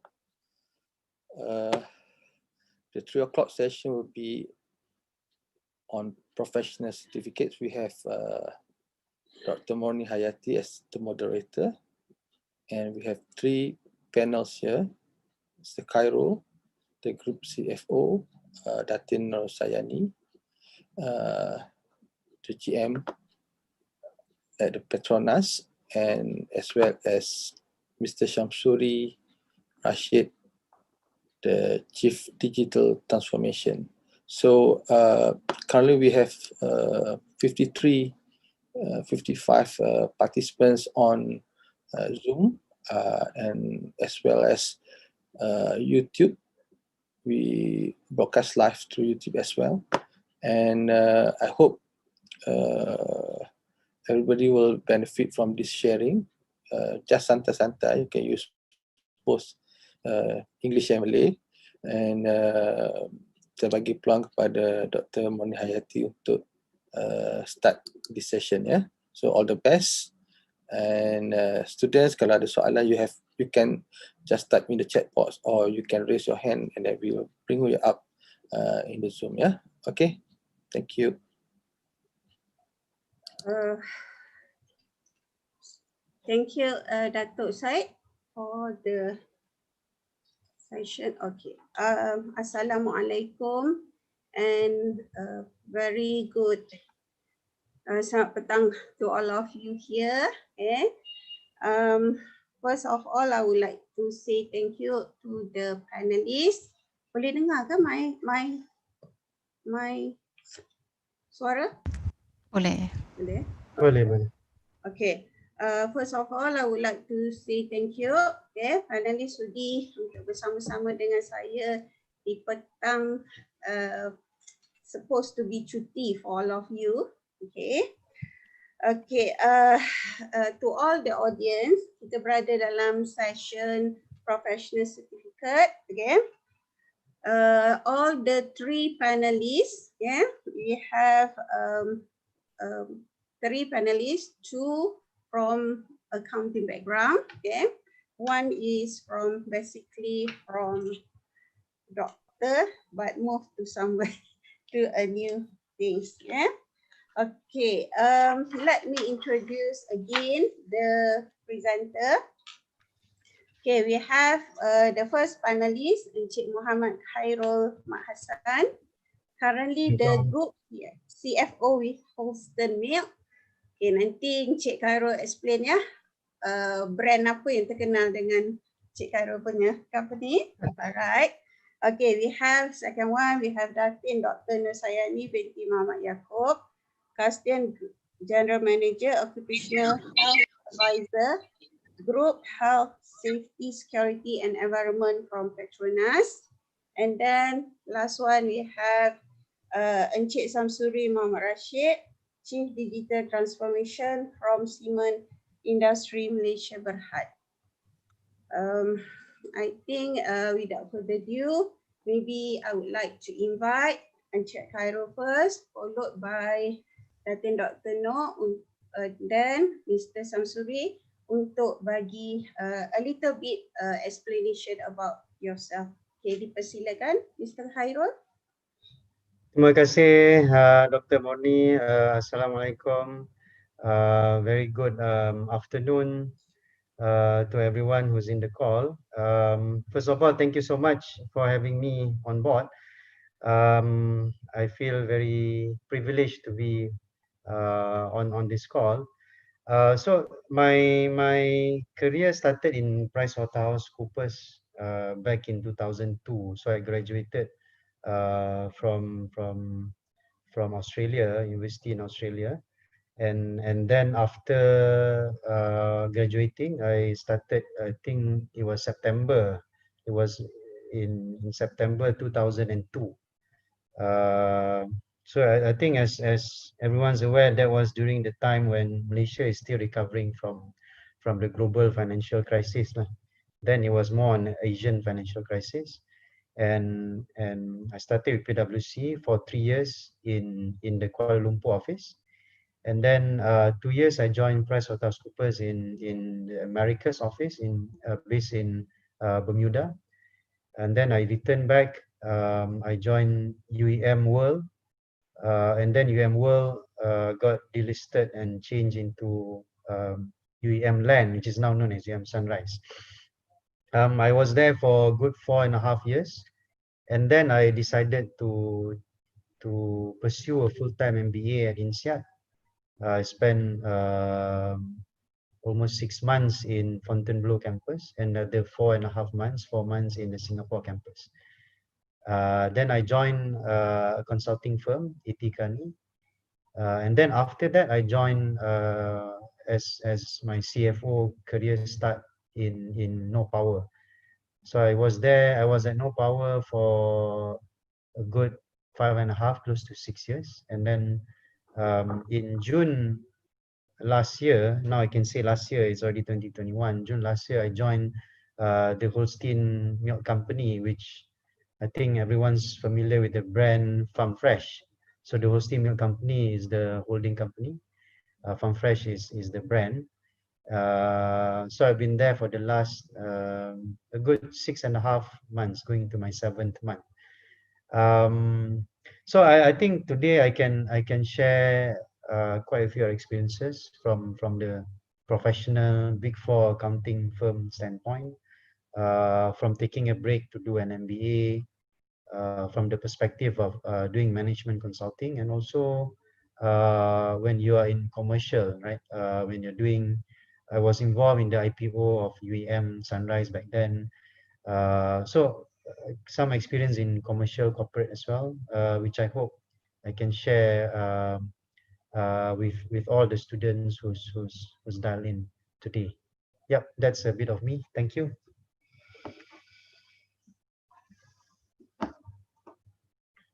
Dr. Moni, you're on mute. Sorry. Yeah. You have to unmute, Dr. Moni. Alright, okay. Panelis, moderator lebih berdebar daripada panelis. Okay. Next one, I would like to invite Datin Dr. Noor untuk bagi seterusnya, bagi talk seterusnya. Okey, Assalamualaikum. Selamat petang. Terima kasih Dr. Moni. Dr. Moni, kawan baik saya, sama-sama kita belajar di MRSM. Ya. Okey, dan Datuk Syed, terima kasih banyak kepada pihak MUAFAKAT MRSM Langkawi, ya, kerana menjemput saya. Nama saya Nur Sayani binti Muhammad Yaakob. Cuma saya nak tanya, Dr. Moni, adakah saya boleh present sekarang atau saya perkenalkan diri dulu? Nak present terus pun boleh lah. Ya, kalau macam tu saya minta kebenaran untuk share screen supaya saya boleh teruskan dengan pengenalan dari diri saya dan juga inilah ya. Okey, boleh nampak ke skrin sekarang? Okey, saya ingin mengambil masa pelajar-pelajar semua dan semua yang berada di sini berkaitan dengan diri saya sedikit, ya, pengalaman yang ingin saya kongsikan, dan seterusnya berkaitan dengan kesihatan pekerjaan yang saya lakukan sekarang sebagai seorang pakar kesihatan pekerjaan di Petronas. Ya. Nama saya Nur Sayani binti Muhammad Yaakob, dan saya itu suami saya, Datuk Azhar, ya, dan anak-anak saya 2 orang. Saya adalah seorang medical doctor. Jadi mungkin ada yang tertanya kenapa saya berada di industri sedangkan saya seorang medical doctor. Ya, nanti saya akan terangkan. Saya masih bertugas sebagai doktor walaupun saya di industri, ya, tapi sebagai pakar kesihatan pekerjaan ataupun kesihatan pakar sebagai penasihat kesihatan pekerjaan di syarikat saya. Ya.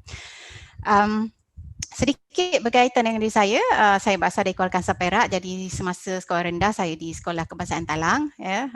Siapa yang tahu pernah datang ke Kuala Kangsar, satu mana yang cantik, ya, di Kuala Kangsar. Seterusnya saya menyambung pelajaran di MRSM di mana saya bertemu dengan Dr. Muni ya di MRSM Balik Pulau dan juga MRSM Kulim. Seterusnya saya menyambungkan pelajaran di matrikulasi ya. Di sini saya matrikulasi saya di Seratas ataupun Sekolah Menengah Sultan Azlan Shah. Dan juga masa tu matrikulasi 2 tahun Dr. Muni. Jadi saya matrikulasi 1 di Seratas, matrikulasi 2 di USM. Di sini saya bertemu dengan bakal suami saya masa itulah ya. Sekarang dah jadi suami saya. Ya, dan seterusnya saya melanjutkan pelajaran dalam bidang perubatan. Jadi di sini saya ingin berkongsi sedikit bagaimana saya berminat untuk menjadi seorang doktor. Ya, masa tu memang nak jadi seorang doktor. Asalnya untuk pengetahuan pelajar-pelajar semua disebabkan semasa saya berusia nak seperti pelajar-pelajar semua ya, masa umur saya 17 tahun, saya sebelum SPM saya demam panas ya, teruk disebabkan stres nak SPM masa tu dan dimasukkan ke hospital. Tapi saya ni suka membaca rekod saya tu. Pada hari pertama keadaan saya agak teruk. Hari kedua saya rasa temperature saya dah okey. Saya dah tak demam dah masa tu. So saya bertanyakan doktor tersebut, doktor, can I go home or can I be discharged from the hospital? Bolehkah saya keluar daripada hospital? Doktor dengan keadaan agak serius kemasam pandang saya. Are you a doctor? Oh, I'm a doctor. Yes. Adakah awak yang untuk doktor atau saya yang doktor untuk menentukan saya boleh keluar atau tidak. Jadi itulah telah memberi semangat kepada saya. Saya pandang doktor tersebut tapi saya berniat dalam hati, saya kata satu hari nanti saya ingin menjadi seorang doktor tetapi seorang doktor yang lebih baik ya terhadap pesakit-pesakit. Jadi daripada situlah saya menyambungkan pelajaran. Alhamdulillah ya, keputusan SPM okey, matrikulasi okey. Alhamdulillah lah ya, boleh dapat masa tu tak susah sangat. Alhamdulillah dapat masuk medical school.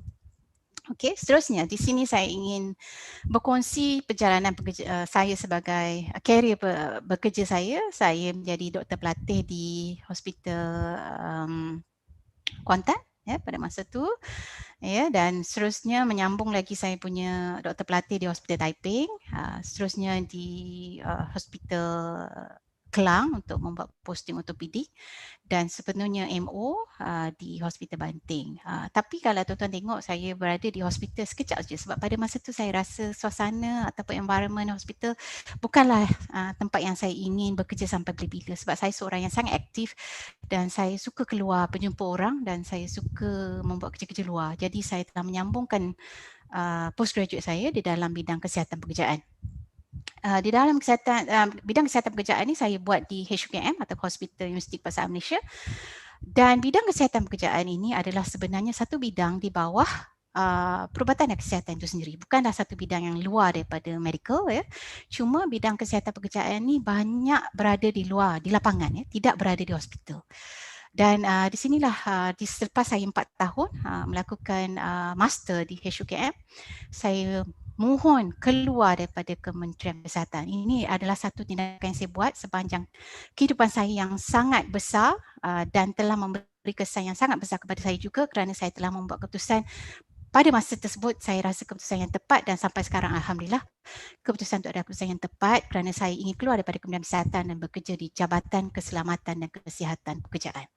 Jadi untuk adik-adik semua ya, Jabatan Keselamatan dan Kesihatan Pekerjaan ini adalah satu jabatan yang melakukan penguatkuasaan dalam bidang keselamatan dan kesihatan pekerjaan. Nanti masa adik-adik bekerja, majikan akan sentiasa memastikan keselamatan dan kesihatan di tempat kerja. Jadi jabatan yang akan melakukan pemantauan dan penguatkuasaan adalah Jabatan Keselamatan dan Kesihatan Pekerjaan. Jadi saya berpeluang bekerja di sini selama 3 tahun dan saya alhamdulillah dapat belajar banyak perkara daripada engineer-engineer di Jabatan Keselamatan dan Kesihatan Pekerjaan di mana saya turut belajar tentang risiko-risiko kesihatan pekerjaan. Jadi saya masuk ke kilang-kilang, saya masuk ke ladang-ladang, saya masuk ke banyak tempat-tempat kerja untuk melihat sendiri dengan mata saya sendiri apakah risiko-risiko pekerjaan yang boleh memberi kesan jangka panjang kepada pekerja-pekerja kita. Ya, sebenarnya banyak risiko di tempat kerja ya yang akan saya tunjukkan sebentar lagi. Seterusnya saya selepas itu saya menjadi konsultan dan juga trainer ya di di NIOSH ataupun National Institute of Occupational Safety and Health. Ya, kalau adik-adik nak tahu, ini adalah satu institut di mana banyak peluang-peluang latihan untuk dalam bidang keselamatan dan kesihatan pekerjaan ditawarkan di sini. Antara bidang-bidang yang saya telah menjalankan memberi latihan kepada pekerja-pekerja adalah seperti menjadi safety and health officer, pegawai keselamatan dan kesihatan pekerjaan. Dan juga occupational health doctor. Ini adalah antara contoh-contoh career yang saya terlibat dalam memberi konsultansi dan juga trainer kepada mereka untuk mereka mendapat sijil. Jadi apabila mereka mendapat sijil, mereka akan menjadi orang yang kompeten, orang yang kompeten dan diterima untuk bekerja di syarikat-syarikat sebagai mereka yang terlatih di dalam keselamatan dan kesihatan pekerjaan. Ini adalah saya semasa saya bekerja di Petronas hingga sekarang. Saya telah berada di Petronas selama 14 tahun dan alhamdulillah dengan beradanya di Petronas ini saya telah dapat banyak peluang untuk memberi saya banyak lagi pengalaman-pengalaman dalam memastikan kesihatan pekerjaan diambil berat dan dipastikan mengikut lunas undang-undang. Dan semasa di Petronas, terutama sekali di Petronas Serigali, saya sebagai pakar kesihatan pekerjaan dan juga penasihat kesihatan pekerjaan, antara tugas-tugas yang diperlukan adalah melakukan penilaian risiko. Penilaian risiko penyakit pekerjaan, iaitu sama ada apabila pekerja-pekerja Petronas dan kontraktor Petronas bekerja di mana-mana syarikat, di mana-mana lapangan, adakah mereka akan mendapat risiko penyakit pekerjaan pada masa hadapan atau tidak. Ini adalah penting supaya apabila kita tahu ada risiko kesihatan pekerjaan, kita akan cegah di peringkat awal. Contohnya, semasa saya di Iraq, itu adalah gambar saya di Iraq, kita memastikan hospital-hospital yang akan merawat kaki tangan kita dan kontraktor-kontraktor kita mempunyai cukup kelengkapan jika mereka mendapat apa-apa risiko di sana. Termasuk juga semasa saya berada di negara-negara lain dan termasuk juga di dalam negara sendiri. Jadi risiko kesihatan pekerjaan ini adalah satu tugas yang penting. Semasa kita melakukan kerja, kita kena pastikan adakah risiko itu ada. Jika ada, apakah risiko itu signifikan atau tidak? Jika signifikan, apakah perkara-perkara yang kita perlu lakukan untuk memastikan risiko itu kita turunkan atau hilangkan. Itu adalah yang dimasukkan dengan risiko pekerjaan. Jadi saya ini berada di dalam bidang doktor yang di luar dinding, ataupun kalau di doktor klinikal itu tadi, mereka di dalam bangunan, kebanyakannya berada untuk merawat pesakit. Tetapi kesihatan pekerjaan ini adalah satu bidang yang melakukan banyak pencegahan. Jika adik-adik tadi berada di dalam sesi medik bersama dengan Dr. Tahiratul Asma, dia adalah pakar di dalam bidang public health atau kesihatan awam. Dan kesihatan pekerjaan ini adalah sebahagian daripada bidang tersebut di mana kita banyak melakukan pencegahan sebelum pekerja-pekerja kita mendapat penyakit disebabkan oleh kerja mereka. Kita cegah dulu di peringkat awal. Contoh penyakit dia adalah seperti pekak disebabkan bunyi bising, sakit paru-paru, sakit buah pinggang disebabkan oleh bahan kimia. Jadi kita cegah di peringkat awal. Di sini apabila kita bekerja, tujuan kesihatan pekerjaan ini adalah untuk memastikan semasa kita masuk bekerja kita sihat, semasa kita bekerja kita sihat, dan apabila kita selesai bekerja pencen ataupun kita resign, kita masih tetap sihat. Itu adalah tujuan kesihatan pekerjaan. Jadi apabila kita tengok kesan kesihatan pekerjaan ni, kesan dia adalah jangka panjang. Kalau berlaku aksiden di tempat kerja, dia akan nampak pada masa tersebut. Contohnya sekarang luka di kepala, kita nampak, kita takut dan kita terus akan mengambil tindakan pencegahan. Tetapi masalah kesihatan pekerjaan ni, penyakit yang disebabkan oleh penyakit yang ditimbulkan di tempat kerja ni ambil masa yang lama. Sama juga macam diabetik, kencing manis darah tinggi, dia akan ambil masa yang lama. Sama juga dengan kesan kesihatan pekerjaan, dia akan ambil masa yang lama, dia kronik. Jadi itulah yang paling penting, kita memastikan risiko di tempat kerja tadi kita dapat kena pasti di peringkat awal, kita dapat ambil tindakan di peringkat awal. Sebab jangka masa untuk mendapat kanser paru-paru disebabkan pendedahan kepada bahan kimia akan ambil masa yang lama. Ya, kesan leukemia ataupun barah darah disebabkan oleh pendedahan kepada benzin akan ambil masa yang lama. Jadi itulah disebabkan pentingnya ada kesihatan pekerjaan ini. Dan untuk maklumat pelajar-pelajar semua, kematian yang disebabkan oleh penyakit pekerjaan sangat tinggi sebenarnya. Ya, globally lebih kurang dalam 2 juta, ya, ataupun 86% daripada keseluruhan kematian. Ya, tapi walau bagaimanapun aksiden ataupun kemalangan di tempat kerja masih tinggi berbanding dengan penyakit di tempat kerja. Kalau kita tengok di Malaysia pun penyakit pekerjaan semakin bertambah. Mungkin disebabkan oleh awareness dah tinggi, ya, tapi mungkin juga disebabkan oleh kesan-kesan jangka panjang yang timbul, ya, disebabkan oleh pendedahan kepada risiko di tempat kerja ini. Ya. Dan kalau tengok pada tahun 2019 ramai sebenarnya pekerja-pekerja kita yang mengadu, ya, yang melaporkan mereka ada masalah tidak boleh mendengar disebabkan oleh pendedahan bunyi bising yang terlampau tinggi di tempat kerja. Ada juga yang mengadu, ya, masalah sakit belakang, sakit pinggang, ya, disebabkan oleh masalah ergonomi di tempat kerja. Jadi inilah tujuan kesihatan pekerjaan untuk memastikan pekerja-pekerja kita cegah daripada mendapat sebarang penyakit pekerjaan apabila mereka bekerja, dan apabila mereka habis bekerja mereka masih tetap sihat seperti asalnya, ya.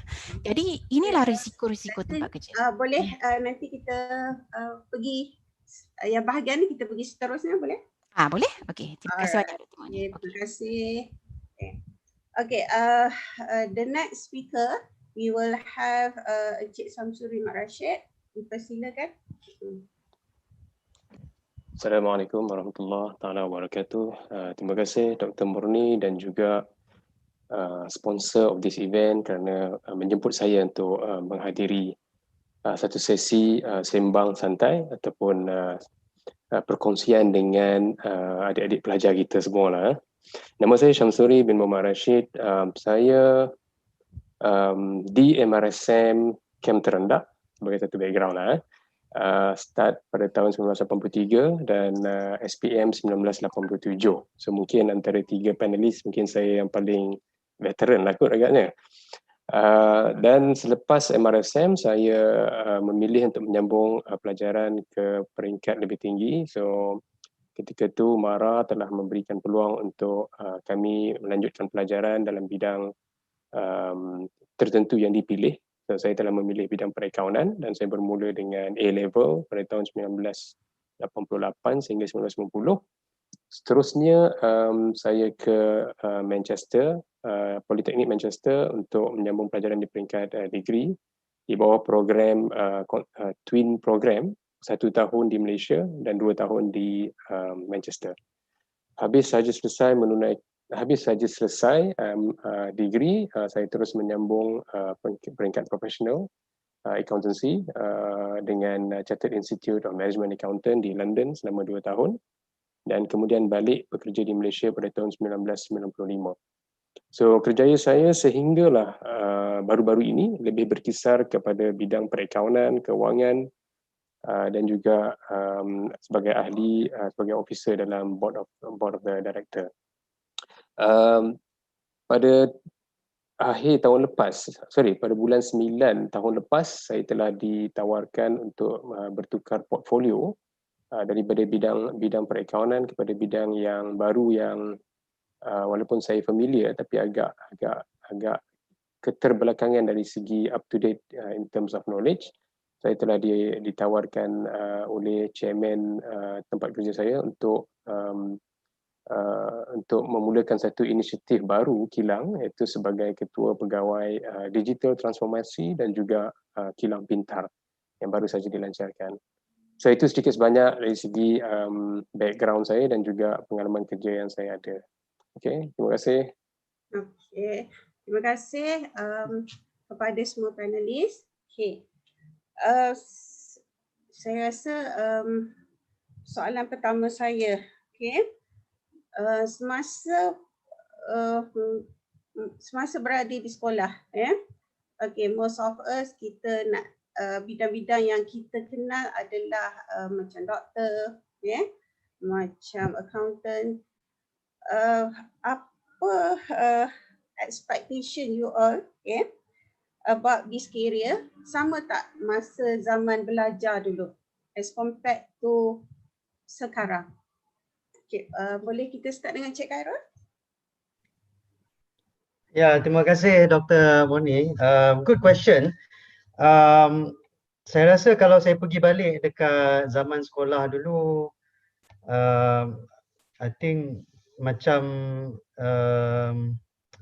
I think yang masa permulaan session kita hari ni yang semua cakap, kita patut pergi kepada minat kita masing-masing. Jadi pada masa tu saya rasalah still applicable now. Budak-budak kita punya student sekarang pun we will always have this chasm, dilema bila dapat scholarship, bila dapat benda yang nak, what you actually want to get, what you are interested in the scholarship.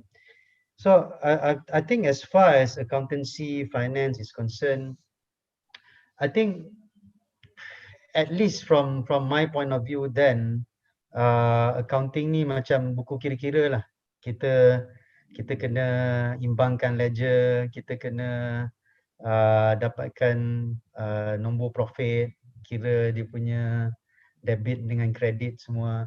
So I think the biggest issue with that actually is when you go to the corporate world. Even masa A levels pun, if you get to do A levels, you'll still be doing debit credits, balancing ledger and all that. But once you start working, the major difference is that instead of you processing numbers, thinking of, oh, is it asset, is it liability, should I debit this, should I credit that, then I think the major point being missed is the idea of getting numbers is to arrive at a conclusion, a story.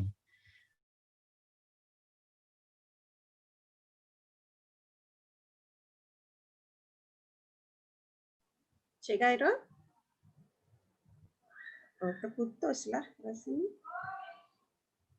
Cik Khairul? Okay, maybe saya teruskan soalan ni pada Cik Samsuri. Terputus pula dengan Cik Khairul. Okay, alright. Okay. Ada unmute. Sorry, did I get lost ke? Terputus tadi. Sebab dia tulis sini the host muted everyone. Oh, okay. But anyway, I think if I lost you just now, I think the main point I was trying to get across is kalau kita tengok debit credit sahaja, kita takkan dapat the big picture lah. So when you are actually working, and the benefit is, I mean, kalau student yang tengok debit credit dia rasa discourage semua, actually I think Encik Syamsuri also will agree to this lah. Later on when you grow in your career in the corporate ladder, then that experience of doing debit credit, asset liability, making sure the numbers agree, all those first few years that you struggle in Big Four or when you are a junior accountant will actually make a big benefit because you know the essential numbers which runs the business. When you are in the board meeting and you're presenting to the board of directors, the board of directors are not interested in debit credit, so they want you to know what is the purpose of this expense, why has this increased, what's the return on investment. So if early on when you are studying you can have a big interest, and this is something I wish I did before also, like when you read business journals, business articles, if you have a big interest in that, then maybe accounting finance is for you, because I mean, I'm not trying to sell the accountancy profession or finance profession, but if you start being an engineer, for example, and I had even doctors who became management consultants after doing a few years of practice. So if they had started doing accounting, finance, or business management per se, they would have a better grasp of financial numbers. So the benefit is, even if you want to do your own business or you go up the corporate ladder, that actually gives a lot of credence to you, because your credibility is, you know where the numbers are from, you know how to tell a story with the numbers. So my advice in relation to that to students is, kalau you tengok you punya kerja sekarang ni, and you try to link it to a bigger perspective, like in the event that I'm a CFO or finance director or GM finance, for example, then I would have to make key decisions. So then the whole journey of studying becomes a lot more easier. It won't be easy, it will be a bit more purposeful, if I can use that word. Sebab you nampak jalan perjalanan tu walaupun berliku pada awal, at the end of the day, you know that you're studying this not because you want to do debit credit and just get an A, but you have a very big interest in running an organization, advising senior people in the organization as you grow along in the company. So I think that's what I think the biggest chasm or the biggest differential between what I thought accounting, finance is when I was masa tengah belajar form 4, form 5 dulu, dengan when you actually have working experience. Ya, terima kasih. Dr. Moni, you are still on mute again. Oh, sorry. Okay. Okay, thank you, Cik Karol. Okay, can Cik Samsuri add anything on that? Okay, terima kasih Dr. Moni dan Carol. Saya assume yang audience kita adalah pelajar-pelajar daripada MRSM, paling tinggi form 5 lah kan, dan juga pelajar-pelajar jurusan perakaunan mungkin daripada universiti yang ada. Okay. Apa yang Cik Karol cakap tadi betul. Kalau saya boleh kongsikan pengalaman saya sendiri, memang semasa kita belajar, especially masa dekat MRSM dulu, kita tidak mempunyai banyak pengetahuan bagaimanakah what is the real kerja ataupun dunia kerja yang berada di luar sana. Ketika saya memilih perakaunan sebagai bidang yang saya ingin lanjutkan pembelajaran saya, bukan sebab kita tahu accounting benda-benda memang kita nak ataupun kita cita-citakan. Kalau masih ingat lagi pada tahun 87, 86, masa tu ekonomi pun tak berapa stabil. Banyak juga peluang-peluang kerjaya yang menarik, contohnya macam bidang komputer.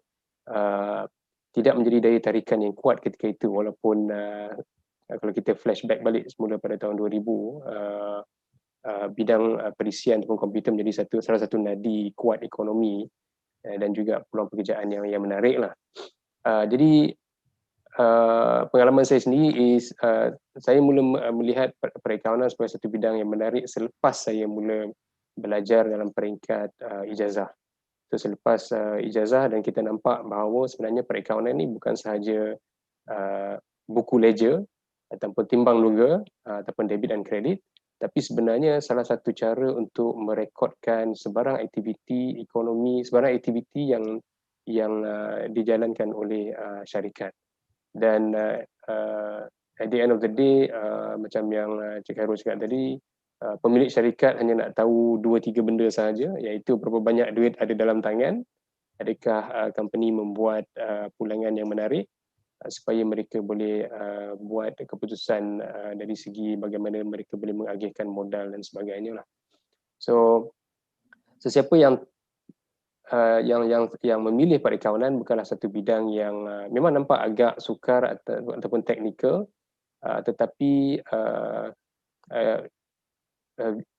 view it this way that perakaunan is salah satu cara mudah untuk mempelajari tentang dunia perniagaan dan bagaimana urusan perniagaan boleh direkodkan untuk menilai kejayaan sebuah syarikat. Itu peranan penting yang dijalankan oleh accountant mana-mana syarikat sama ada kecil ataupun besar. Tapi yang bagusnya perakaunan ni ialah siapa-siapa pun boleh sebenarnya buat akaun. Doktor pun boleh buat akaun. Sebab perakaunan ni sebenarnya adalah satu kaedah pembelajaran yang berteraskan vocational. Sebab itu walaupun kalau saya boleh kongsi dekat United Kingdom contohnya, pelajar-pelajar yang buat chartered accountancy, statistik kalau tak salah saya menunjukkan in this case specific qualification ICAW, Institute of Chartered Accountant England and Wales, 60% daripada pelajar-pelajar yang berjaya dalam ICAW bukan pelajar-pelajar perakaunan pun. Bahkan mereka datang daripada jurusan yang totally berlainan, mathematics, engineering, doktor pun ada. So ianya bukan satu career yang mati sebenarnya, satu career yang beri peluang yang sangat luas kepada siapa saja yang nak belajar berkenaan perakaunan dan juga berkenaan dengan bisnes secara umumnya. Terima kasih, Doktor. Okey, terima kasih Cik Samsuri. Tadi saya rasa jawapan Cik Samsuri tadi menjawab soalan daripada salah seorang student kita yang bertanyakan sama ada biology student boleh menjadi seorang accountant. Okay. Okey, saya nak tanya kepada ketiga-tiga panel, okay, apa skill yang paling penting untuk menjadi seorang profesional? Boleh kita mulakan dengan Dr. Noh? Apa skill yang diperlukan? Skill, okey, Dr. Muni. Skill yang paling penting untuk menjadi seorang profesional. Saya rasa kita kena mulakan daripada kita masa kita student lagi ni, kita dah ada planning ataupun perancangan. Apa yang kita rancang untuk kita nak jadi apalah maksudnya dalam bahasa mudah dia, kan? So daripada situ barulah kita merancang ke mana kita nak pergi, ya, dari segi profesional tadi. Kalau dari segi kesihatan pekerjaan tadi, ya, skill dia lebih banyak kepada kita kena faham apakah yang risiko-risiko yang ada. Ya, kita kena faham, kita kena ada pengetahuan dan kita kena belajar, ya, apakah perkara-perkara yang perlu, ya, untuk kita memastikan apabila kita bekerja nanti kita faham dan kita dapat menjalankan tugas kita seperti yang sepatutnya. Ya, jadi skill dari segi ni kita perlu banyak kalau dalam bidang kesihatan pekerjaan ni, Dr. Muni, kita kena banyak keluar dan mengetahui, ya, apa yang ada di luar sana dari segi pendedahan risiko kesihatan pekerjaan, kan, keselamatan pekerjaan juga. So kita tak boleh berada di dalam satu kalau sebagai doktor kesihatan pekerjaan ni, saya tidak boleh berada di depan komputer untuk memastikan pekerja-pekerja di syarikat saya sihat. Saya kena tengok apakah masalah dia, apakah risiko yang ada. Ya, daripada situ kita berinteraksi, ya, dari segi berinteraksi dengan stakeholder yang lain. Kita kena faham. Kita kena bertanya dengan stakeholder yang lain. Stakeholder dalam kes ini yang dimaksudkan adalah seperti ketua-ketua jabatan, ya, dan juga pegawai-pegawai yang lain. Kita kena faham, kita kena berbincang dengan mereka apakah masalah-masalah yang dihadapi dan bagaimanakah kita boleh bersama-sama mengatasi masalah tersebut. Ya, itu. Okey, terima kasih Dr. Noh. Okey, what about Encik Khairul? What do you think? Apa skill yang diperlukan untuk menjadi seorang professional accountant? Bagi saya, kalau we take a step back lah, I think skill is like any you can have inherent talent lah, but I think in the long run, I would say first of all you need the motivation, because one is I can speak for my experience and the people that come from my background lah, pekerja daripada Big Four, accounting firm, or even those who work in investment banks. The hours are long. The job is full of people who wants result oriented punya mindset lah, right? So they really want to see results. So in other words, at least in the first few years of a career, you need to really have, to me, I emphasize more on attitude than inherent talent. You really need to put in your mind, your soul, your commitment to achieving a professional accounting qualification. There's a reason, you know, that only 8% of the professional accountants in Malaysia, which are from Malay, or sorry, Bumi. So it's very little. In fact, the government had to set aside 70-80 million per annum to increase the number of professional accountants in the country. And even accountancy as in general, right? I think I saw a report then. I think we needed about 60,000 accountants to reach wawasan 2020, and we only have about 34, 35. Maybe it's Yes. slightly more now. So Betul. we are just above half, right? So I think there's a main reason for it, because a lot of people that I know do drop off. They decide not to be full-time accountants, or they decide to quit Big Four. So I think skill, if I'm speaking to Mara students, I heard this morning you're talking about you're the top 5%, you're the select few, right? So I think you are very privileged. So I think in terms of mental aptitude, ability to digest numbers, I don't have any worry at all. I think Professor Dato' Dr. Kamal said himself, like, it's you already proven by going into Mara, right, to MRSM. So I think as far as your ability, your mental fortitude, sorry, not fortitude, your mental capabilities, doing arithmetics, it's not so difficult, I believe, because I'm assuming I'm talking to the MRSM students now. So what you need is the motivation, because it's quite hard in the first few years. In fact, when I was from PricewaterhouseCoopers, same as any Big Four, the churn rate is very high, right? So if you want to do your professional, like I did my Australian Chartered Accountant, so you have to study while also doing work 80 hours a week, for example, working weekends, and now on weekends you have your extra classes, right? And then, of course, it's good that you get to take study leave, but more because you did your overtime work lah during your busy season. So it's not a piece of cake for sure, but Alhamdulillah, I think it's worth it. It's worth the extra effort in the first few years, because later on, at least the training in the Big Four will train you to be very analytical, very objective in your decision making, in your analysis of numbers, etc. That's my input, Dr. Murni. Okay, thank you. Encik Samsuri, saya dapat satu soalan ni. Dia kata, adakah mempunyai professional certificate seperti ACCA dan MIPA akan memberi lebih peluang pekerjaan? Okey, terima kasih Dr. Murni. Mungkin saya nak tambah dari feedback on the skill required tadi tu. Ada dua skill saya rasa yang penting untuk pelajar-pelajar kuasai sebelum mencuburi bidang kerjaya. Yang pertama adalah skill berkomunikasi. Yang penting untuk pelajar-pelajar, especially pelajar-pelajar accounting, belajar untuk bagaimana hendak berkomunikasi tentang hasil daripada apa yang direkodkan dalam buku, contoh dia.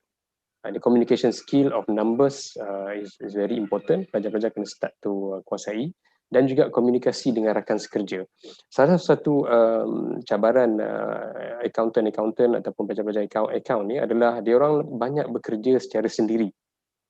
target diorang is imbangkan buku. Debit kredit mesti imbang. Kalau tak imbang habis. So mindset macam ni menyebabkan mereka bagus dari segi kerja, tetapi selalunya mereka dalam jabatan perikawanan ni mereka dilihat sebagai satu jabatan yang sangat berasingan dan tidak campur orang dan sebagainya lah. Mungkin sebab kerjaya dia orang memang selalu busy macam Khairul cakap tadi . So dua skill yang saya sarankan untuk untuk pelajar perikawanan kuasa indah. Satu is komunikasi dan juga yang kedua is time management. Time management. Macam mana hendak manage time properly dan juga berkongsi kerja sesama rakan sekerja. Itu sangat penting. Ini dua skill ataupun tiga skill yang saya boleh tambah lah. Berkenaan dengan MICPA ataupun ACCA, mungkin academician lebih mahir, tapi kalau saya tak silap, mungkin Khairul boleh betulkan, di Malaysia untuk praktis sebagai accountant, anda hanya perlu qualify sebagai accountant di bawah MIA, Malaysian Institute of Accountant. So maknanya kalau katalah cita-cita anda adalah hanya untuk menjadi accountant bertauliah di Malaysia, so kalau anda mempunyai MIA membership, itu pun sudah cukup. Dan untuk mendapat MIA membership, paling minimum anda hanya perlu ada degree ijazah dalam bidang perikawanan di local university. Dan ada saja ijazah perikawanan daripada local university yang diiktiraf oleh MIA dan ada 3 tahun atau 4 tahun logbook experience, sudah boleh jadi member bawah MIA dan anda boleh panggil diri anda sebagai accountant lah. Okay. Tapi kalau anda melihat peluang yang lebih lagi daripada Malaysia, ataupun anda pelajar-pelajar rasa nak lebih distinct ataupun nak jadi yang lebih special lagi, anda mungkin boleh ambil tambahan daripada degree seperti kursus-kursus profesional yang dikenali di dunia, contohnya contohnya ACCA ataupun CMA, sama ada daripada UK ataupun daripada Australia, basically daripada Commonwealth country. So tidak ada masalah sama ada ACCA ataupun MICPA. Saya rasa dari segi silibus pun sekarang lebih menjurus kepada silibus yang sama.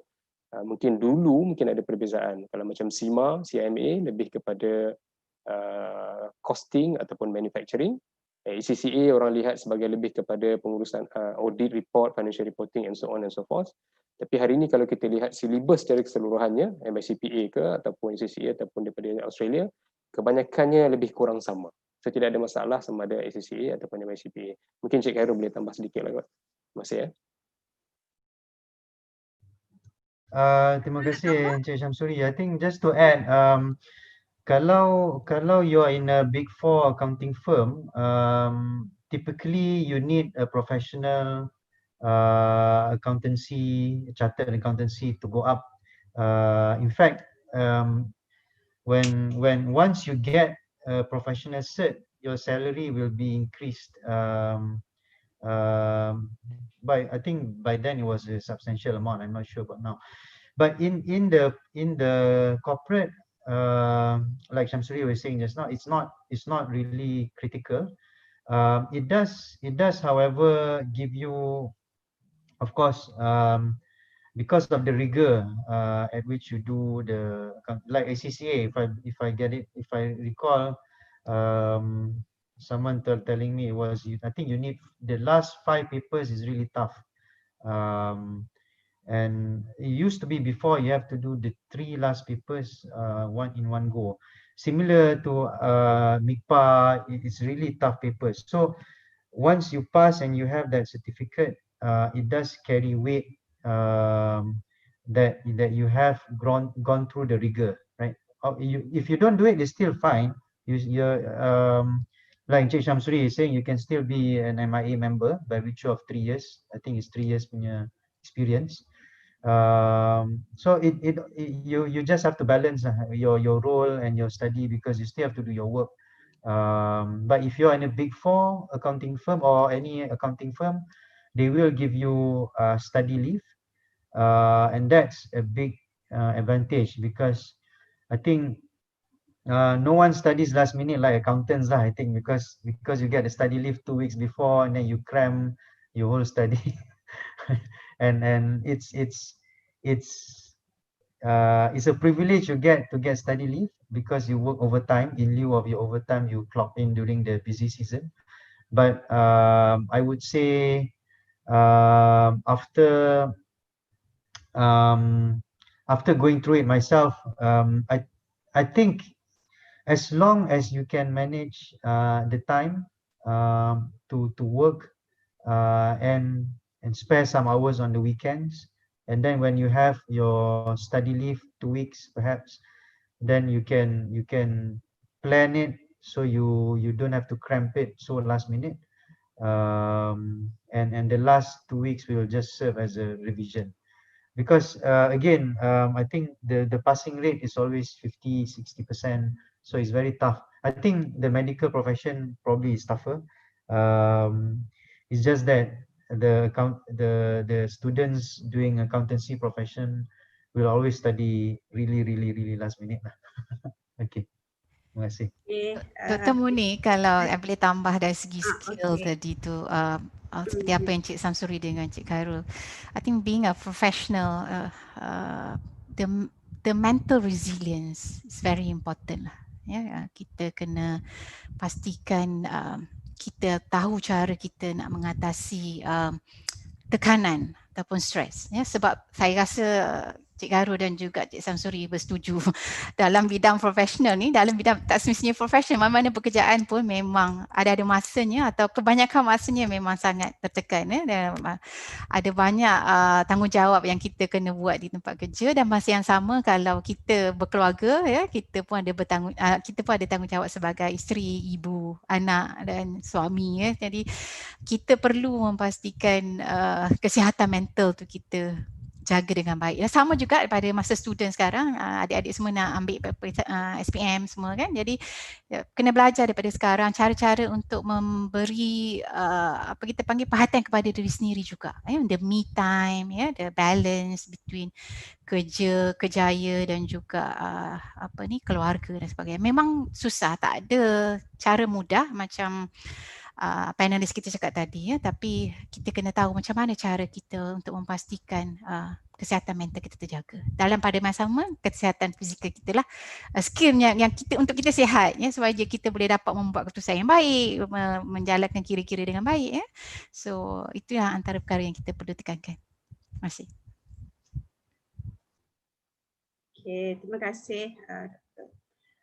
Saya dapat soalan lagi daripada student. Dia kata, what are the most challenges, the most challenge to be accountant in new world now?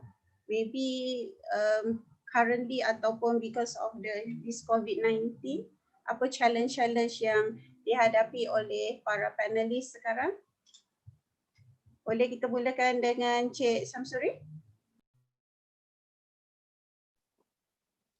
Okay, terima kasih Dr. Moni.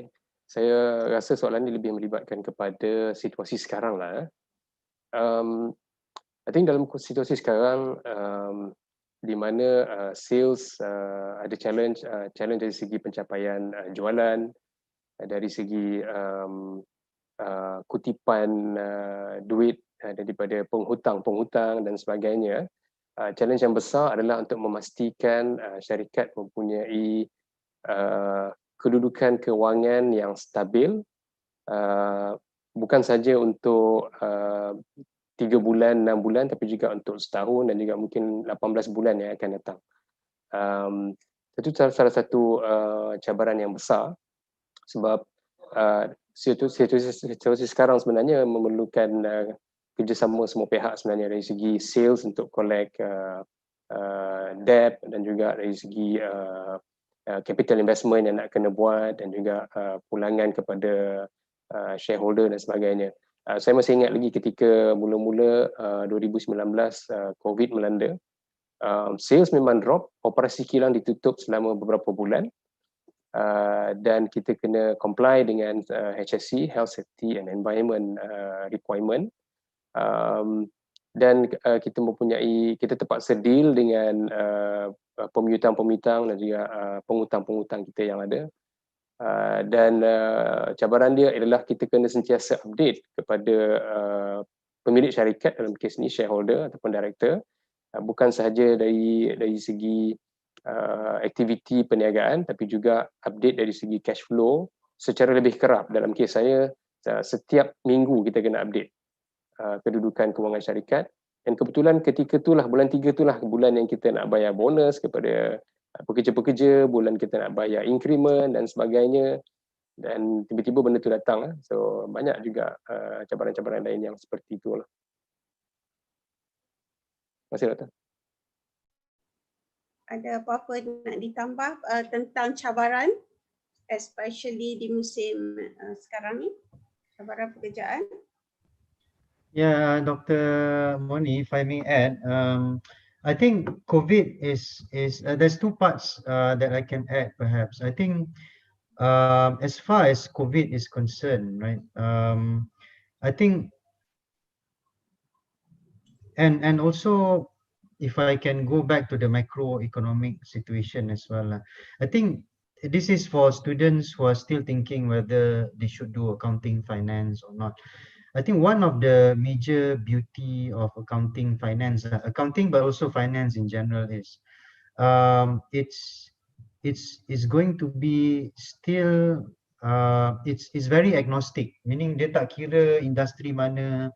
So kalau you are a accountant, a good finance person in oil and gas, for example, or you are someone in the power industry, for example, electricity, for example, it doesn't take much for you to go to another industry, because the management of the numbers, the digesting of the numbers, the analytical skills transcend beyond industries. For example, before this, I was a CFO of a utility company. And then I made a move to a FMCG, fast-moving consumer goods industry. It is some learning curve there, but because you're trained as a professional accountant, a finance professional, it's something you can easily, not easily, you have the necessary skill set, the training to actually move seamlessly, almost seamlessly, while bearing in mind the differences in the landscape of the business, right? So that's one. So that's the selling point lah, if I can sell the accountancy finance profession. But I think to a larger picture, right, even the accounting profession itself is changing. I'm trying to link it not with COVID, but with the advent of blockchain, artificial intelligence and all. So it's not just accounting actually. They say in legal, the basic legal work, the basic auditing work will all be replaced by artificial intelligence. And it might be the case because I think by 5 or 10 years time, the skill that's required from an accountant is no longer doing debit, credit, ledger, balances, and all those will all be automated. We even have some ERP systems which can support that, right? So then you'll ask what's the role of an accountant? So that goes back to what early on I mentioned, right? So you need to have a better business sense, being able to be a business partner. The term business partnering is always used. So have a keen sense on reading business articles. So my advice to students is have the end in mind, that it's not just what you learn now, but also have a bigger interest in how businesses are run. What are the key drivers for a particular business, which is different from one industry to another. I think the challenge is for accounting students to be adaptable, to learn new skills, to be savvy dalam macam-macam additional subject. Maybe they really need to know more about blockchain, artificial intelligence. But on larger scale, maybe they need to really be focused on looking at the business trends, understanding. Because the other thing is, when you look at accounting, this is one of the options I had before also. Like, you can also go to investment banking. So that's another part of finance which is more dynamic, where you actually advise corporations on fundraising, IPOs, for example. So you can only be qualified to go there if you have expertise with numbers, and then a different skill set or qualification or professional certification might be required, which might be CFA, for example, Certified Financial Analyst. And that's even tougher than a MICPA, for example, because the level 2 and level 3 of CFA is even tougher than any accounting papers.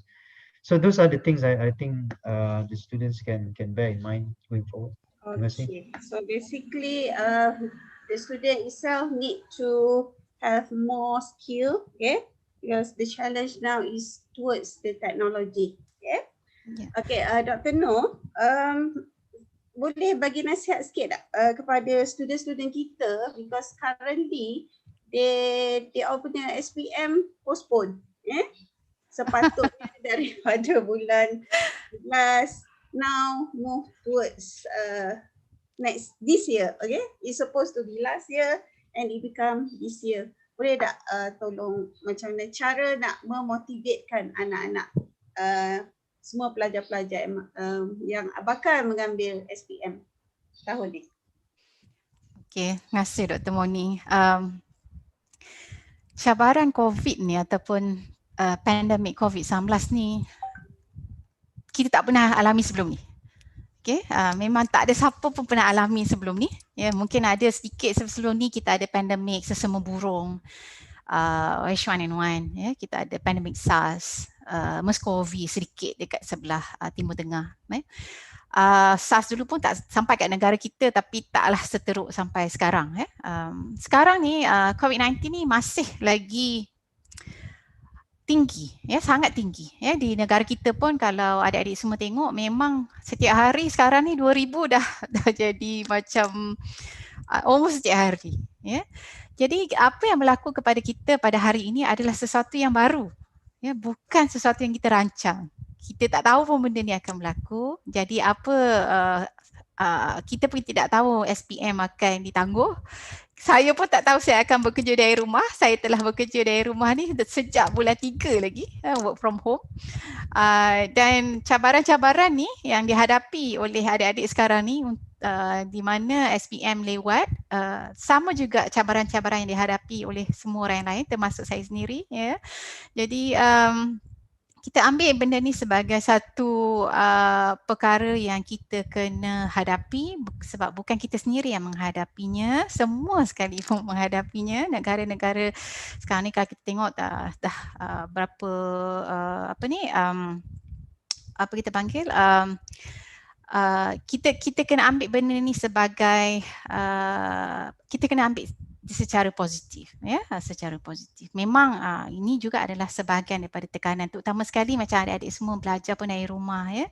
Bukan mudah untuk belajar daripada rumah, ya, tapi kita kena tengok benda ni sebagai sesuatu yang positif. Mungkin bila kita berada di rumah, kita akan lebih dapat apa kita panggil panduan daripada mak bapak kita, daripada adik-beradik kita yang lain, kan, daripada secara online kita boleh bertemu, ya, berbincang bersama kawan-kawan. Apa yang kita buat sebelum ni secara fizikal, ya, mungkin sekarang ni kita boleh buat secara online, ya. Tidak mudah, tidak apa ni norma barulah maksud saya Dr. Moni, ya. Benda ni perkara baru yang kita kena hadapi, tapi kita kena tahu sebab dia, ya, sebab perkara ni kalau kita tidak bendung, ya, mungkin jangkitan ni akan semakin teruk, semakin berlarutan dan akan memberi kesan kepada kita dan keluarga kita juga dan masyarakat kita. Jadi insya-Allah sabar banyak, ya, dan insya-Allah mungkin bulan 2 nanti kita dapat masa yang lebih banyak untuk kita belajar, ya. Boleh membaca dengan lebih banyak dan boleh mendapat panduan dan tunjuk ajar daripada cikgu-cikgu kita dengan lebih banyak masa lagi, ya. Okay, terima kasih. Okay, Cik Samsuri, any advice from you untuk anak-anak yang bakal mengambil SPM tertangguh ni? Nasihat saya sama dengan Datin Nur tadi lah. Cabaran fasa baru ataupun norma baru ni sebenarnya bukan saja melibatkan pekerja, tapi kita lupa pelajar-pelajar terlibat. especially terutamanya pelajar-pelajar yang mungkin terpaksa berkongsi streamix ataupun unify bandwidth dengan adik-beradik yang lain, dengan mak bapak juga yang bekerja di rumah. So satu perkara yang sangat baru, satu cabaran yang besar. So minta sokongan daripada ibu bapa, adik-beradik untuk bekerjasama sebab pelajar-pelajar memerlukan masa untuk menyediakan diri menghadapi peperiksaan. Alhamdulillah yang bagus dia ada banyak lagi masa. Tapi cabaran dia itulah nak belajar pada rumah seorang-seorang ataupun tidak dalam grup yang kita biasa, satu cabaran yang besar lah. Saya tak ada nasihat yang lebih baik daripada itu sebab anak-anak saya semua dah lepas. Melainkan banyakkan bersabarlah dan kuatkan semangatlah. Macam yang saya tahu antara anak pelajar saya yang antara anak kawan saya yang apa dia buat, dia ubah masa dia. Maknanya dia tidur lebih awal dan dia bangun pukul 2-3 pagi dan dia spend 3 pagi sampailah ke awal pagi itu untuk belajar, kerana masa tu masa yang paling bandwidth pun tak banyak, you boleh buat research banyak, ulang kaji banyak, buat latihan banyak dan sebagainya lah. So banyak pengorbanan lah dari segi bukan saja pelajar tapi juga parents lah. Itu saja. Terima kasih. Moni, tak ada suara. Okey, Encik Khairul, any nasihat untuk anak-anak SPM? Okey Dr. Moni. Bagi saya itulah dia cabaran lah untuk menunggu ni. Ada orang suka let it be done with kan, dah ready semua. So itulah macam dia ada panelis Dr. Nur, Encik Syamsul cakap, I think kita kena sabar lah. I think number one bersabar, number one teruskan revision. I think advantage dia ialah dia kelapangan masa tu ada, tapi harus dituruti dengan disiplin, kekuatan semangat tu, the motivation, dan saya rasa insyaAllah lah kalau exam tu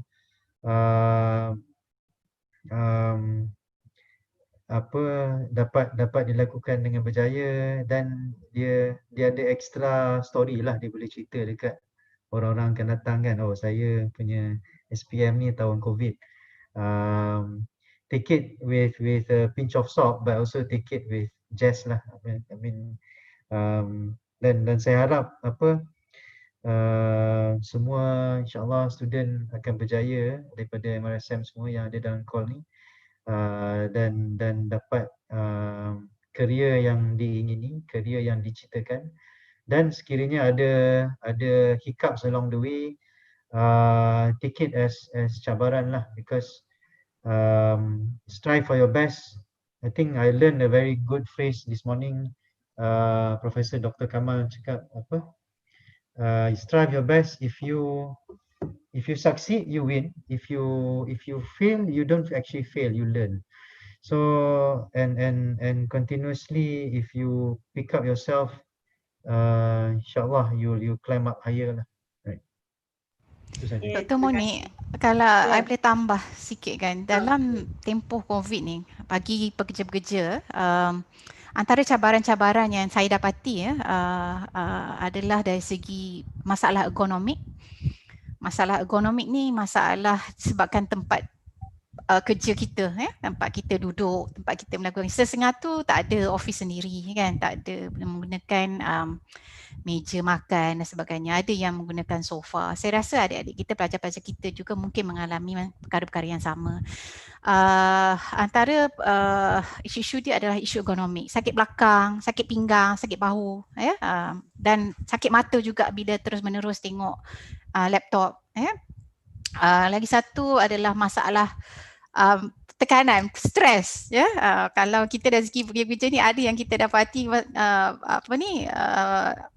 komplain dari segi macam tak jumpa kawan-kawan dah lama, tak boleh keluar dari rumah kan sebab work from home dan sebagainya. Jadi saya rasa perkara yang sama juga berlaku kepada adik-adik kita, pelajar-pelajar kita. Jadi kena tengok risiko.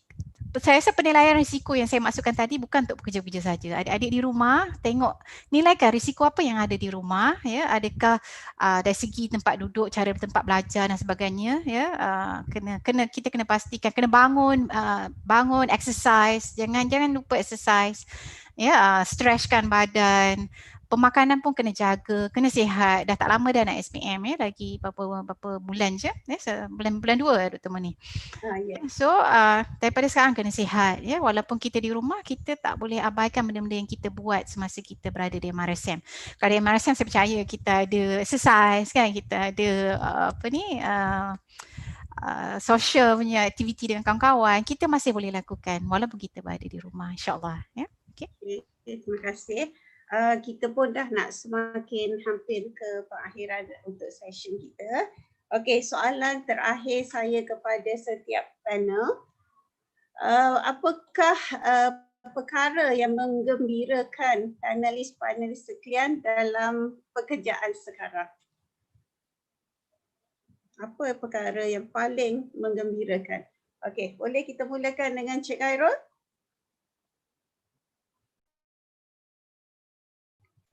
Perkara yang paling menggembirakan ya, Doktor. Saya rasa dalam career ada ups and downs lah, ada tough times, ada good times, and bila you are in a position that you can make changes, you can make decisions which affect staff livelihood, you can make decision affecting business direction. I think the good part is I think you have a challenge which if you do it great, you do it with rasa amanah semua, you feel like you are making an impact in society. Not just in terms of CSR and all, but also when you make decisions which the company will grow to become better and stronger, you are actually making an impact in the livelihood of your employees, and it applies to all big corporations down to the smallest corporation. So I feel Alhamdulillah very thankful that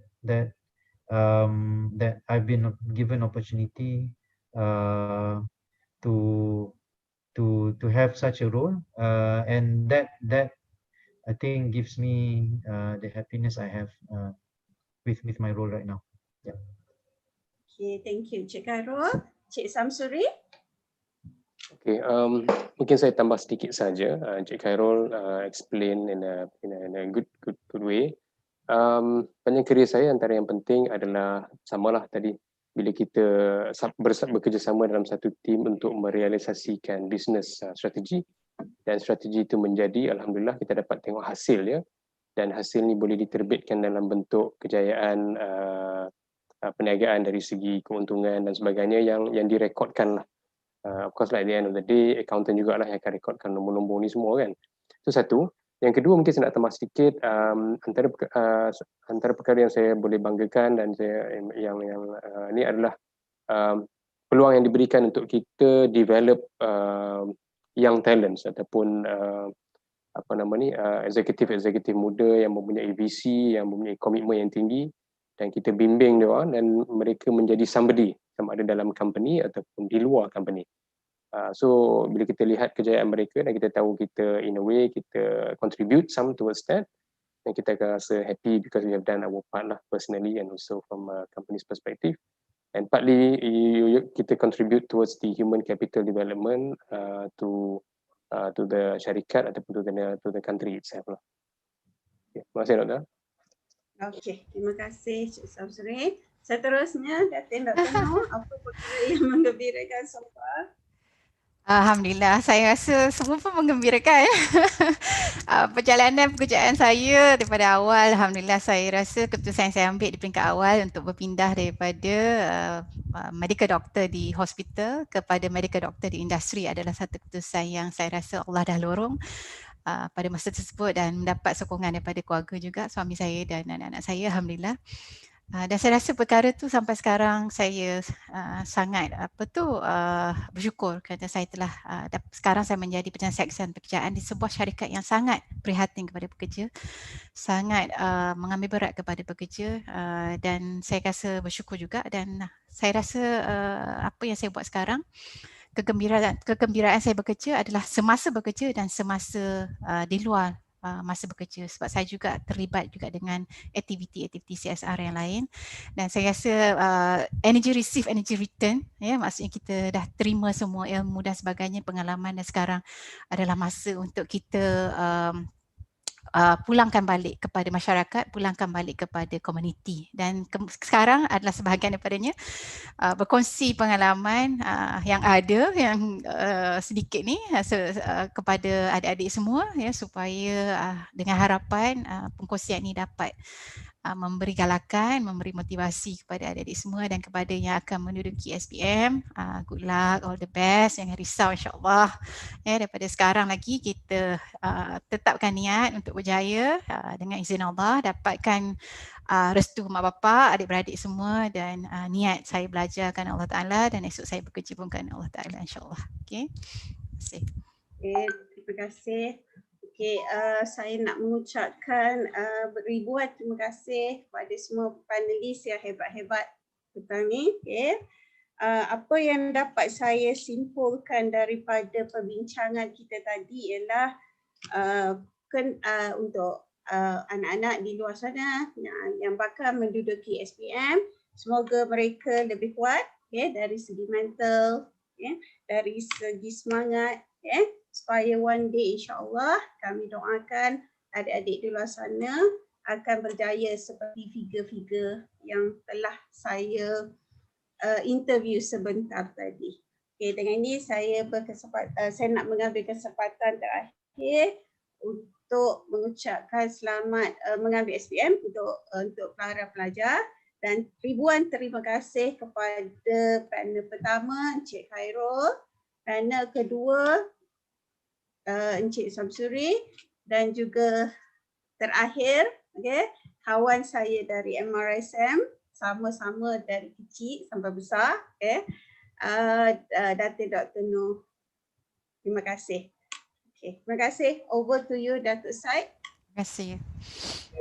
Terima kasih kepada semua moderator, Dr. Moni Hayati dan all the panels, Cik Khairul, Cik Syamsuri dan juga Datin Dr. Noor yang sudi bersama-sama dengan kita untuk share the experience, pengalaman dan menjawab beberapa soalan daripada pelajar dan juga parents, some of the questions from the parents.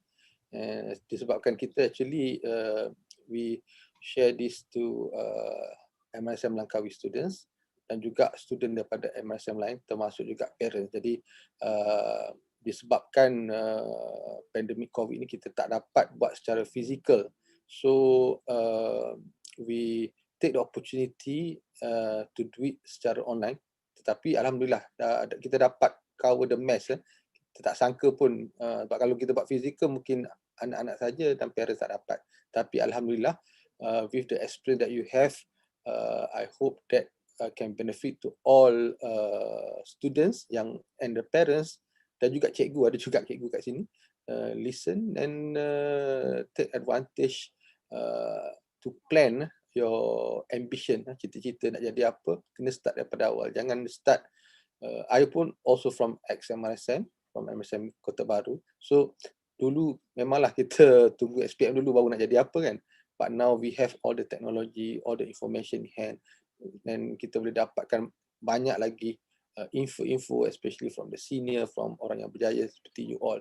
Jadi dengan harapan dapat buat seawal mungkin nak jadi doktor ke, nak jadi accountant ke sebagainya, plan daripada awal. Nak pergi ke universiti mana, plan juga. Dan juga cari jalan macam mana nak dapatkan scholarship ataupun pinjaman. Dan seterusnya, barulah kita, apa yang penting fokus. Dan yang exam SPM ni, bukan kita nak buat macam ni, bukan Mara nak buat, bukan parents kita nak buat, tetapi ini berlaku di seluruh dunia dan semua tak nak benda ni berlaku. Jadi we have to take care of every one of us, kena jaga diri sendiri. Macam Datuk Kamaro share tadi, simple, you have to take care of yourself. Jadi kalau kita kata pasal apa itu tak okey, tak apa, itu biarkan. Tapi kita kena jaga kita so that kita dapat putuskan this COVID, so that banyak lagi program-program yang dapat kita buat in future. Once again, on behalf of MUAFAKAT MRSM Langkawi, I'd like to thank to all the panels, Cik Khairul, Cik Syamsuri dan Datin Dr. Noor, dan juga moderator Dr. Moni, who is our parent juga MUAFAKAT Langkawi, as well as the auditor for MUAFAKAT Kebangsaan. Sekian, terima kasih. Taufiq Hidayah. Assalamualaikum warahmatullahi wabarakatuh. Waalaikumsalam. Sesi seterusnya 4.30 adalah bagi sesi mathematics and science. So maybe kita akan start mungkin moderator Kak Ija ya. Kak Ija dah ada ke? I think semua dah ada kat sini. Cik Suami ada. Cik Saiful Ali ada. Puan Mega pun ada. Maybe you all boleh cakap dulu before kita teruskan the 4:30 punya session. So yang the previous panel boleh lagi continue kalau nak continue dalam ni. Nanti kita akan plan lah one day we try to meet up once dah okay sikit. Okay. Assalamualaikum. Terima kasih. So kita belum on air lagi kan Datuk kan? Dah on air dah. On air dah? Tapi kita akan start Officially kita start 4:30. 40 So mungkin sembang dulu dengan panelist, tanya apa-apa. Okay. Mana hebat-hebat ni, semua pakai maths, pakai sains.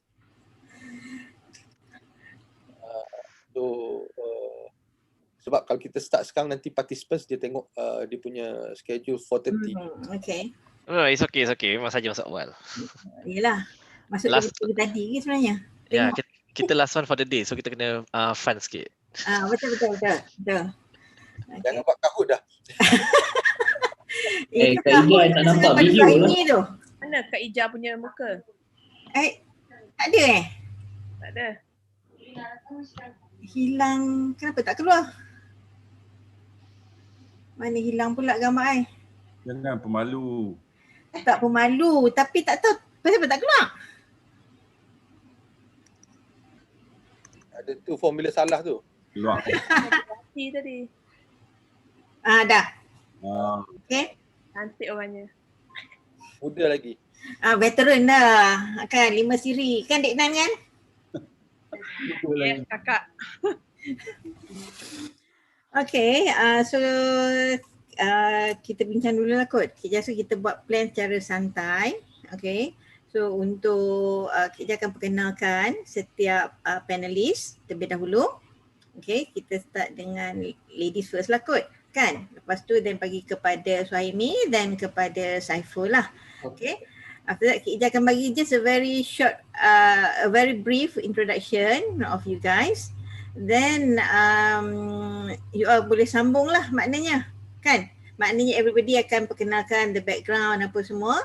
Dan probably kita boleh fokus tentang laluan lah. Kak Ija nampak macam kita macam mana kita decide after SPM.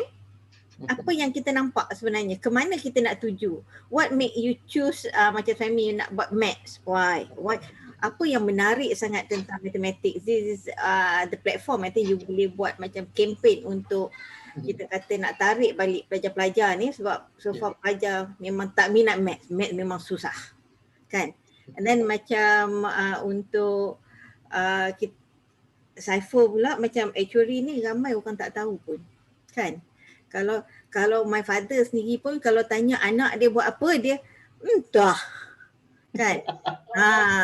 Sebab yalah kita kata daripada kita buat dulu pun kita bukannya kita tahu sangat. Masuk je. Orang kata okay, you selected. Okay lah, sambung masuk je buat. Kan? Okay. And then the cabaran lah biasanya untuk actuary kan. Okay.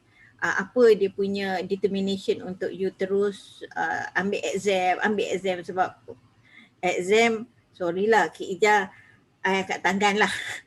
Okay, that's it. Okay. And then untuk Megawati, maybe dari segi pengalaman kan, kita tahu macam mana daripada kita kata macam food science kan. Kalau food tu mungkin daripada kita tengok kenapa dia dengan kimia dia begitu hampir kan.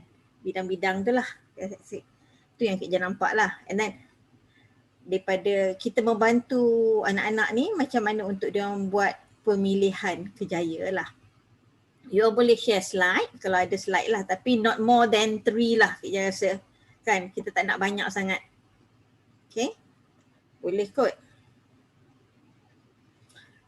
Okay, Okay, clear. Boleh Boleh. So Slide satu je. Apa dia? Slide satu je. Slide satu je? Okey lah tu. Kalau actual boleh kata satu je slide, okey lah tu. Tu yang takut sebenarnya, slide satu je. Mathematician tak suka banyak slide. Kita just tembak je. Kan? So itulah kita kata macam untuk Suhaimi, Kak Jasir kalau boleh macam maths ni dilema dia, kalau buat degree in maths akhirnya you jadi cikgu. Itu yang orang nampak. Tapi actually is beyond that sebenarnya. Betul. Kan? Macam kita, actually Malaysia prepare untuk macam kalau kita lihat dekat negara luar, especially US kan. Mathematician memang orang look up sangat lah kan. Betul. But not here. Kan? So macam mana? Kan? And then cabaran, we have the expertise dekat universiti, tapi dekat industri tu macam mana kan? Dia ada macam ada separation kat situ. Betul. Okay. So macam boleh sentuh jugalah kalau actuarial science hanya ada 8 IPT, 4 IPTA, 4 IPTS saja yang di Malaysia yang menawarkan. Untuk food science kita tak sure Mega macam mana. UKM memang ada food science lah. Tapi dulu pun dia di bawah macam chemistry. Hai, Assalamualaikum. Sebenarnya kalau dekat Malaysia ni, kalau kita tengok food science, dia ada dekat UKM, ada dekat UPM. UPM lah yang selalunya graduasi dia, graduate dia yang agak hot lah, orang cepat ambil kan. Kemudian mungkin juga kalau daripada Uni KL pun ada baru sekarang ni start introduce. Kemudian mana lagi, UITM ada, ya. So actually quite a number juga, because kadang-kadang universiti pun ada invite saya untuk jadi panel kepada innovation. So kita dapat lihatlah Universiti Sultan Zainal Abidin pun ada. Jadi quite a lot. Tapi saya akan cuba bagi sedikit perspektif yang berbeza lah, sebab sebenarnya dekat dalam food industry ni banyak cabang sebenarnya yang boleh masuk. Tak semestinya daripada jurusan chemistry ataupun jurusan food science boleh masuk food industry. In fact there's a lot more. Betul. Ya. Macam untuk engineering pun kita ada product engineer kan. Yes, correct. Yeah. So dah mula-mula ke Datuk? Okay, dah. Dah Okay, Assalamualaikum warahmatullahi wabarakatuh. Okay, saya bersedia Antija lah dengan anak-anak ni, sebab saya pun dah orang kata dah masuk 5 series ni kan. Okay, dah tak ada anak yang bersekolah menengah lagi dah, so kira maknanya pangkat aunty lah. Okay, in next 10 years probably jadi nenek lah kot, granny. Okay, so kita pada petang ni amat bertuah kerana bersama kita ada 3 pakar lagi. Okay, kita dah lihat pakar perubatan pada pagi tadi, kita dah lihat pakar IT. Okay, kemudian kita ada professionals. Now kita sambung pada sesi petang ini, iaitu sesi yang terakhir untuk hari ini.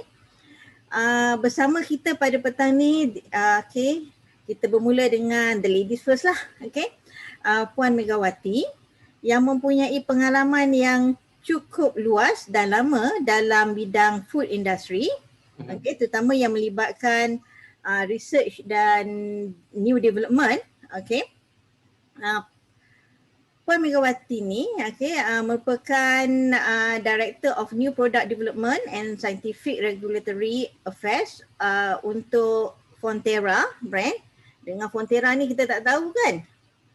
Tapi bila sebut aniline, Enmam, Anchor, semua kita nampak kan. Kita nampak lah. So itu adalah company beliau. Okay, yang di mana beliau berkhidmat sekarang ini. Puan Megawati mendapat merupakan graduan daripada universiti dari Australia iaitu University of Wollongong. Okay, dalam bidang chemistry dan nutrition. Okay, nanti kita akan minta Puan Megawati akan memperkenalkan diri. Okay, the next guy, okay, yang adalah Encik Suhaimi. Ini kalau saya rasa guru MRSM mesti kenalnya, especially untuk Department Maths. Okay, nama yang tak asing lagi dengan Olympiad, okay, Kangaroo Maths. Okay, Cik Suhaimi adalah Managing Director untuk Arden Edu. Okay, dia merupakan founder lah. Okay, dan Cik Suhaimi ni orang memang bijak matematik. Okay, graduan daripada MIT disebabkan oleh rasa terlalu minat pada maths Suhaimi saya rasa sampai sanggup orang kita kata membuka perniagaan sendiri. Okay, Cik Suhaimi merupakan co-founder untuk syarikat Arden Edu dan juga Identech. Okay, dan beliau juga terlibat dalam pembangunan sistem e-census untuk bancian online 2020 yang kita semua rasanya parents semua terlibat baru ni, bagaimana kita nak buat census bancian sebabkan oleh COVID kita tak boleh nak buat bancian secara yang normal amalan kita, jadi kita buat secara e-census. Okay, dan minat dalam untuk menarik minat pelajar terhadap matematik memang adalah itu adalah satu kekuatan ataupun dorongan yang begitu teguh dalam diri Cik Suhaimi. Okay, dan panelis kita yang ketiga, okay, merupakan bekas pelajar MRSM Langkawi, okay, Encik Saiful. Okay, untuk pengetahuan adik-adik semua anak-anak, okay, empat-empat yang ada dekat sini semuanya adalah ex-MRSM. Puan Megawati adalah ex-MRSM Berseri. Cik Suhaimi adalah ex-MRSM Jasin yang sekarang ni adalah TGB. Cik Saiful adalah ex-MRSM Langkawi. Okay, manakala Antija adalah super duper senior untuk MRSM Kota Baru yang sekarang ni adalah MRSM PC. Untung anak-anak MRSM sekarang ni semuanya memberi kembali berkhidmat untuk MRSM. Okay, so Encik Saiful adalah kita kata graduan daripada City University London. Okay, alumni yang sama dengan saya. Okay, graduan Actuarial Science dan kini meneruskan kita kata kejaya dalam bidang yang berkaitan dengan keuangan dan actuary. Okay, dan masih lagi ada lagi satu paper kan Saiful? Okay, all the best to you. Okay, thank you. Okay. Thank you. So Cik Saiful ada 10 tahun pengalaman dalam bidang insurance industry.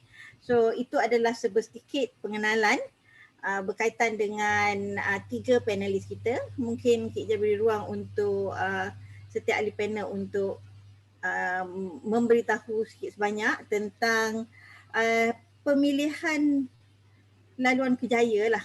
Okay, apa yang kita kata yang mendorong untuk setiap ahli panel ini untuk memilih kerjaya yang ada. Adakah disebabkan oleh macam pagi tadi kata sebab parents nak anak jadi doktor. So adakah you guys nak macam Saiful ni, adakah parents nak you jadi actuary? Kan? Okay. So kita mulakan dengan Puan Megawati. Okey, Assalamualaikum semua. Saya ada sedikit slide, boleh nampak ke? Boleh. Okey, Assalamualaikum warahmatullahi wabarakatuh. Terima kasih memberi jemputan kepada saya hari ini untuk berkongsi cerita. Ya, so seperti yang tadi Puan Nuriza katakan, saya adalah ex MRSM Berseri third batch. Masa tu MRSM Berseri sangat baru ya. Kami antara yang terawal. Kemudian mendapat pendidikan ke University of Wollongong di Australia. Jadi dekat situ saya diberi pilihan sebenarnya masa tu saya dapat dua, satu University of Wollongong buat sains, satu University of Adelaide buat computer science, tapi saya memilih sains sebab saya rasa saya lebih comfortable, saya lebih suka dengan sains ya. Di situ saya telah melanjutkan pelajaran dalam mengambil bidang chemistry, tetapi universiti ada menyediakan joint major di mana saya boleh satukan dua kursus yang saya minat. Jadi daripada situ saya mengambil nutrition dan chemistry. Dan kemudiannya saya mendapat pengiktirafan Honorary Master of Science daripada UPM baru-baru ini dan kini berkhidmat di Fonterra Brands Malaysia. Saya telah berkhidmat di 3 company ya. Mula-mula balik daripada Australia dulu saya join Nestle as a management trainee. So as a management trainee you kena absorb macam sponge sebenarnya. Banyak benda yang you kena belajar. Kemudian meneruskan di Dumax sebagai R&D manager. Kemudian as a senior R&D manager sebelum berpindah ke Fonterra sebagai director dalam pada new products development ya. Kemudiannya just a bit of introduction pasal company sebab tak tahu kan company macam tadi tu Puan Nuriza kata Fonterra. Apa Fonterra ni? Fonterra ni dia berpangkalan di New Zealand. Sebenarnya New Zealand tu memang tenusu dia Fonterra lah yang terbesar. Kalau kat Malaysia ni Petronas untuk Malaysia sebagai oil and gas. Kalau dekat New Zealand Fonterra as a tenusu. Kita contribute about 20% of the dia punya ekonomi ya. Kita menghasilkan 22 bilion susu, memang banyak gila susu. Kemudian dan daripada New Zealand tu kita ekspor ke lebih 140 negara dan di Malaysia kita telah berada di sini lebih daripada 45 tahun dan setiap hari sebenarnya lebih kurang close to 3 million glasses of milk yang rakyat Malaysia minum berasal daripada Fonterra. Jadi ya sangat rakyat Malaysia sebenarnya mendapat banyak benefit jugalah daripada company kita, alhamdulillah. Sebagai R&D kan yang banyak berkecimpung dalam segi inovasi, dalam segi penghasilan produk baru, dalam segi research, di Fonterra pun kita ada Fonterra Research and Development Centre yang terletak di Palmerston North, New Zealand. Bersebelahan dengan tu Massey University kepada adik-adik yang minat dalam bidang sains, agricultural ataupun food sciences. Massey University is actually one of the best university just next to our R&D centre. Ada juga Reader Institute. Dekat situ lebih kurang 400 pekerja yang dia ada, mostly PhD holders dan juga masters.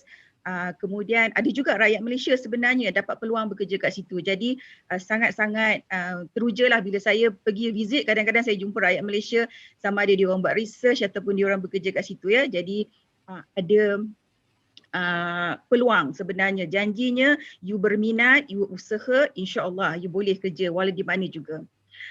Just a quick organizational structure sebab sekarang ni di Malaysia saya sebagai R&D MPD Scientific dan Regulatory Affairs Director report terus kepada country managing director. Jadi dekat sini kita ada 5 unit yang report kepada saya. Jadi setiap hari tu agak busy sangat ya. Kadang-kadang suami pun komplain, kau kenapa tak jawab call lah. Tapi sebenarnya saya akan ambil masa untuk jawab, tetapi ketika hal-hal yang penting saya memang terpaksa fokus kepada kerja. Jadi daripada segi 5 unit ni, new product development, regulatory affairs, make sure produk yang kita hasil tu akan comply daripada WHO, kita ada World Health Organization Codex ya, kemudian kita ada Malaysia Food Regulation. Must make sure semua yang kita letak daripada produk sampai nak produce bagi consumer tu, macam mana kita deliver the nutrition dalam the right product. That is actually what we are doing. Make sure halal. This is actually a very, very important, very, very big topic these days. And how we make sure that the product, right from the sourcing of the raw materials to the recipe, to the productions, to the delivering to the consumer, kita ensure halal throughout the entire supply chain. And of course, food safety quality is one of the most important, and whatever that we do, we must make sure that food safety come number one. So dekat bawah tu actually adalah mereka yang bekerja bersama saya daripada segi product manager, technical manager, product technologies, packaging technologies, ini adalah salah satu area yang mana amat kekurangan saya lihat dalam industri ya. Packaging technologies ni dia require people dengan background sama ada daripada engineering ataupun daripada science ya. Kemudian yang lain-lain itulah saya tak akan sebutkan semuanya. Okay, a quick one sebab tadi Puan Nuriza kata kita pun ada masa yang sikit je. Jadi ini adalah antara produk Fonterra yang di bawah leadership saya, di mana kita datang daripada konsep, daripada resepi, production sampailah kita deliver. So Enlin and Mom, Fernleaf. So saya harap adik-adik dan juga rakan-rakan di sini ada menggunakan lah ya. Sini semua ni alhamdulillah kita buat dekat sini. Saya juga bertanggungjawab bukan sahaja untuk pasaran di Malaysia tetapi juga pasaran di ASEAN. Ya, kalau you all pergi Hong Kong, sekarang ni tak boleh lah pergi kan, tapi bila travel, kalau pergi Hong Kong jumpa Enlin, sebenarnya Enlin tu datang daripada Malaysia, produce dekat sini. Memang walaupun tiada tanda halal sebab dekat sana orang dia mungkinlah tak begitu prihatin untuk tengok halal, tetapi semua produk tu as long as dia datang daripada kita adalah insya-Allah halal ya. Begitu juga dengan produk-produk yang food service ni kita supply dekat banyak restoran dan sebagainya. So kalau siapa yang suka makan pizza tu sangat familiar lah dengan brand ni, siapa yang suka buat cookies dan juga beberapa produk lain seperti cheeses. So bila kita tengok produk ni, it's actually dairy product, come from one humble ingredient which is milk. Tapi dia boleh come out with many different product. Bila come out dengan different product tu, this is actually where require intelligent people like you to actually contribute to this. Ya, sama ada daripada segi teknologi, pemprosesan. Teknologi pemprosesan yang dekat New Zealand di Southern Island, dekat situ adalah satu kilang yang terbesar di mana dia boleh dalam satu masa dia boleh memproses 2 bilion susu, 2 bilion liter ya. Saya berkesempatan dalam tugasan saya lebih daripada now 25 tahun ya. Saya pun dah masuk 5 series. Dalam ini saya dapat pergi ke banyak tempat melawat kilang-kilang ni, sama ada di New Zealand, sama ada di Denmark. Sebelum ni saya bekerja di company lain ya. So di Denmark dan di Europe country as well as the Southern Hemisphere lah, Australia, New Zealand.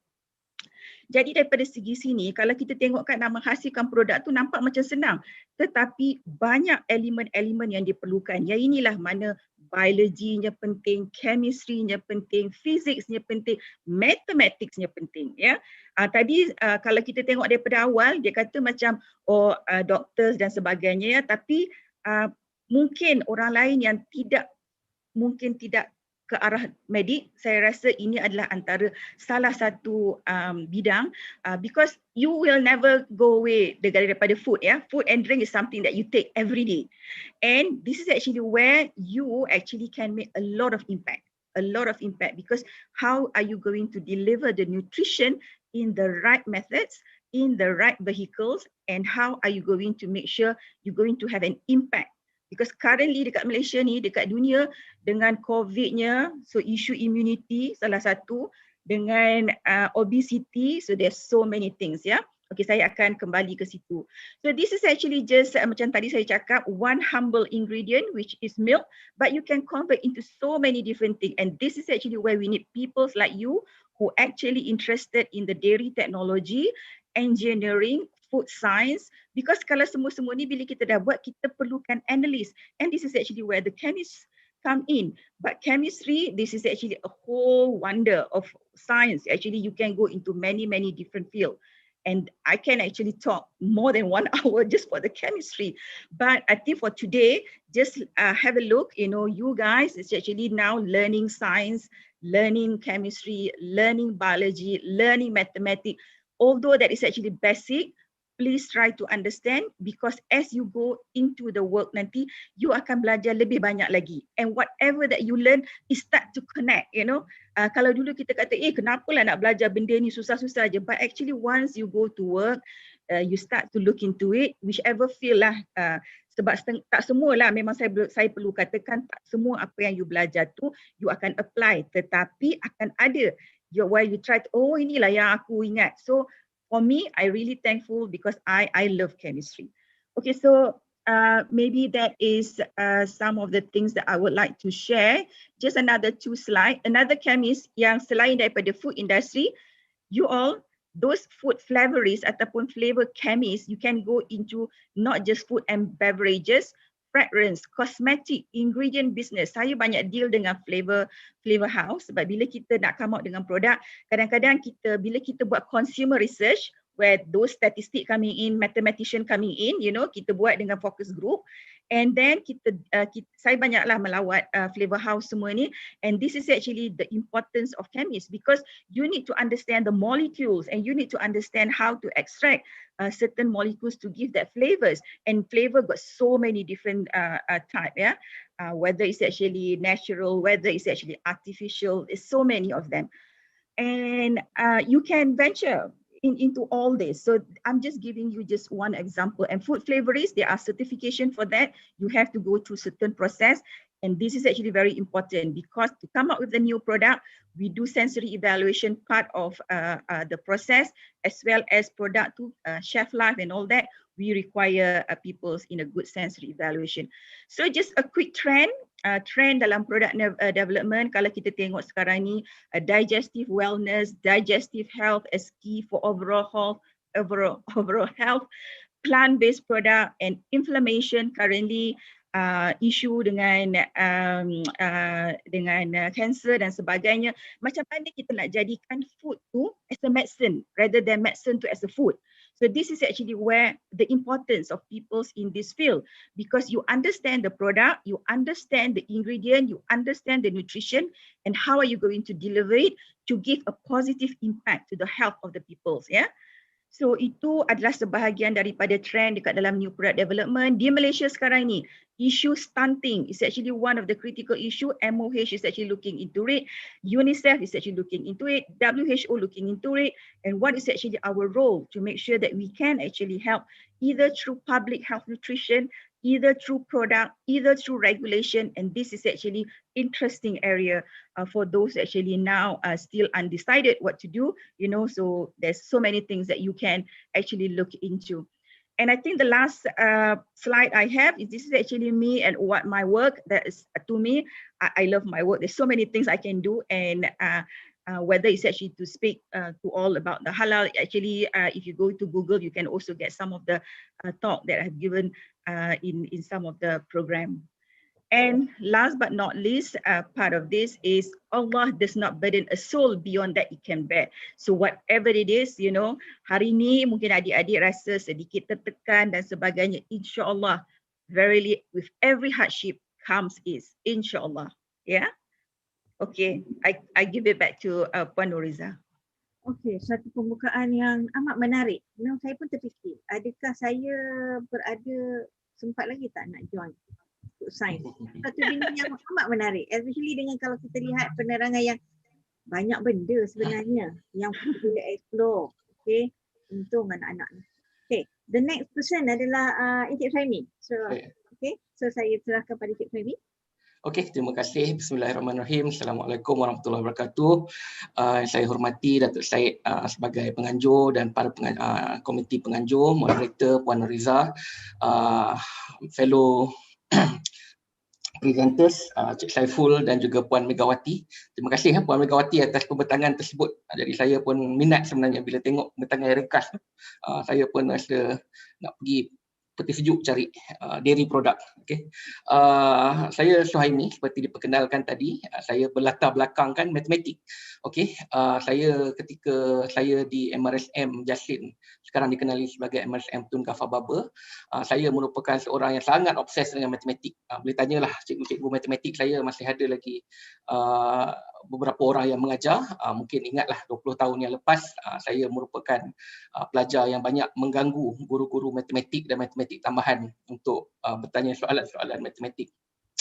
Jadi minat saya memang dah tertanam sejak daripada di bangku sekolah lah. Saya memang sangat obses dengan matematik. Jadi pada waktu kelas sejarah pun ada pernah sekali cikgu sejarah saya komplain. Dia kata dalam kelas buku teks sejarah dekat luar, tapi dekat dalam tu ada buku kecil, buku matematik. Jadi saya baca matematik walaupun di dalam kelas sejarah. Ini kisah benar ni, boleh tanya di guru-guru saya. Jadi apa yang ingin saya sampaikan, yang pertama sekali saya of course lah saya nak promote matematik. Sebab matematik ni adalah satu subjek yang boleh kita katakan satu classical subjek, satu subjek yang dah lama.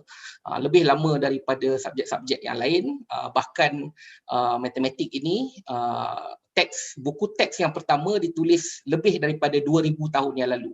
Pada tahun 2000 tahun yang lalu, pada zaman Greek, ada sekumpulan ahli matematik yang diketuai oleh Euclid. Dia telah menulis satu buku. Kalau sekarang ni kita panggil buku teks lah.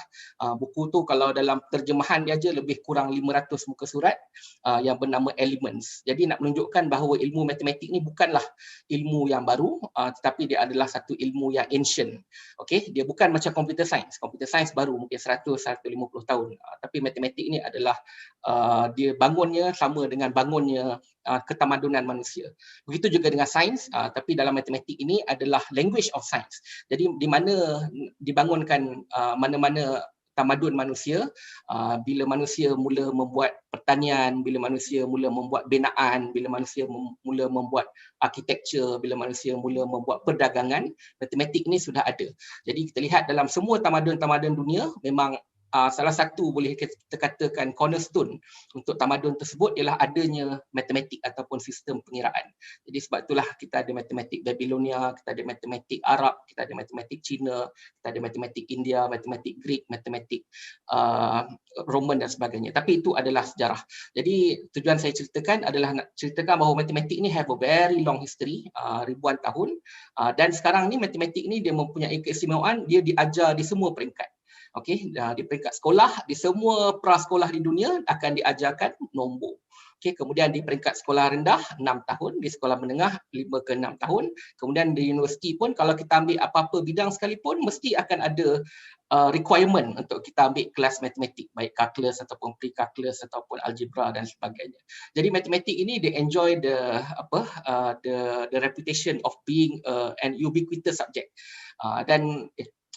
Saya memang alhamdulillah berminat dengan matematik sejak di bangku sekolah. Ketika saya di bangku yang didoki oleh adik-adik sekarang, ketika di sekolah menengah saya telah mempunyai minat yang mendalam lah. Dan alhamdulillah saya telah mendapat peluang lah waktu saya di sekolah lagi berkenalan dengan pensyarah-pensyarah matematik.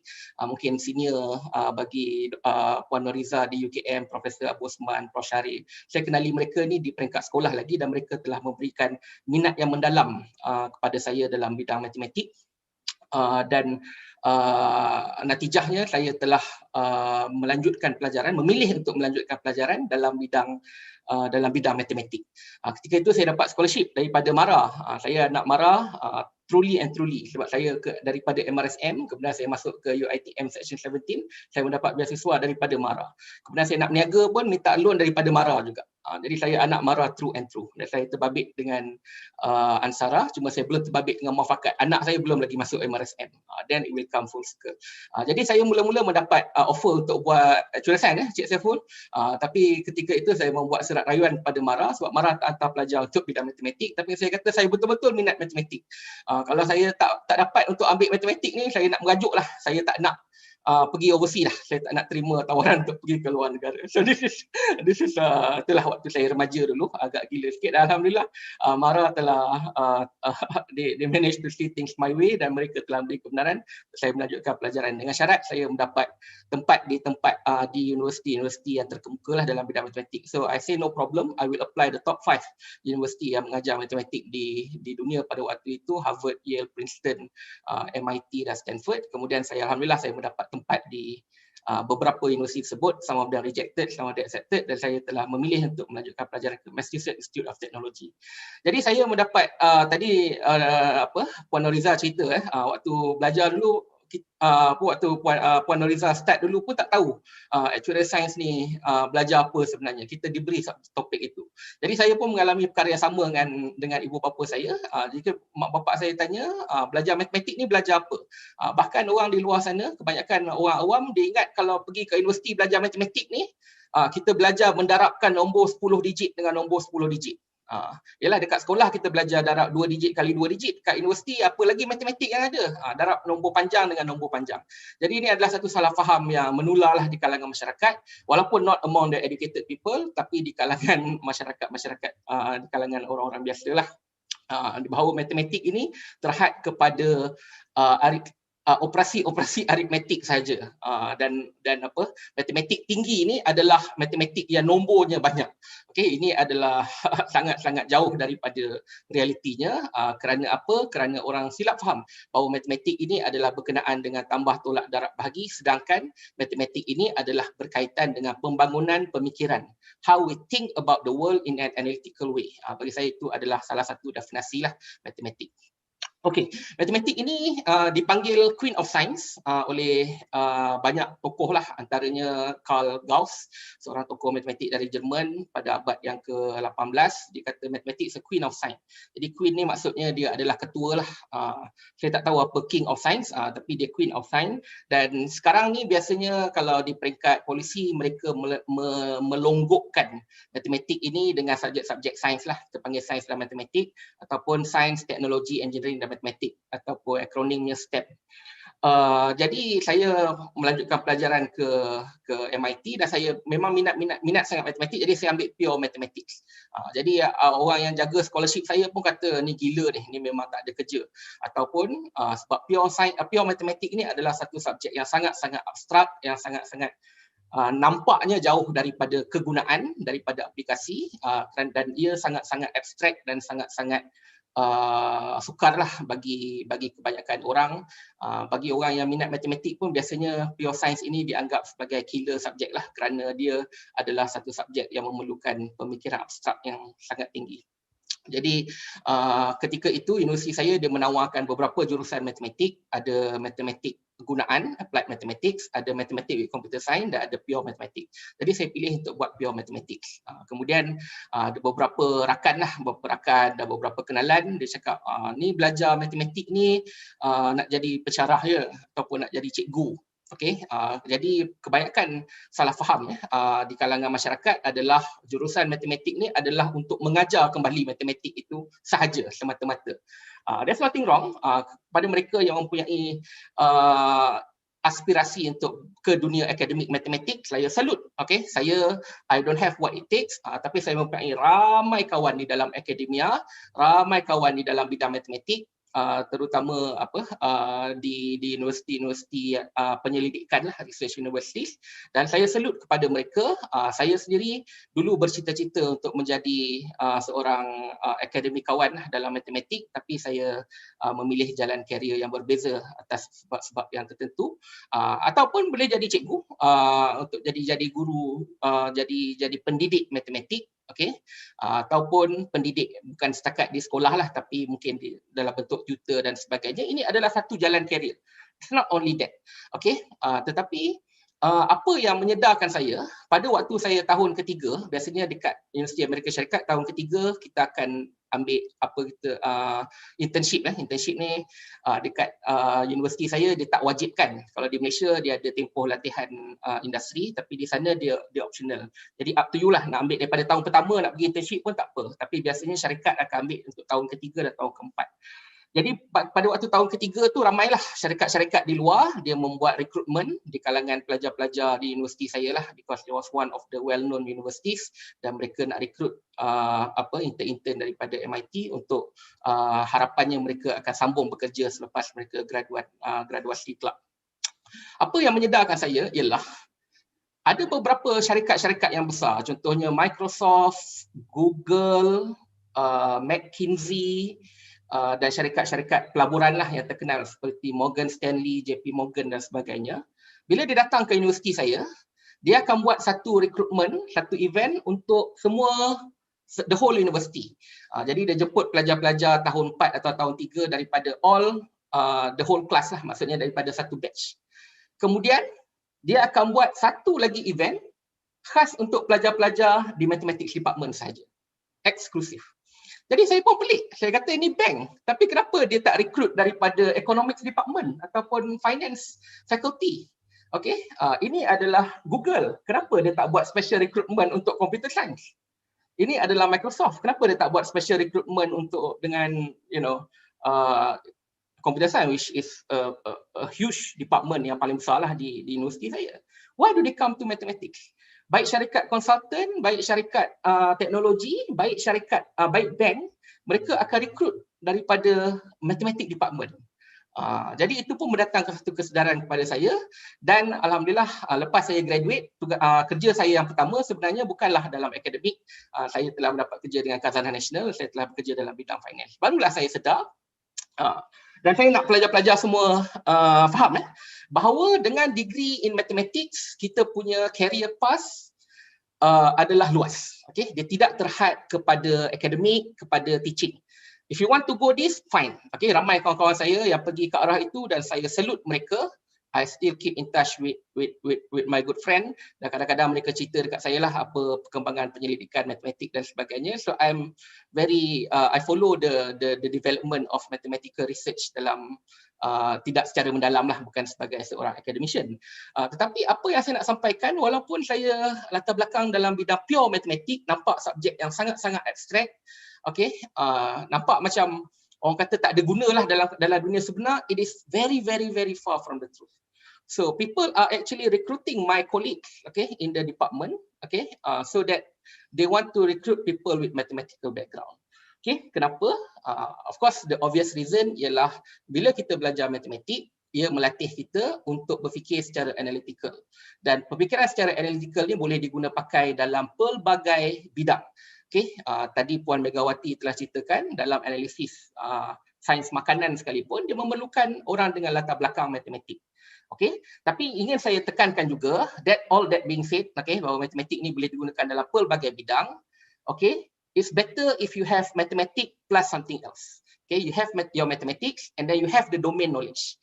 Dan domain knowledge ni saya dapat afterwards. Saya telah selepas saya kerja di selepas saya graduate, saya kerja di bidang finance, dan saya belajar banyak mengenai finance di Khazanah Nasional.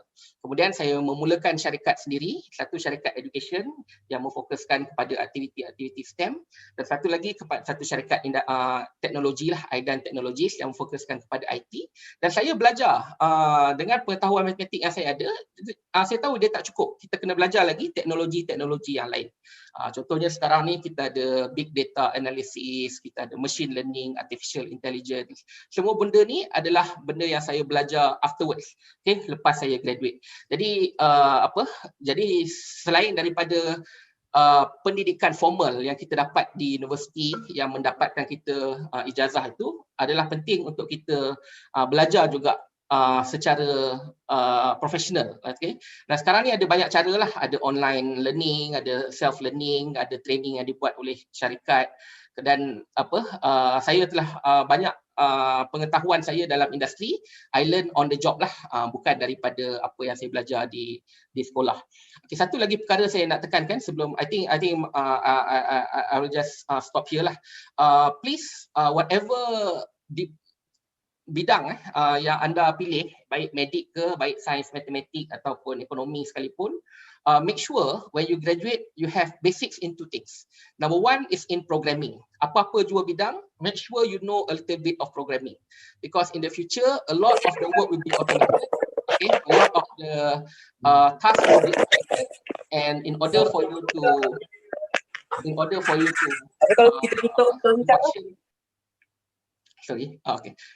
you to function in that kind of economy lagi 10 tahun ataupun lagi 15 tahun, okay, kita memerlukan orang yang mempunyai technical knowledge, dan technical knowledge pada waktu ini, okay, diterjemahkan dalam bentuk programming. In the future we don't know lah what form of programming will take place, okay, but now you should equip yourself with programming skill. Dan yang kedua, apa saya panggil digital skill, maknanya kita mesti pandai menggunakan tools digital. Kadang-kadang orang cakap, oh budak-budak sekarang ni pandai main TikTok, pandai main Instagram. Saya kata baguslah, that is part of digital skill.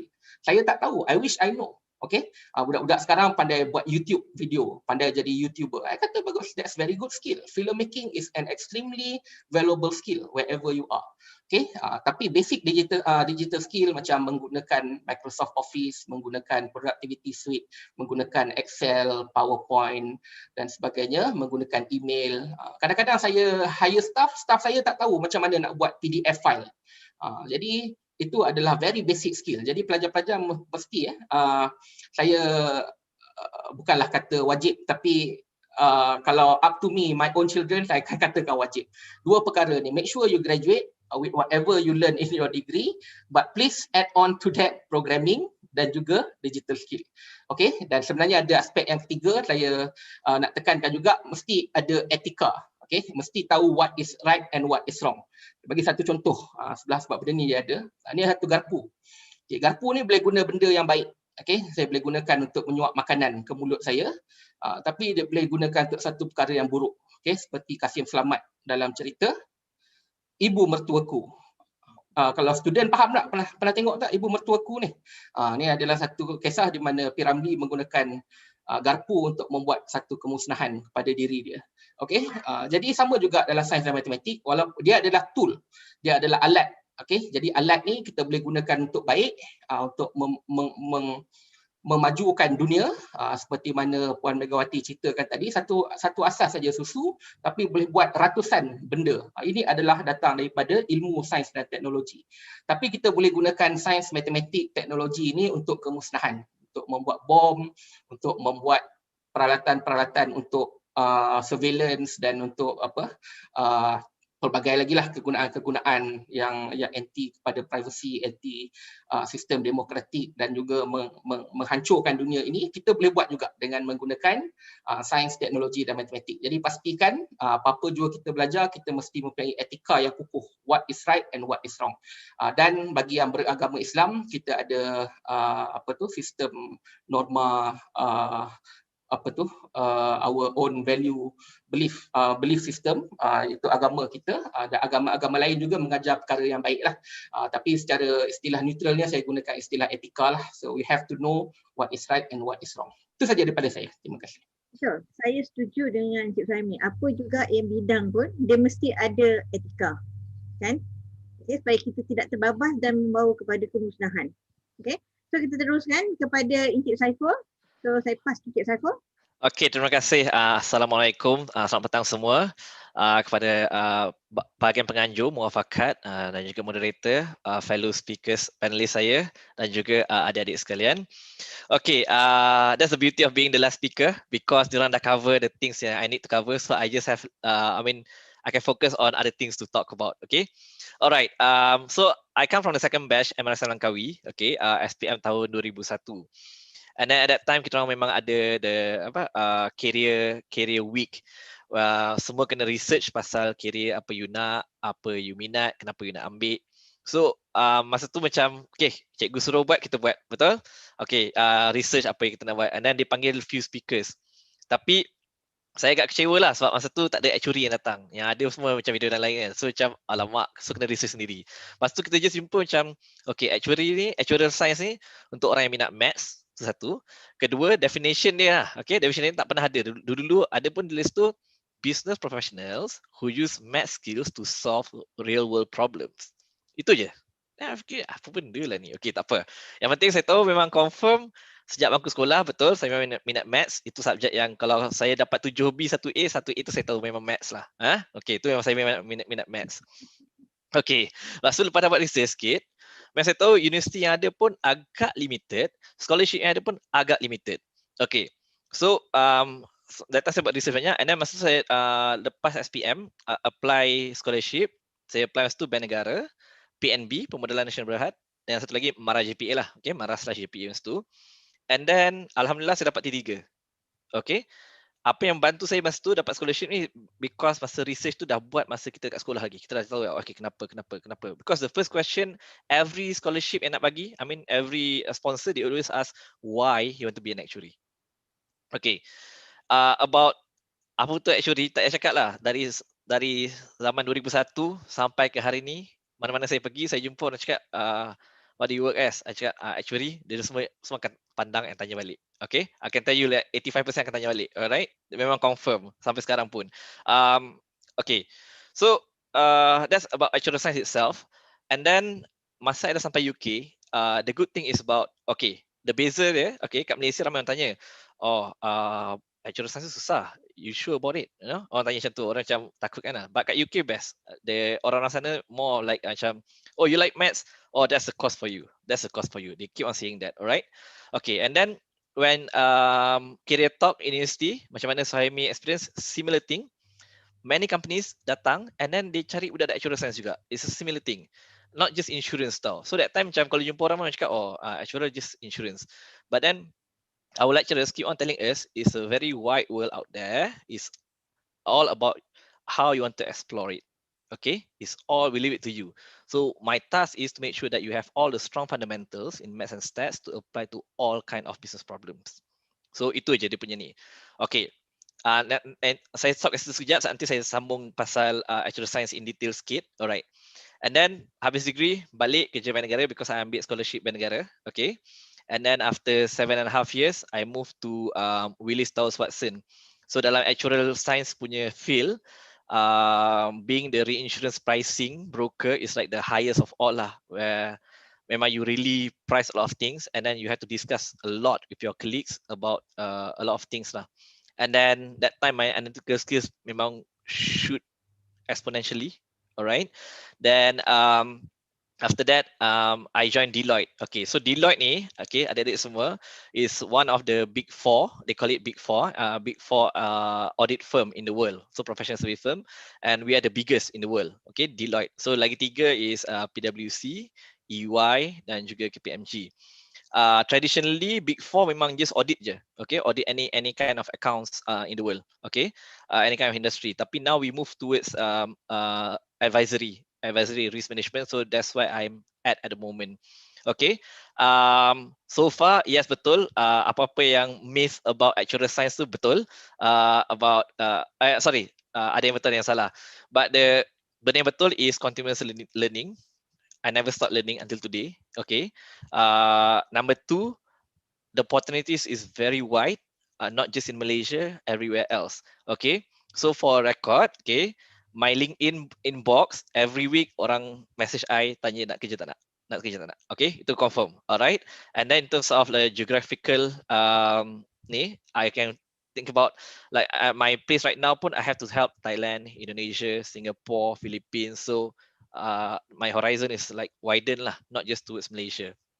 Okay, I ada prepare slides. Okay, kejap I nak share the slides terus. Okay.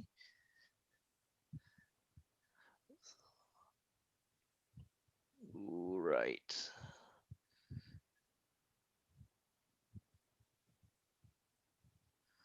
Okay, so what actually actuarial science is? Okay, sekejap a little bit. Okay, so this is the latest definition that I get from the UK punya website. Yeah, okay. So actuaries are problem solvers and strategic thinkers who use maths, stats, business skills to help measure and manage the probability and risk of future events. Okay, so future events macam-macam aja jadi. So we need to help to quantify it. Okay. And then actuaries possess a unique mix of maths, analytical, communication, and management skills. Okay, thank God, alhamdulillah, masa dekat MRSM kita ditekankan untuk mahir bahasa Inggeris dan bahasa Melayu because communication skills is very important. Okay, and management skills as well. Okay, actuaries are creative, curious, and adaptable, and is this learning mindset that helps them to succeed in the digital age. So the world is evolving from time to time. The digital age is moving very fast, so we need to adapt. So how to adapt? So Haimi tadi dah explain. Okay, we need to make sure that we have all the strong capabilities in all these digital stuffs. Yeah. Okay, so what do I learn in uni? Okay, area of study, in case you want to know. Okay, so at university level, you learn about maths, stats, okay, the basic maths, stats, and then finance and economics, a little bit of it, okay, and then insurance, investment, and also pensions. All right, what do you learn in uni? Okay, and then after you learn in uni, actually it's a bit special. It doesn't end there. It has professional certification. For you to have that professional paper, then you can sign a lot of things and open up to, your capabilities to various areas. And the three main professional bodies in the world, USA, UK, and also Australia.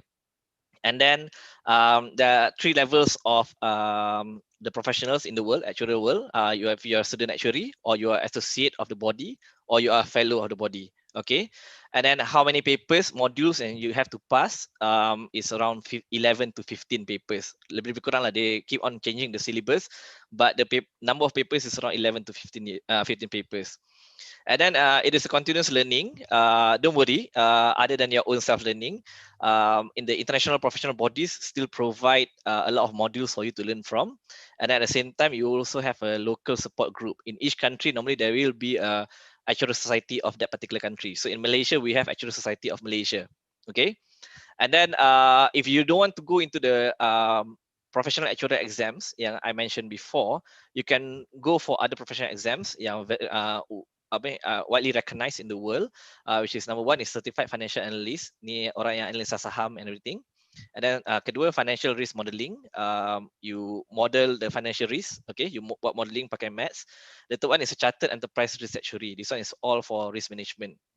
Okay, the third part is the one that I think is quite important for me to highlight to all of you. Okay, where do actuaries work? I purposely split into traditional and the wider areas. Okay, so the traditional ones are quite, I would say, I mean, it's quite normal in the world right now. Okay, so the normal one is insurance. Insurance, you have a life insurance, general insurance, and also health insurance.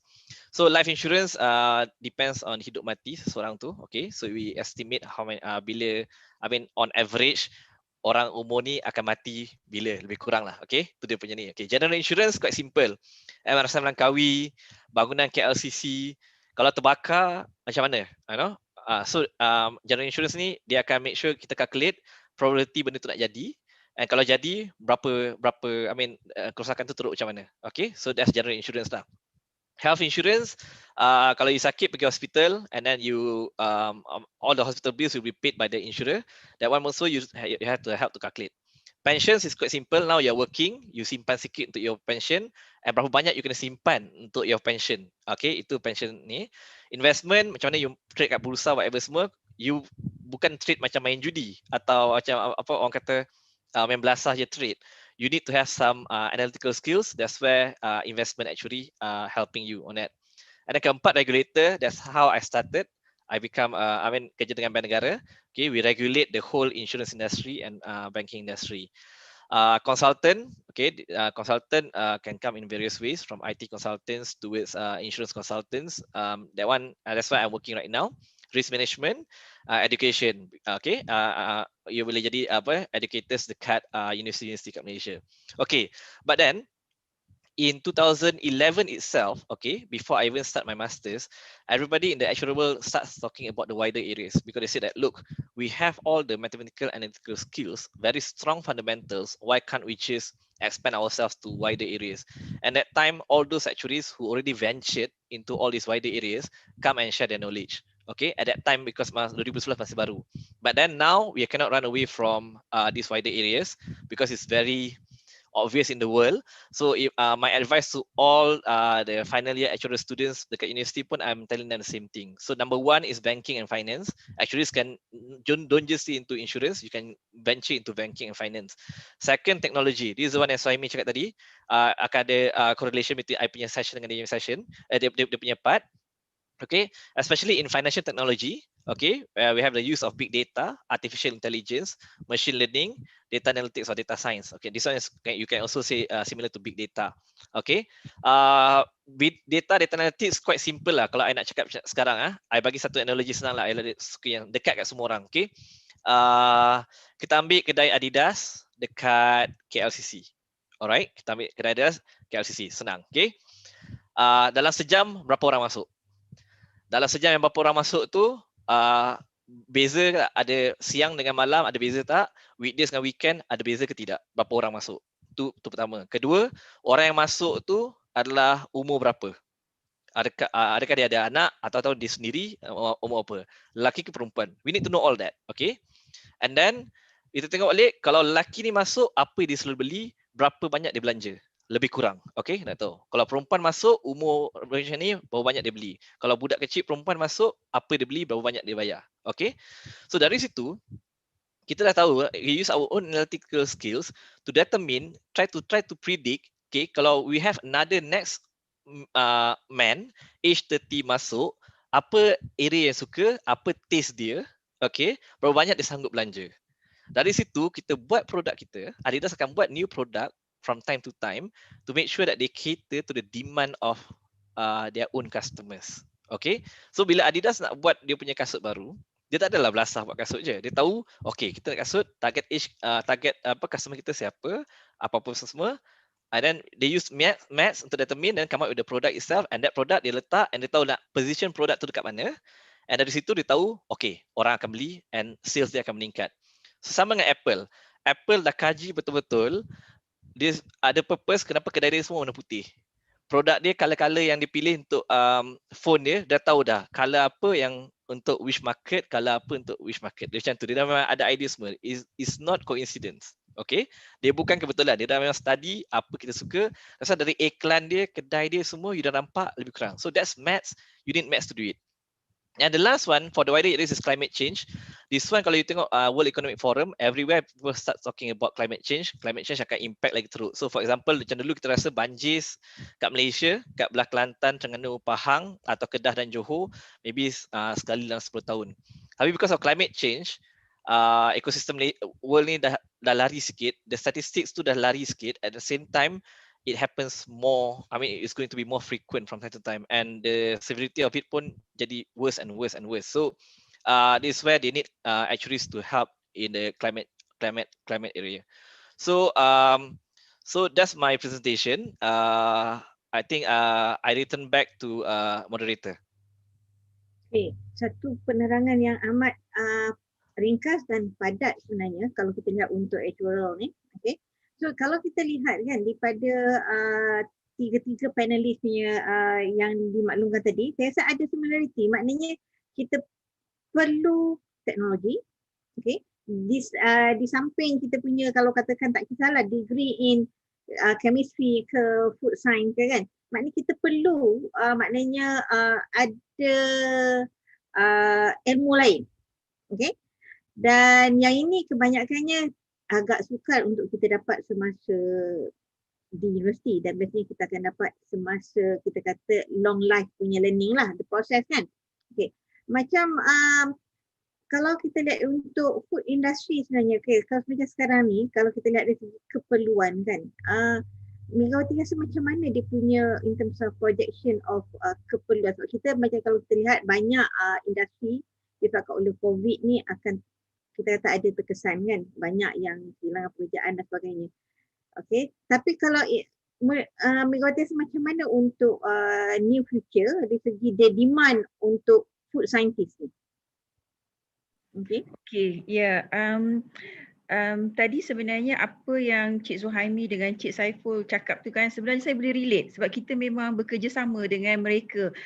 Cumanya saya mungkin tak kenal orang yang belakang tu lah, tapi saya analyse the results. Ya?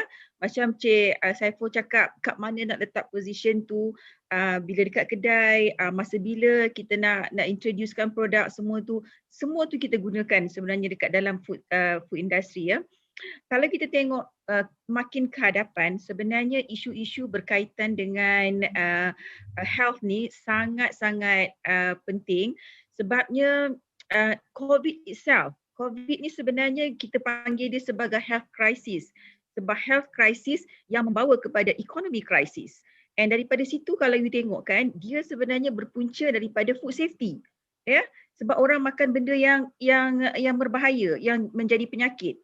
Jadi sekarang ni kalau kita tengok dekat sini, this is actually where the food science needs to work together with people from the other relevant industry, relevant field lah. Sebenarnya kalau kita tengok daripada segi food, orang yang bertugas sama ada dari chemistry background ataupun daripada segi biologist, microbiologist dan sebagainya, semua memainkan peranan. Saya ambil satu contoh. Contohnya immunity. Sekarang ini dengan COVID-19, immunity menjadi salah satu isu yang diperbincangkan. Tetapi kalau kita menghasilkan produk, kita tak boleh nak claim, oh produk aku ni sebenarnya nanti boleh prevent ini penyakit ABC. Sebabnya kita ada regulators. Regulators tak membenarkan kita cakap benda-benda macam ni. Apa ingredient yang ada, apa nutrien yang ada, berapa banyak dosis yang kita letak dekat dalam produk tu, bagaimana pula produk tu akan ada impact kepada kita punya health. Itu semua adalah perlu dianalisakan. Setiap daripada produk yang sebelum saya letak kat market, kita dah menjalani beberapa trial dan setiap trial tu kita perlu juga test, kita dapatkan result dia. Bukan saja itu, produk tu juga kita dah test, kita dah gunakan, di sini kita gunakan matematik jugalah, macam mana nak predictkan dia at end of the shelf life. Berapa lama shelf life yang kita boleh bagikan. Umpamanya bila produk tu ada probiotik. Probiotik is actually live microorganism kan. Jadi bila kita letak dekat situ, dalam tu kita gunakan matematik nak the modeling of it to make sure that how much that we can add supaya kita boleh dapat this long dia punya shelf life. And that is actually require a lot of people with mathematic background. Sebabnya dia ada satunya daripada segi dosage tu akan keselamatan, tetapi juga daripada segi cost. Probiotik bukan murah ya, sangat mahal. Jadi bila kita masuk dekat dalam tu, kita must make sure berapa lama yang kita boleh janjikan kepada consumer, yang itulah yang kita beri. Jadi itu daripada segi immunity, kemudian juga daripada segi digestion. Kalau sekarang ni banyak penyakit bermula daripada perut. Ya, jadi macam mana kita nak menghasilkan produk di mana ada nutrients yang boleh membantu dalam memberi kesihatan yang lebih baik. Manusia kita ni memang normal lah kan. Kadang-kadang kalau kita kata produk tu baik, kita mulalah tak sedap lah, itulah, inilah. Di mana pula tugas kita sebagai food science tu untuk memastikan produk yang kita hasilkan itu adalah sedap, menepati apa yang consumer mahu. Jadi inilah sekali lagi statistician masuk dekat dalam ni, sensory scientist masuk dekat dalam ni untuk memastikan produk yang kita hasil tu boleh diterima oleh consumer. And kita pun ada berbagai-bagai target consumer ya. Ada children, ada teenagers, ada adults, ada orang yang mengandung, ada orang yang menyusukan anak. Jadi semua ni pula kita kena fahamkan. Jadi daripada situ banyaklah research yang kita buat. Kemudian kita juga involve dekat dalam clinical research ya. Produk saya umpamanya macam Anlin Gold yang baru berada di pasaran ni, kita pun membuat clinical research. Formula yang baru, clinical trials ni pula daripada situ kita memerlukan saintis dan kita bekerjasama dengan independent bodies lah daripada universiti dan juga daripada independent research institute juga untuk memastikan produk kita tu bila kita interpret pun tak ada bias and kat mana yang kita boleh cakap. Jadi regulators another area where walaupun kita kata dia mungkin daripada cabang chemistry ataupun cabang food science, tetapi food regulation is very important. So sekarang ni macam kita bekerjasama, industri bekerjasama dengan Ministry of Health, sebab kadang-kadang ada regulation, food regulation datang daripada Codex. Jadi Codex ni adalah international bodies ya, dekat seluruh dunia kita memang menggunakan Codex as a reference. Jadi daripada situ kita juga memberi feedback di mana kita dapat memastikan produk ini juga boleh diterima di peringkat antarabangsa. Kita kena cakap juga mungkin salah satu area yang mana Malaysia telah meletakkan macam halal dalam Codex itu adalah sebenarnya berasal daripada Malaysia ya. Jadi kita amat berbanggalah dengan tu. Kemudian kita juga ada kalau kita tengok ingredient ni dia sangat kompleks ya, ada daripada segi additive, preservative, even milk pun macam tadi tu bila saya terangkan berbagai-bagai tu, setiap satu tu ada dia punya regulation. Kita tak boleh simply nak panggil produk tu cheese kalau dia cuma ada certain amount saja. Kita tak boleh panggil produk tu sebagai yogurt kalau tak ada live bacteria dalam tu. Kemudian macam mana kita nak memastikan produk tu bila kita deliver dapat memang dapat memberi kesan yang baik kepada pengguna. Semua tu sebenarnya memerlukan mereka yang memahami sains. Sebab kalau kita tak faham sains, susah kita nak bercakap ya. Jadi dalam saya punya kumpulan tu pun saya ada chemical engineers ya, saya ada food science, saya ada microbiologist, saya ada hygienist. Walaupun mereka ni daripada bidang tu, setengahnya jadi auditor untuk dekat dalam food safety, mereka jadi auditor. Sebab bila kita dapat satu ingredient tu, kita akan analyse daripada segi food safety, daripada segi halal, daripada nutrient, sebelum kita kata okey, benda ni kita boleh masukkan dekat dalam produk ya. Jadi semua tu memerlukan pemahaman sains, sebab kalau you tak ada that critical thinking, you tak ada rasa nak tanya, you tak ada rasa nak tahu, you tak ada rasa nak faham kenapa bila dia ada interaction dengan lain-lain ingredient apa akan jadi, susah kalau tak ada that critical thinking, susah. Jadi sebab itu bila you belajar sains, sebenarnya banyak bertanya, banyak memahami reaction yang berlaku, sebab Katalah saya kata daripada segi fortification, ya, food fortification. Iron alone, there are so many different type of iron. Dia punya bioavailability, dia punya cost, dia punya kesan, dia punya product application, itu baru zat besi. Kita ada macam-macam vitamins and minerals. Belum lagi kita kata pasal encapsulation dan sebagainya. Kalau kita tengok kat sini maknanya kita kata daripada asas tu adalah perlu, maknanya kita perlu kreatif kan. Yes. Tak kisah dalam matematik, sains actuary ataupun bidang sains yang lain lah, termasuk sains makanan kan. Okey, di sini ada satu pertanyaan ni. Okey, dari segi kalau kepada tiga-tiga bidang ni, apakah kelayakan minimum SPM yang dirasakan yang kita kata untuk pelajar anak-anak ni menceburi untuk memilih bidang-bidang ini.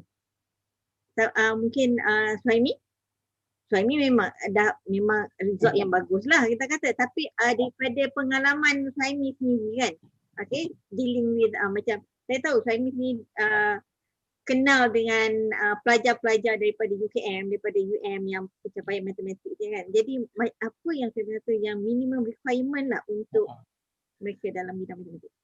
Okey, saya tak boleh beri jawapan yang teknikal lah sebab saya rasa itu adalah yang tahu tu adalah universiti lah. I think maybe puan moderator jauh lebih arif lah dalam perkara ni sebab saya dah lama dah saya bukan dalam bidang akademik tapi basically kena excel dalam itulah, kena you have to, kalau matematik kedua-dua subjek matematik dengan additional matematik tu kena dapat at least kredit lah, terutama matematik kena A lah definitely. Admat mungkin boleh level kredit, but that's all I can say about matematik. Sebab bidang-bidang lain sains saya rasa saya serahkan kepada panelis yang lain.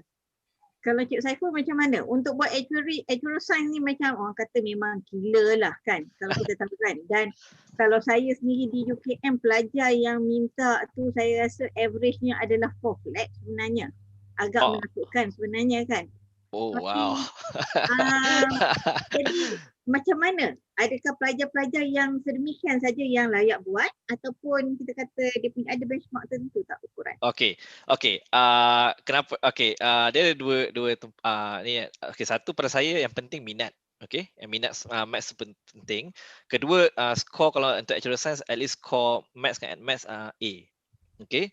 And then kriteria lain tu adalah berdasarkan supply dengan demand. Kalau tempat terhad, let's say lah UKM ada 120 satu batch. Obviously ada kriteria ekstra yang itu saya biar akademik orang akademik untuk explain. Tapi maths penting, maths dengan additional maths dua-dua. Okay, tapi A dah cukup. Tak perlu like Excel 100 every exam, tak.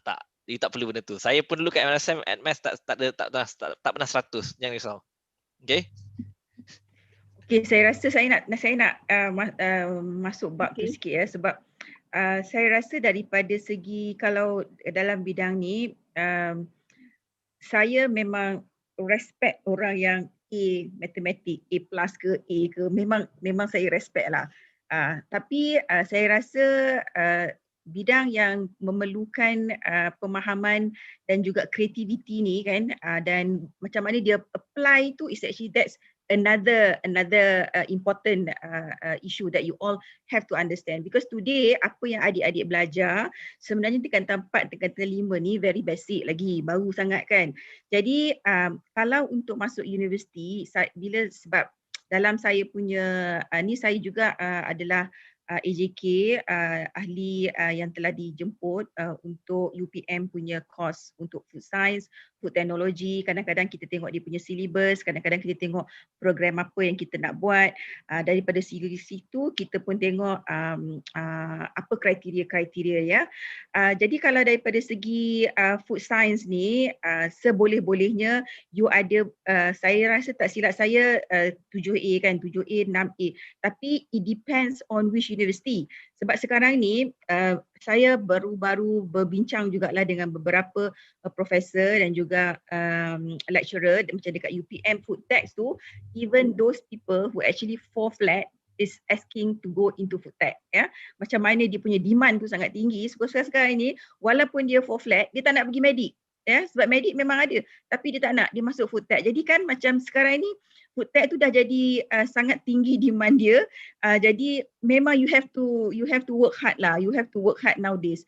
Macam dulu zaman-zaman kita orang okey je lagi saya rasa. Kalau dulu zaman saya dapat 1A pun dah alhamdulillah dah. Kan senang je masuk universiti, masuk MRSM pun dulu 1A je okey dah.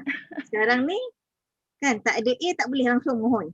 Tapi kalau macam mereka yang masih berminat dekat dalam bidang ni, saya suggestkan you pergi kepada diploma food tech, daripada diploma food tech dan you pergi kepada degree food tech ya. Jadi daripada situ nanti you boleh memang terus masukkan you punya masuk kepada bidang yang you minta lah, sebab diploma tapi you score diploma you terus masuk degree. Jadi itu perkara-perkara yang saya nampak kalau kepada mereka yang mungkin kurang A lah, tapi you mesti still score ke dalam diploma tu, sebabnya kalau tak score there are so many other people who really want to get into this course, and if you don't work hard susahlah juga kan. Okey, sebenarnya saya kena bagi tahu sebelum saya memilih untuk masuk nutrition and chemistry ni, saya nak jadi pharmacist sebenarnya. Tapi saya tak dapat masuk pharmacist, jadi saya diberi pilihan sama ada untuk science ataupun untuk computer science. Tapi saya rasa computer science bukan saya punya minat, saya masuk kepada science. Sebab tu bila saya masuk science tu saya pilih combination pula chemistry dengan nutrition. Jadi tapi chemistry dengan nutrition tu tak ada khusus dia dekat sini ya. Sebab selalunya luar negara yang lebih memberi banyak option untuk sama ada joint major ataupun double major, tapi dekat Malaysia ni saya rasa masih lagi single. Tapi tak apa. Sebab yang pentingnya first you habiskan belajar, you dapatkan you punya degree, and bila you masuk industri, this is actually where you absorb as much as possible. Macam saya kata, saya habis daripada Bachelor of Science Honours in Chemistry daripada University of Wollongong. Saya balik ke Malaysia, alhamdulillah masa tu saya start dengan Nestle. Saya balik, saya kata saya ada nak 2 je kerja. Masa tu zaman tu yang paling hot sekali USJ Sam Dhabi punya hospital tu kan. Sama ada saya nak jadi nutritionist dekat situ ataupun saya kata saya nak jadi dekat dalam food industry lah. Alhamdulillah saya dapat masuk dekat Nestle as a management trainee. 2 tahun tu memang absorb macam sponge ya. You kena bila you masuk, attitude you dengan siapa pun kena make sure that you bercakap dengan cara yang baik, kemudian you do your work independent, memang tak ada hand holding. Macam sekarang ni pun kalau ada mereka-mereka yang jadi intern dekat company saya ni agak garang jugalah ya. Saya pernah berhenti kan, kalau masuk intern dekat tempat saya tapi you duduk dekat dalam lab, you main handphone saja, minta maaf. Saya akan suruh you keluar. Saya akan cakap dengan lecturer. Sebab pada saya segala peluang yang dibagi tu perlu dimanfaatkan sepenuhnya. And then terlalu banyak benda sebenarnya yang you boleh belajar. Itu ikut kepada kita punya inisiatif ya. Sebab dekat dalam industri kadang-kadang kita ada reference. Macam dekat Fonterra kita ada reference research hampir 100 tahun. Semua dekat dalam library kita. You nak apa? You nak pasal manufacturing technologies, pasal produk, pasal clinical research. Semua ada dekat situ. Jadi you rajin tak rajin. Kemudian at the same time, dekat dalam bila kita bekerja dengan food industry, codex, food regulation, there are so many things, and how you actually can contribute to mold the landscape to make sure that we can actually provide something better for Malaysian. And that is actually, you know, you make it very, very worth it you punya kerja. Okay. Ada soalan ni untuk Cik Saiful. Okey, kalau kita lihat untuk ACCA kan, pelajar tu dia tak perlu pun maknanya ambil degree. Selepas daripada SPM, terus buat CAP, okey, dan seterusnya sambung dengan ACCA, complete dapat qualified kan sebagai public accountant kan. Okay. Betul. So now untuk actuarial science, what is your advice? Adakah pelajar boleh terus saja tanpa membuat ambil degree, terus untuk ambil professional exam? Okay, so tadi kan saya dah tunjuk yang areas yang kita boleh work as. Okay, so all those areas plus to sit for the professional exams, you can take actuarial science degree or you can take any other maths related degree. So even physics pun they still consider as a maths related degree. Okay, that one you can so you can still venture because the fundamentals of the maths is still there. Maths and stats is still there. So from there you start to ambil the actual professional papers. From there you start to learn more about the life insurance maths, pensions, investment. So the short answer, yes, any non-actual science degree, but mathematics related degree, they can do it. So kalau Suhaimi hari ni dia nak start ambil actual exams, boleh, dia boleh start terus. Yes. Boleh tu. Boleh, kan? yes. So yeah, the education itself memang macam tu. Education world, I think memang there's never like only one route to only one destination. Dah tak ada dah macam tu sekarang. Now various routes towards one destination. Ada apa-apa yang saya nak tambah pada Saiful punya statement? No, I totally agree with him. Agree ya? Okay. Okay, ni ada soalan untuk Puan Megawati. Ada all IPTA ada food tag ke? Tadi rasanya dah jawab kan, ada beberapa kan? Ada UPM, ada Uni KL, ada kemudian UITM ada. UPM ada? Kemudian saya rasa dekat universiti yang dekat Terengganu tu tak silap saya ada kot. Okay. Tapi boleh Google lah dekat sini kat mana ada. Tapi yang saya bekerjasama banyak dengan lebih kepada UPM dengan UITM. Okay. So saya rasa kita dah sampai ke penghujung ni. Okay. So ada tak apa-apa the best bit of advice, okay, untuk adik-adik ataupun anak-anak yang berminat untuk kita kata macam satu kita kata untuk sell off bidang masing-masing lah maknanya. So Cik Saimi, saya mulakan dengan Cik Saimi. Okay, saya punya advice ringkas saja. Belajar, learn for the sake of learning. Jadi kita mesti develop cinta kepada ilmu itu sendiri. Bahkan perkataan philosophy come from philosophia, love of wisdom ataupun love of learning. So cultivate that. Kerja dan insyaAllah career, duit, livelihood dan semua ini akan datang when we have that love of learning. Itu saja. Okay. Cik Saiful? Okay, ada 3. Okay, saya catat siap-siap. Okay, alright. Kait dengan Saimi juga. Okay, so number 1 is things are changing at a very fast pace. Okay, so you need to evolve and adapt. Okay, any profession is experiencing the same, not just actual profession. Other profession also is doing the same. So okay, and then it also make you stronger and you expand your circle of influence because when you berilmu senang tak kena tipu. Okay, number 2 is whatever course you take, financial literacy you need to have that.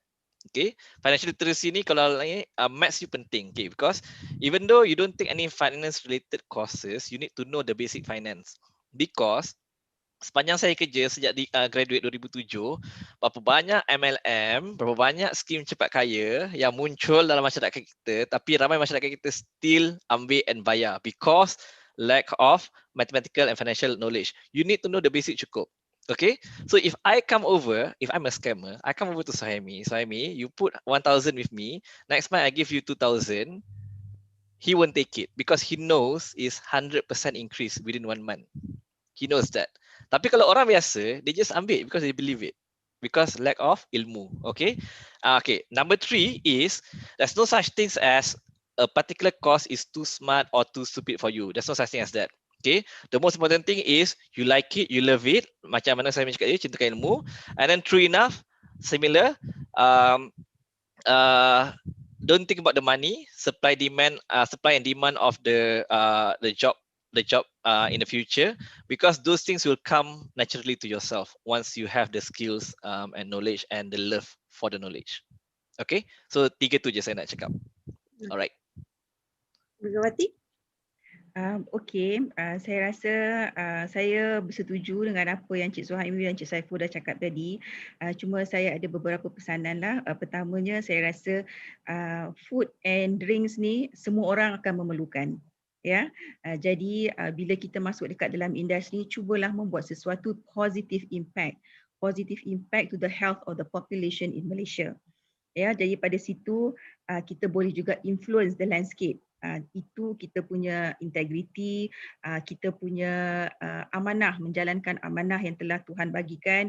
Ilmu yang kita ada jangan kedekut, kita sentiasa berkongsi. Bila kita berkongsi, kita akan dapat lebih banyak lagi ilmu, ya. Kemudian saya rasa bila kita bekerja, semua tu yang lain tu saya percaya, macam saya kata, bila kita beri yang terbaik, kita percaya Allah ada perancangan dia sendiri ya. Jadi you bagi yang terbaik dalam apa juga yang you lakukan. Kalau you rasa you tak boleh juga buat sesuatu tu, tapi you just usaha, insya-Allah adalah dia punya orang kata cahaya at the end of the tunnel. Tuhan tu macam saya kata daripada awal tadi, dia tidak akan bebankan dengan kita dengan sesuatu yang kita tak mampu. Kalau you rasa you tak mampu jadi medik, masuk ke medicine, jangan push yourself because nanti you akan menyesal. Tapi you buat sesuatu yang you rasa ini you mampu, you boleh deliver and you can deliver the best, ya. And itu tak semestinya dekat dalam satu-satu bidang medicine saja. Bidang-bidang lain banyak lagi benda yang you boleh contribute to the society. Kemudian yang akhir sekali saya nak nasihatkan, jagalah kesihatan mental dan juga kesihatan diri daripada awal. Sebab nanti you makin ke depan, hari ni you cuma belajar, tapi bila ke depan nanti pekerjaan, keluarga, masyarakat, dunia, semua you nak kena fikir, you kena ada strong mental agility ya. Kemudian you kena strong physical health tu pun sangat penting. Jadi jagalah diri daripada awal. Jadi insya-Allah jangan ambil over stress yourself. Jangan over stress. Stres ni ada ketikanya stres tu baik, tapi jangan terlalu ya. Stres tu kalau ada sikit-sikit tu kita boleh manage, tetapi kalau dah sampai memberi kesihatan yang tidak baik kepada diri dan juga kepada mental, jadi kita perlu mendapatkan pertolongan ya. Jangan duduk senyap-senyap kalau ada masalah. Okey, terima kasih. Okay. Saya bagi pihak host mengucapkan terima kasih kepada 3 panelis kita di atas perkongsian yang amat menarik, yang saya rasa adik-adik perlu kita kata boleh buat shortlist kot, masukkan apa yang kita dapat hari ini dengan esok into your bucket list of professions, then you start to make selections. Yang mana lepas tu matchkan dengan diri adik-adik sekalian. Apa yang aku nak jadi, jangan apa yang mak ayah aku suruh aku jadi. Just be what you want to be. Kalau kita ikut cakap macam bapa nak anak jadi doktor sebab bapa doktor. Kan? Macam saya, anak tak ada seorang pun buat actuarial science. Part-part buat bidang yang berbeza. Ada satu lah kot buat decision science.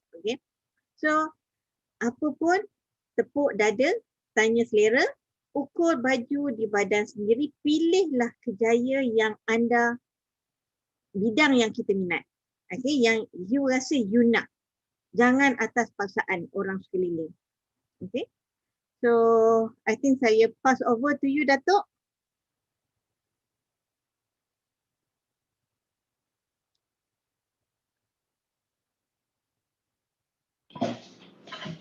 Nanti you close je lah Kak Ijah. Oh ya ke? Oh okay. Okay. So itu saja untuk sesi kita pada petang ini.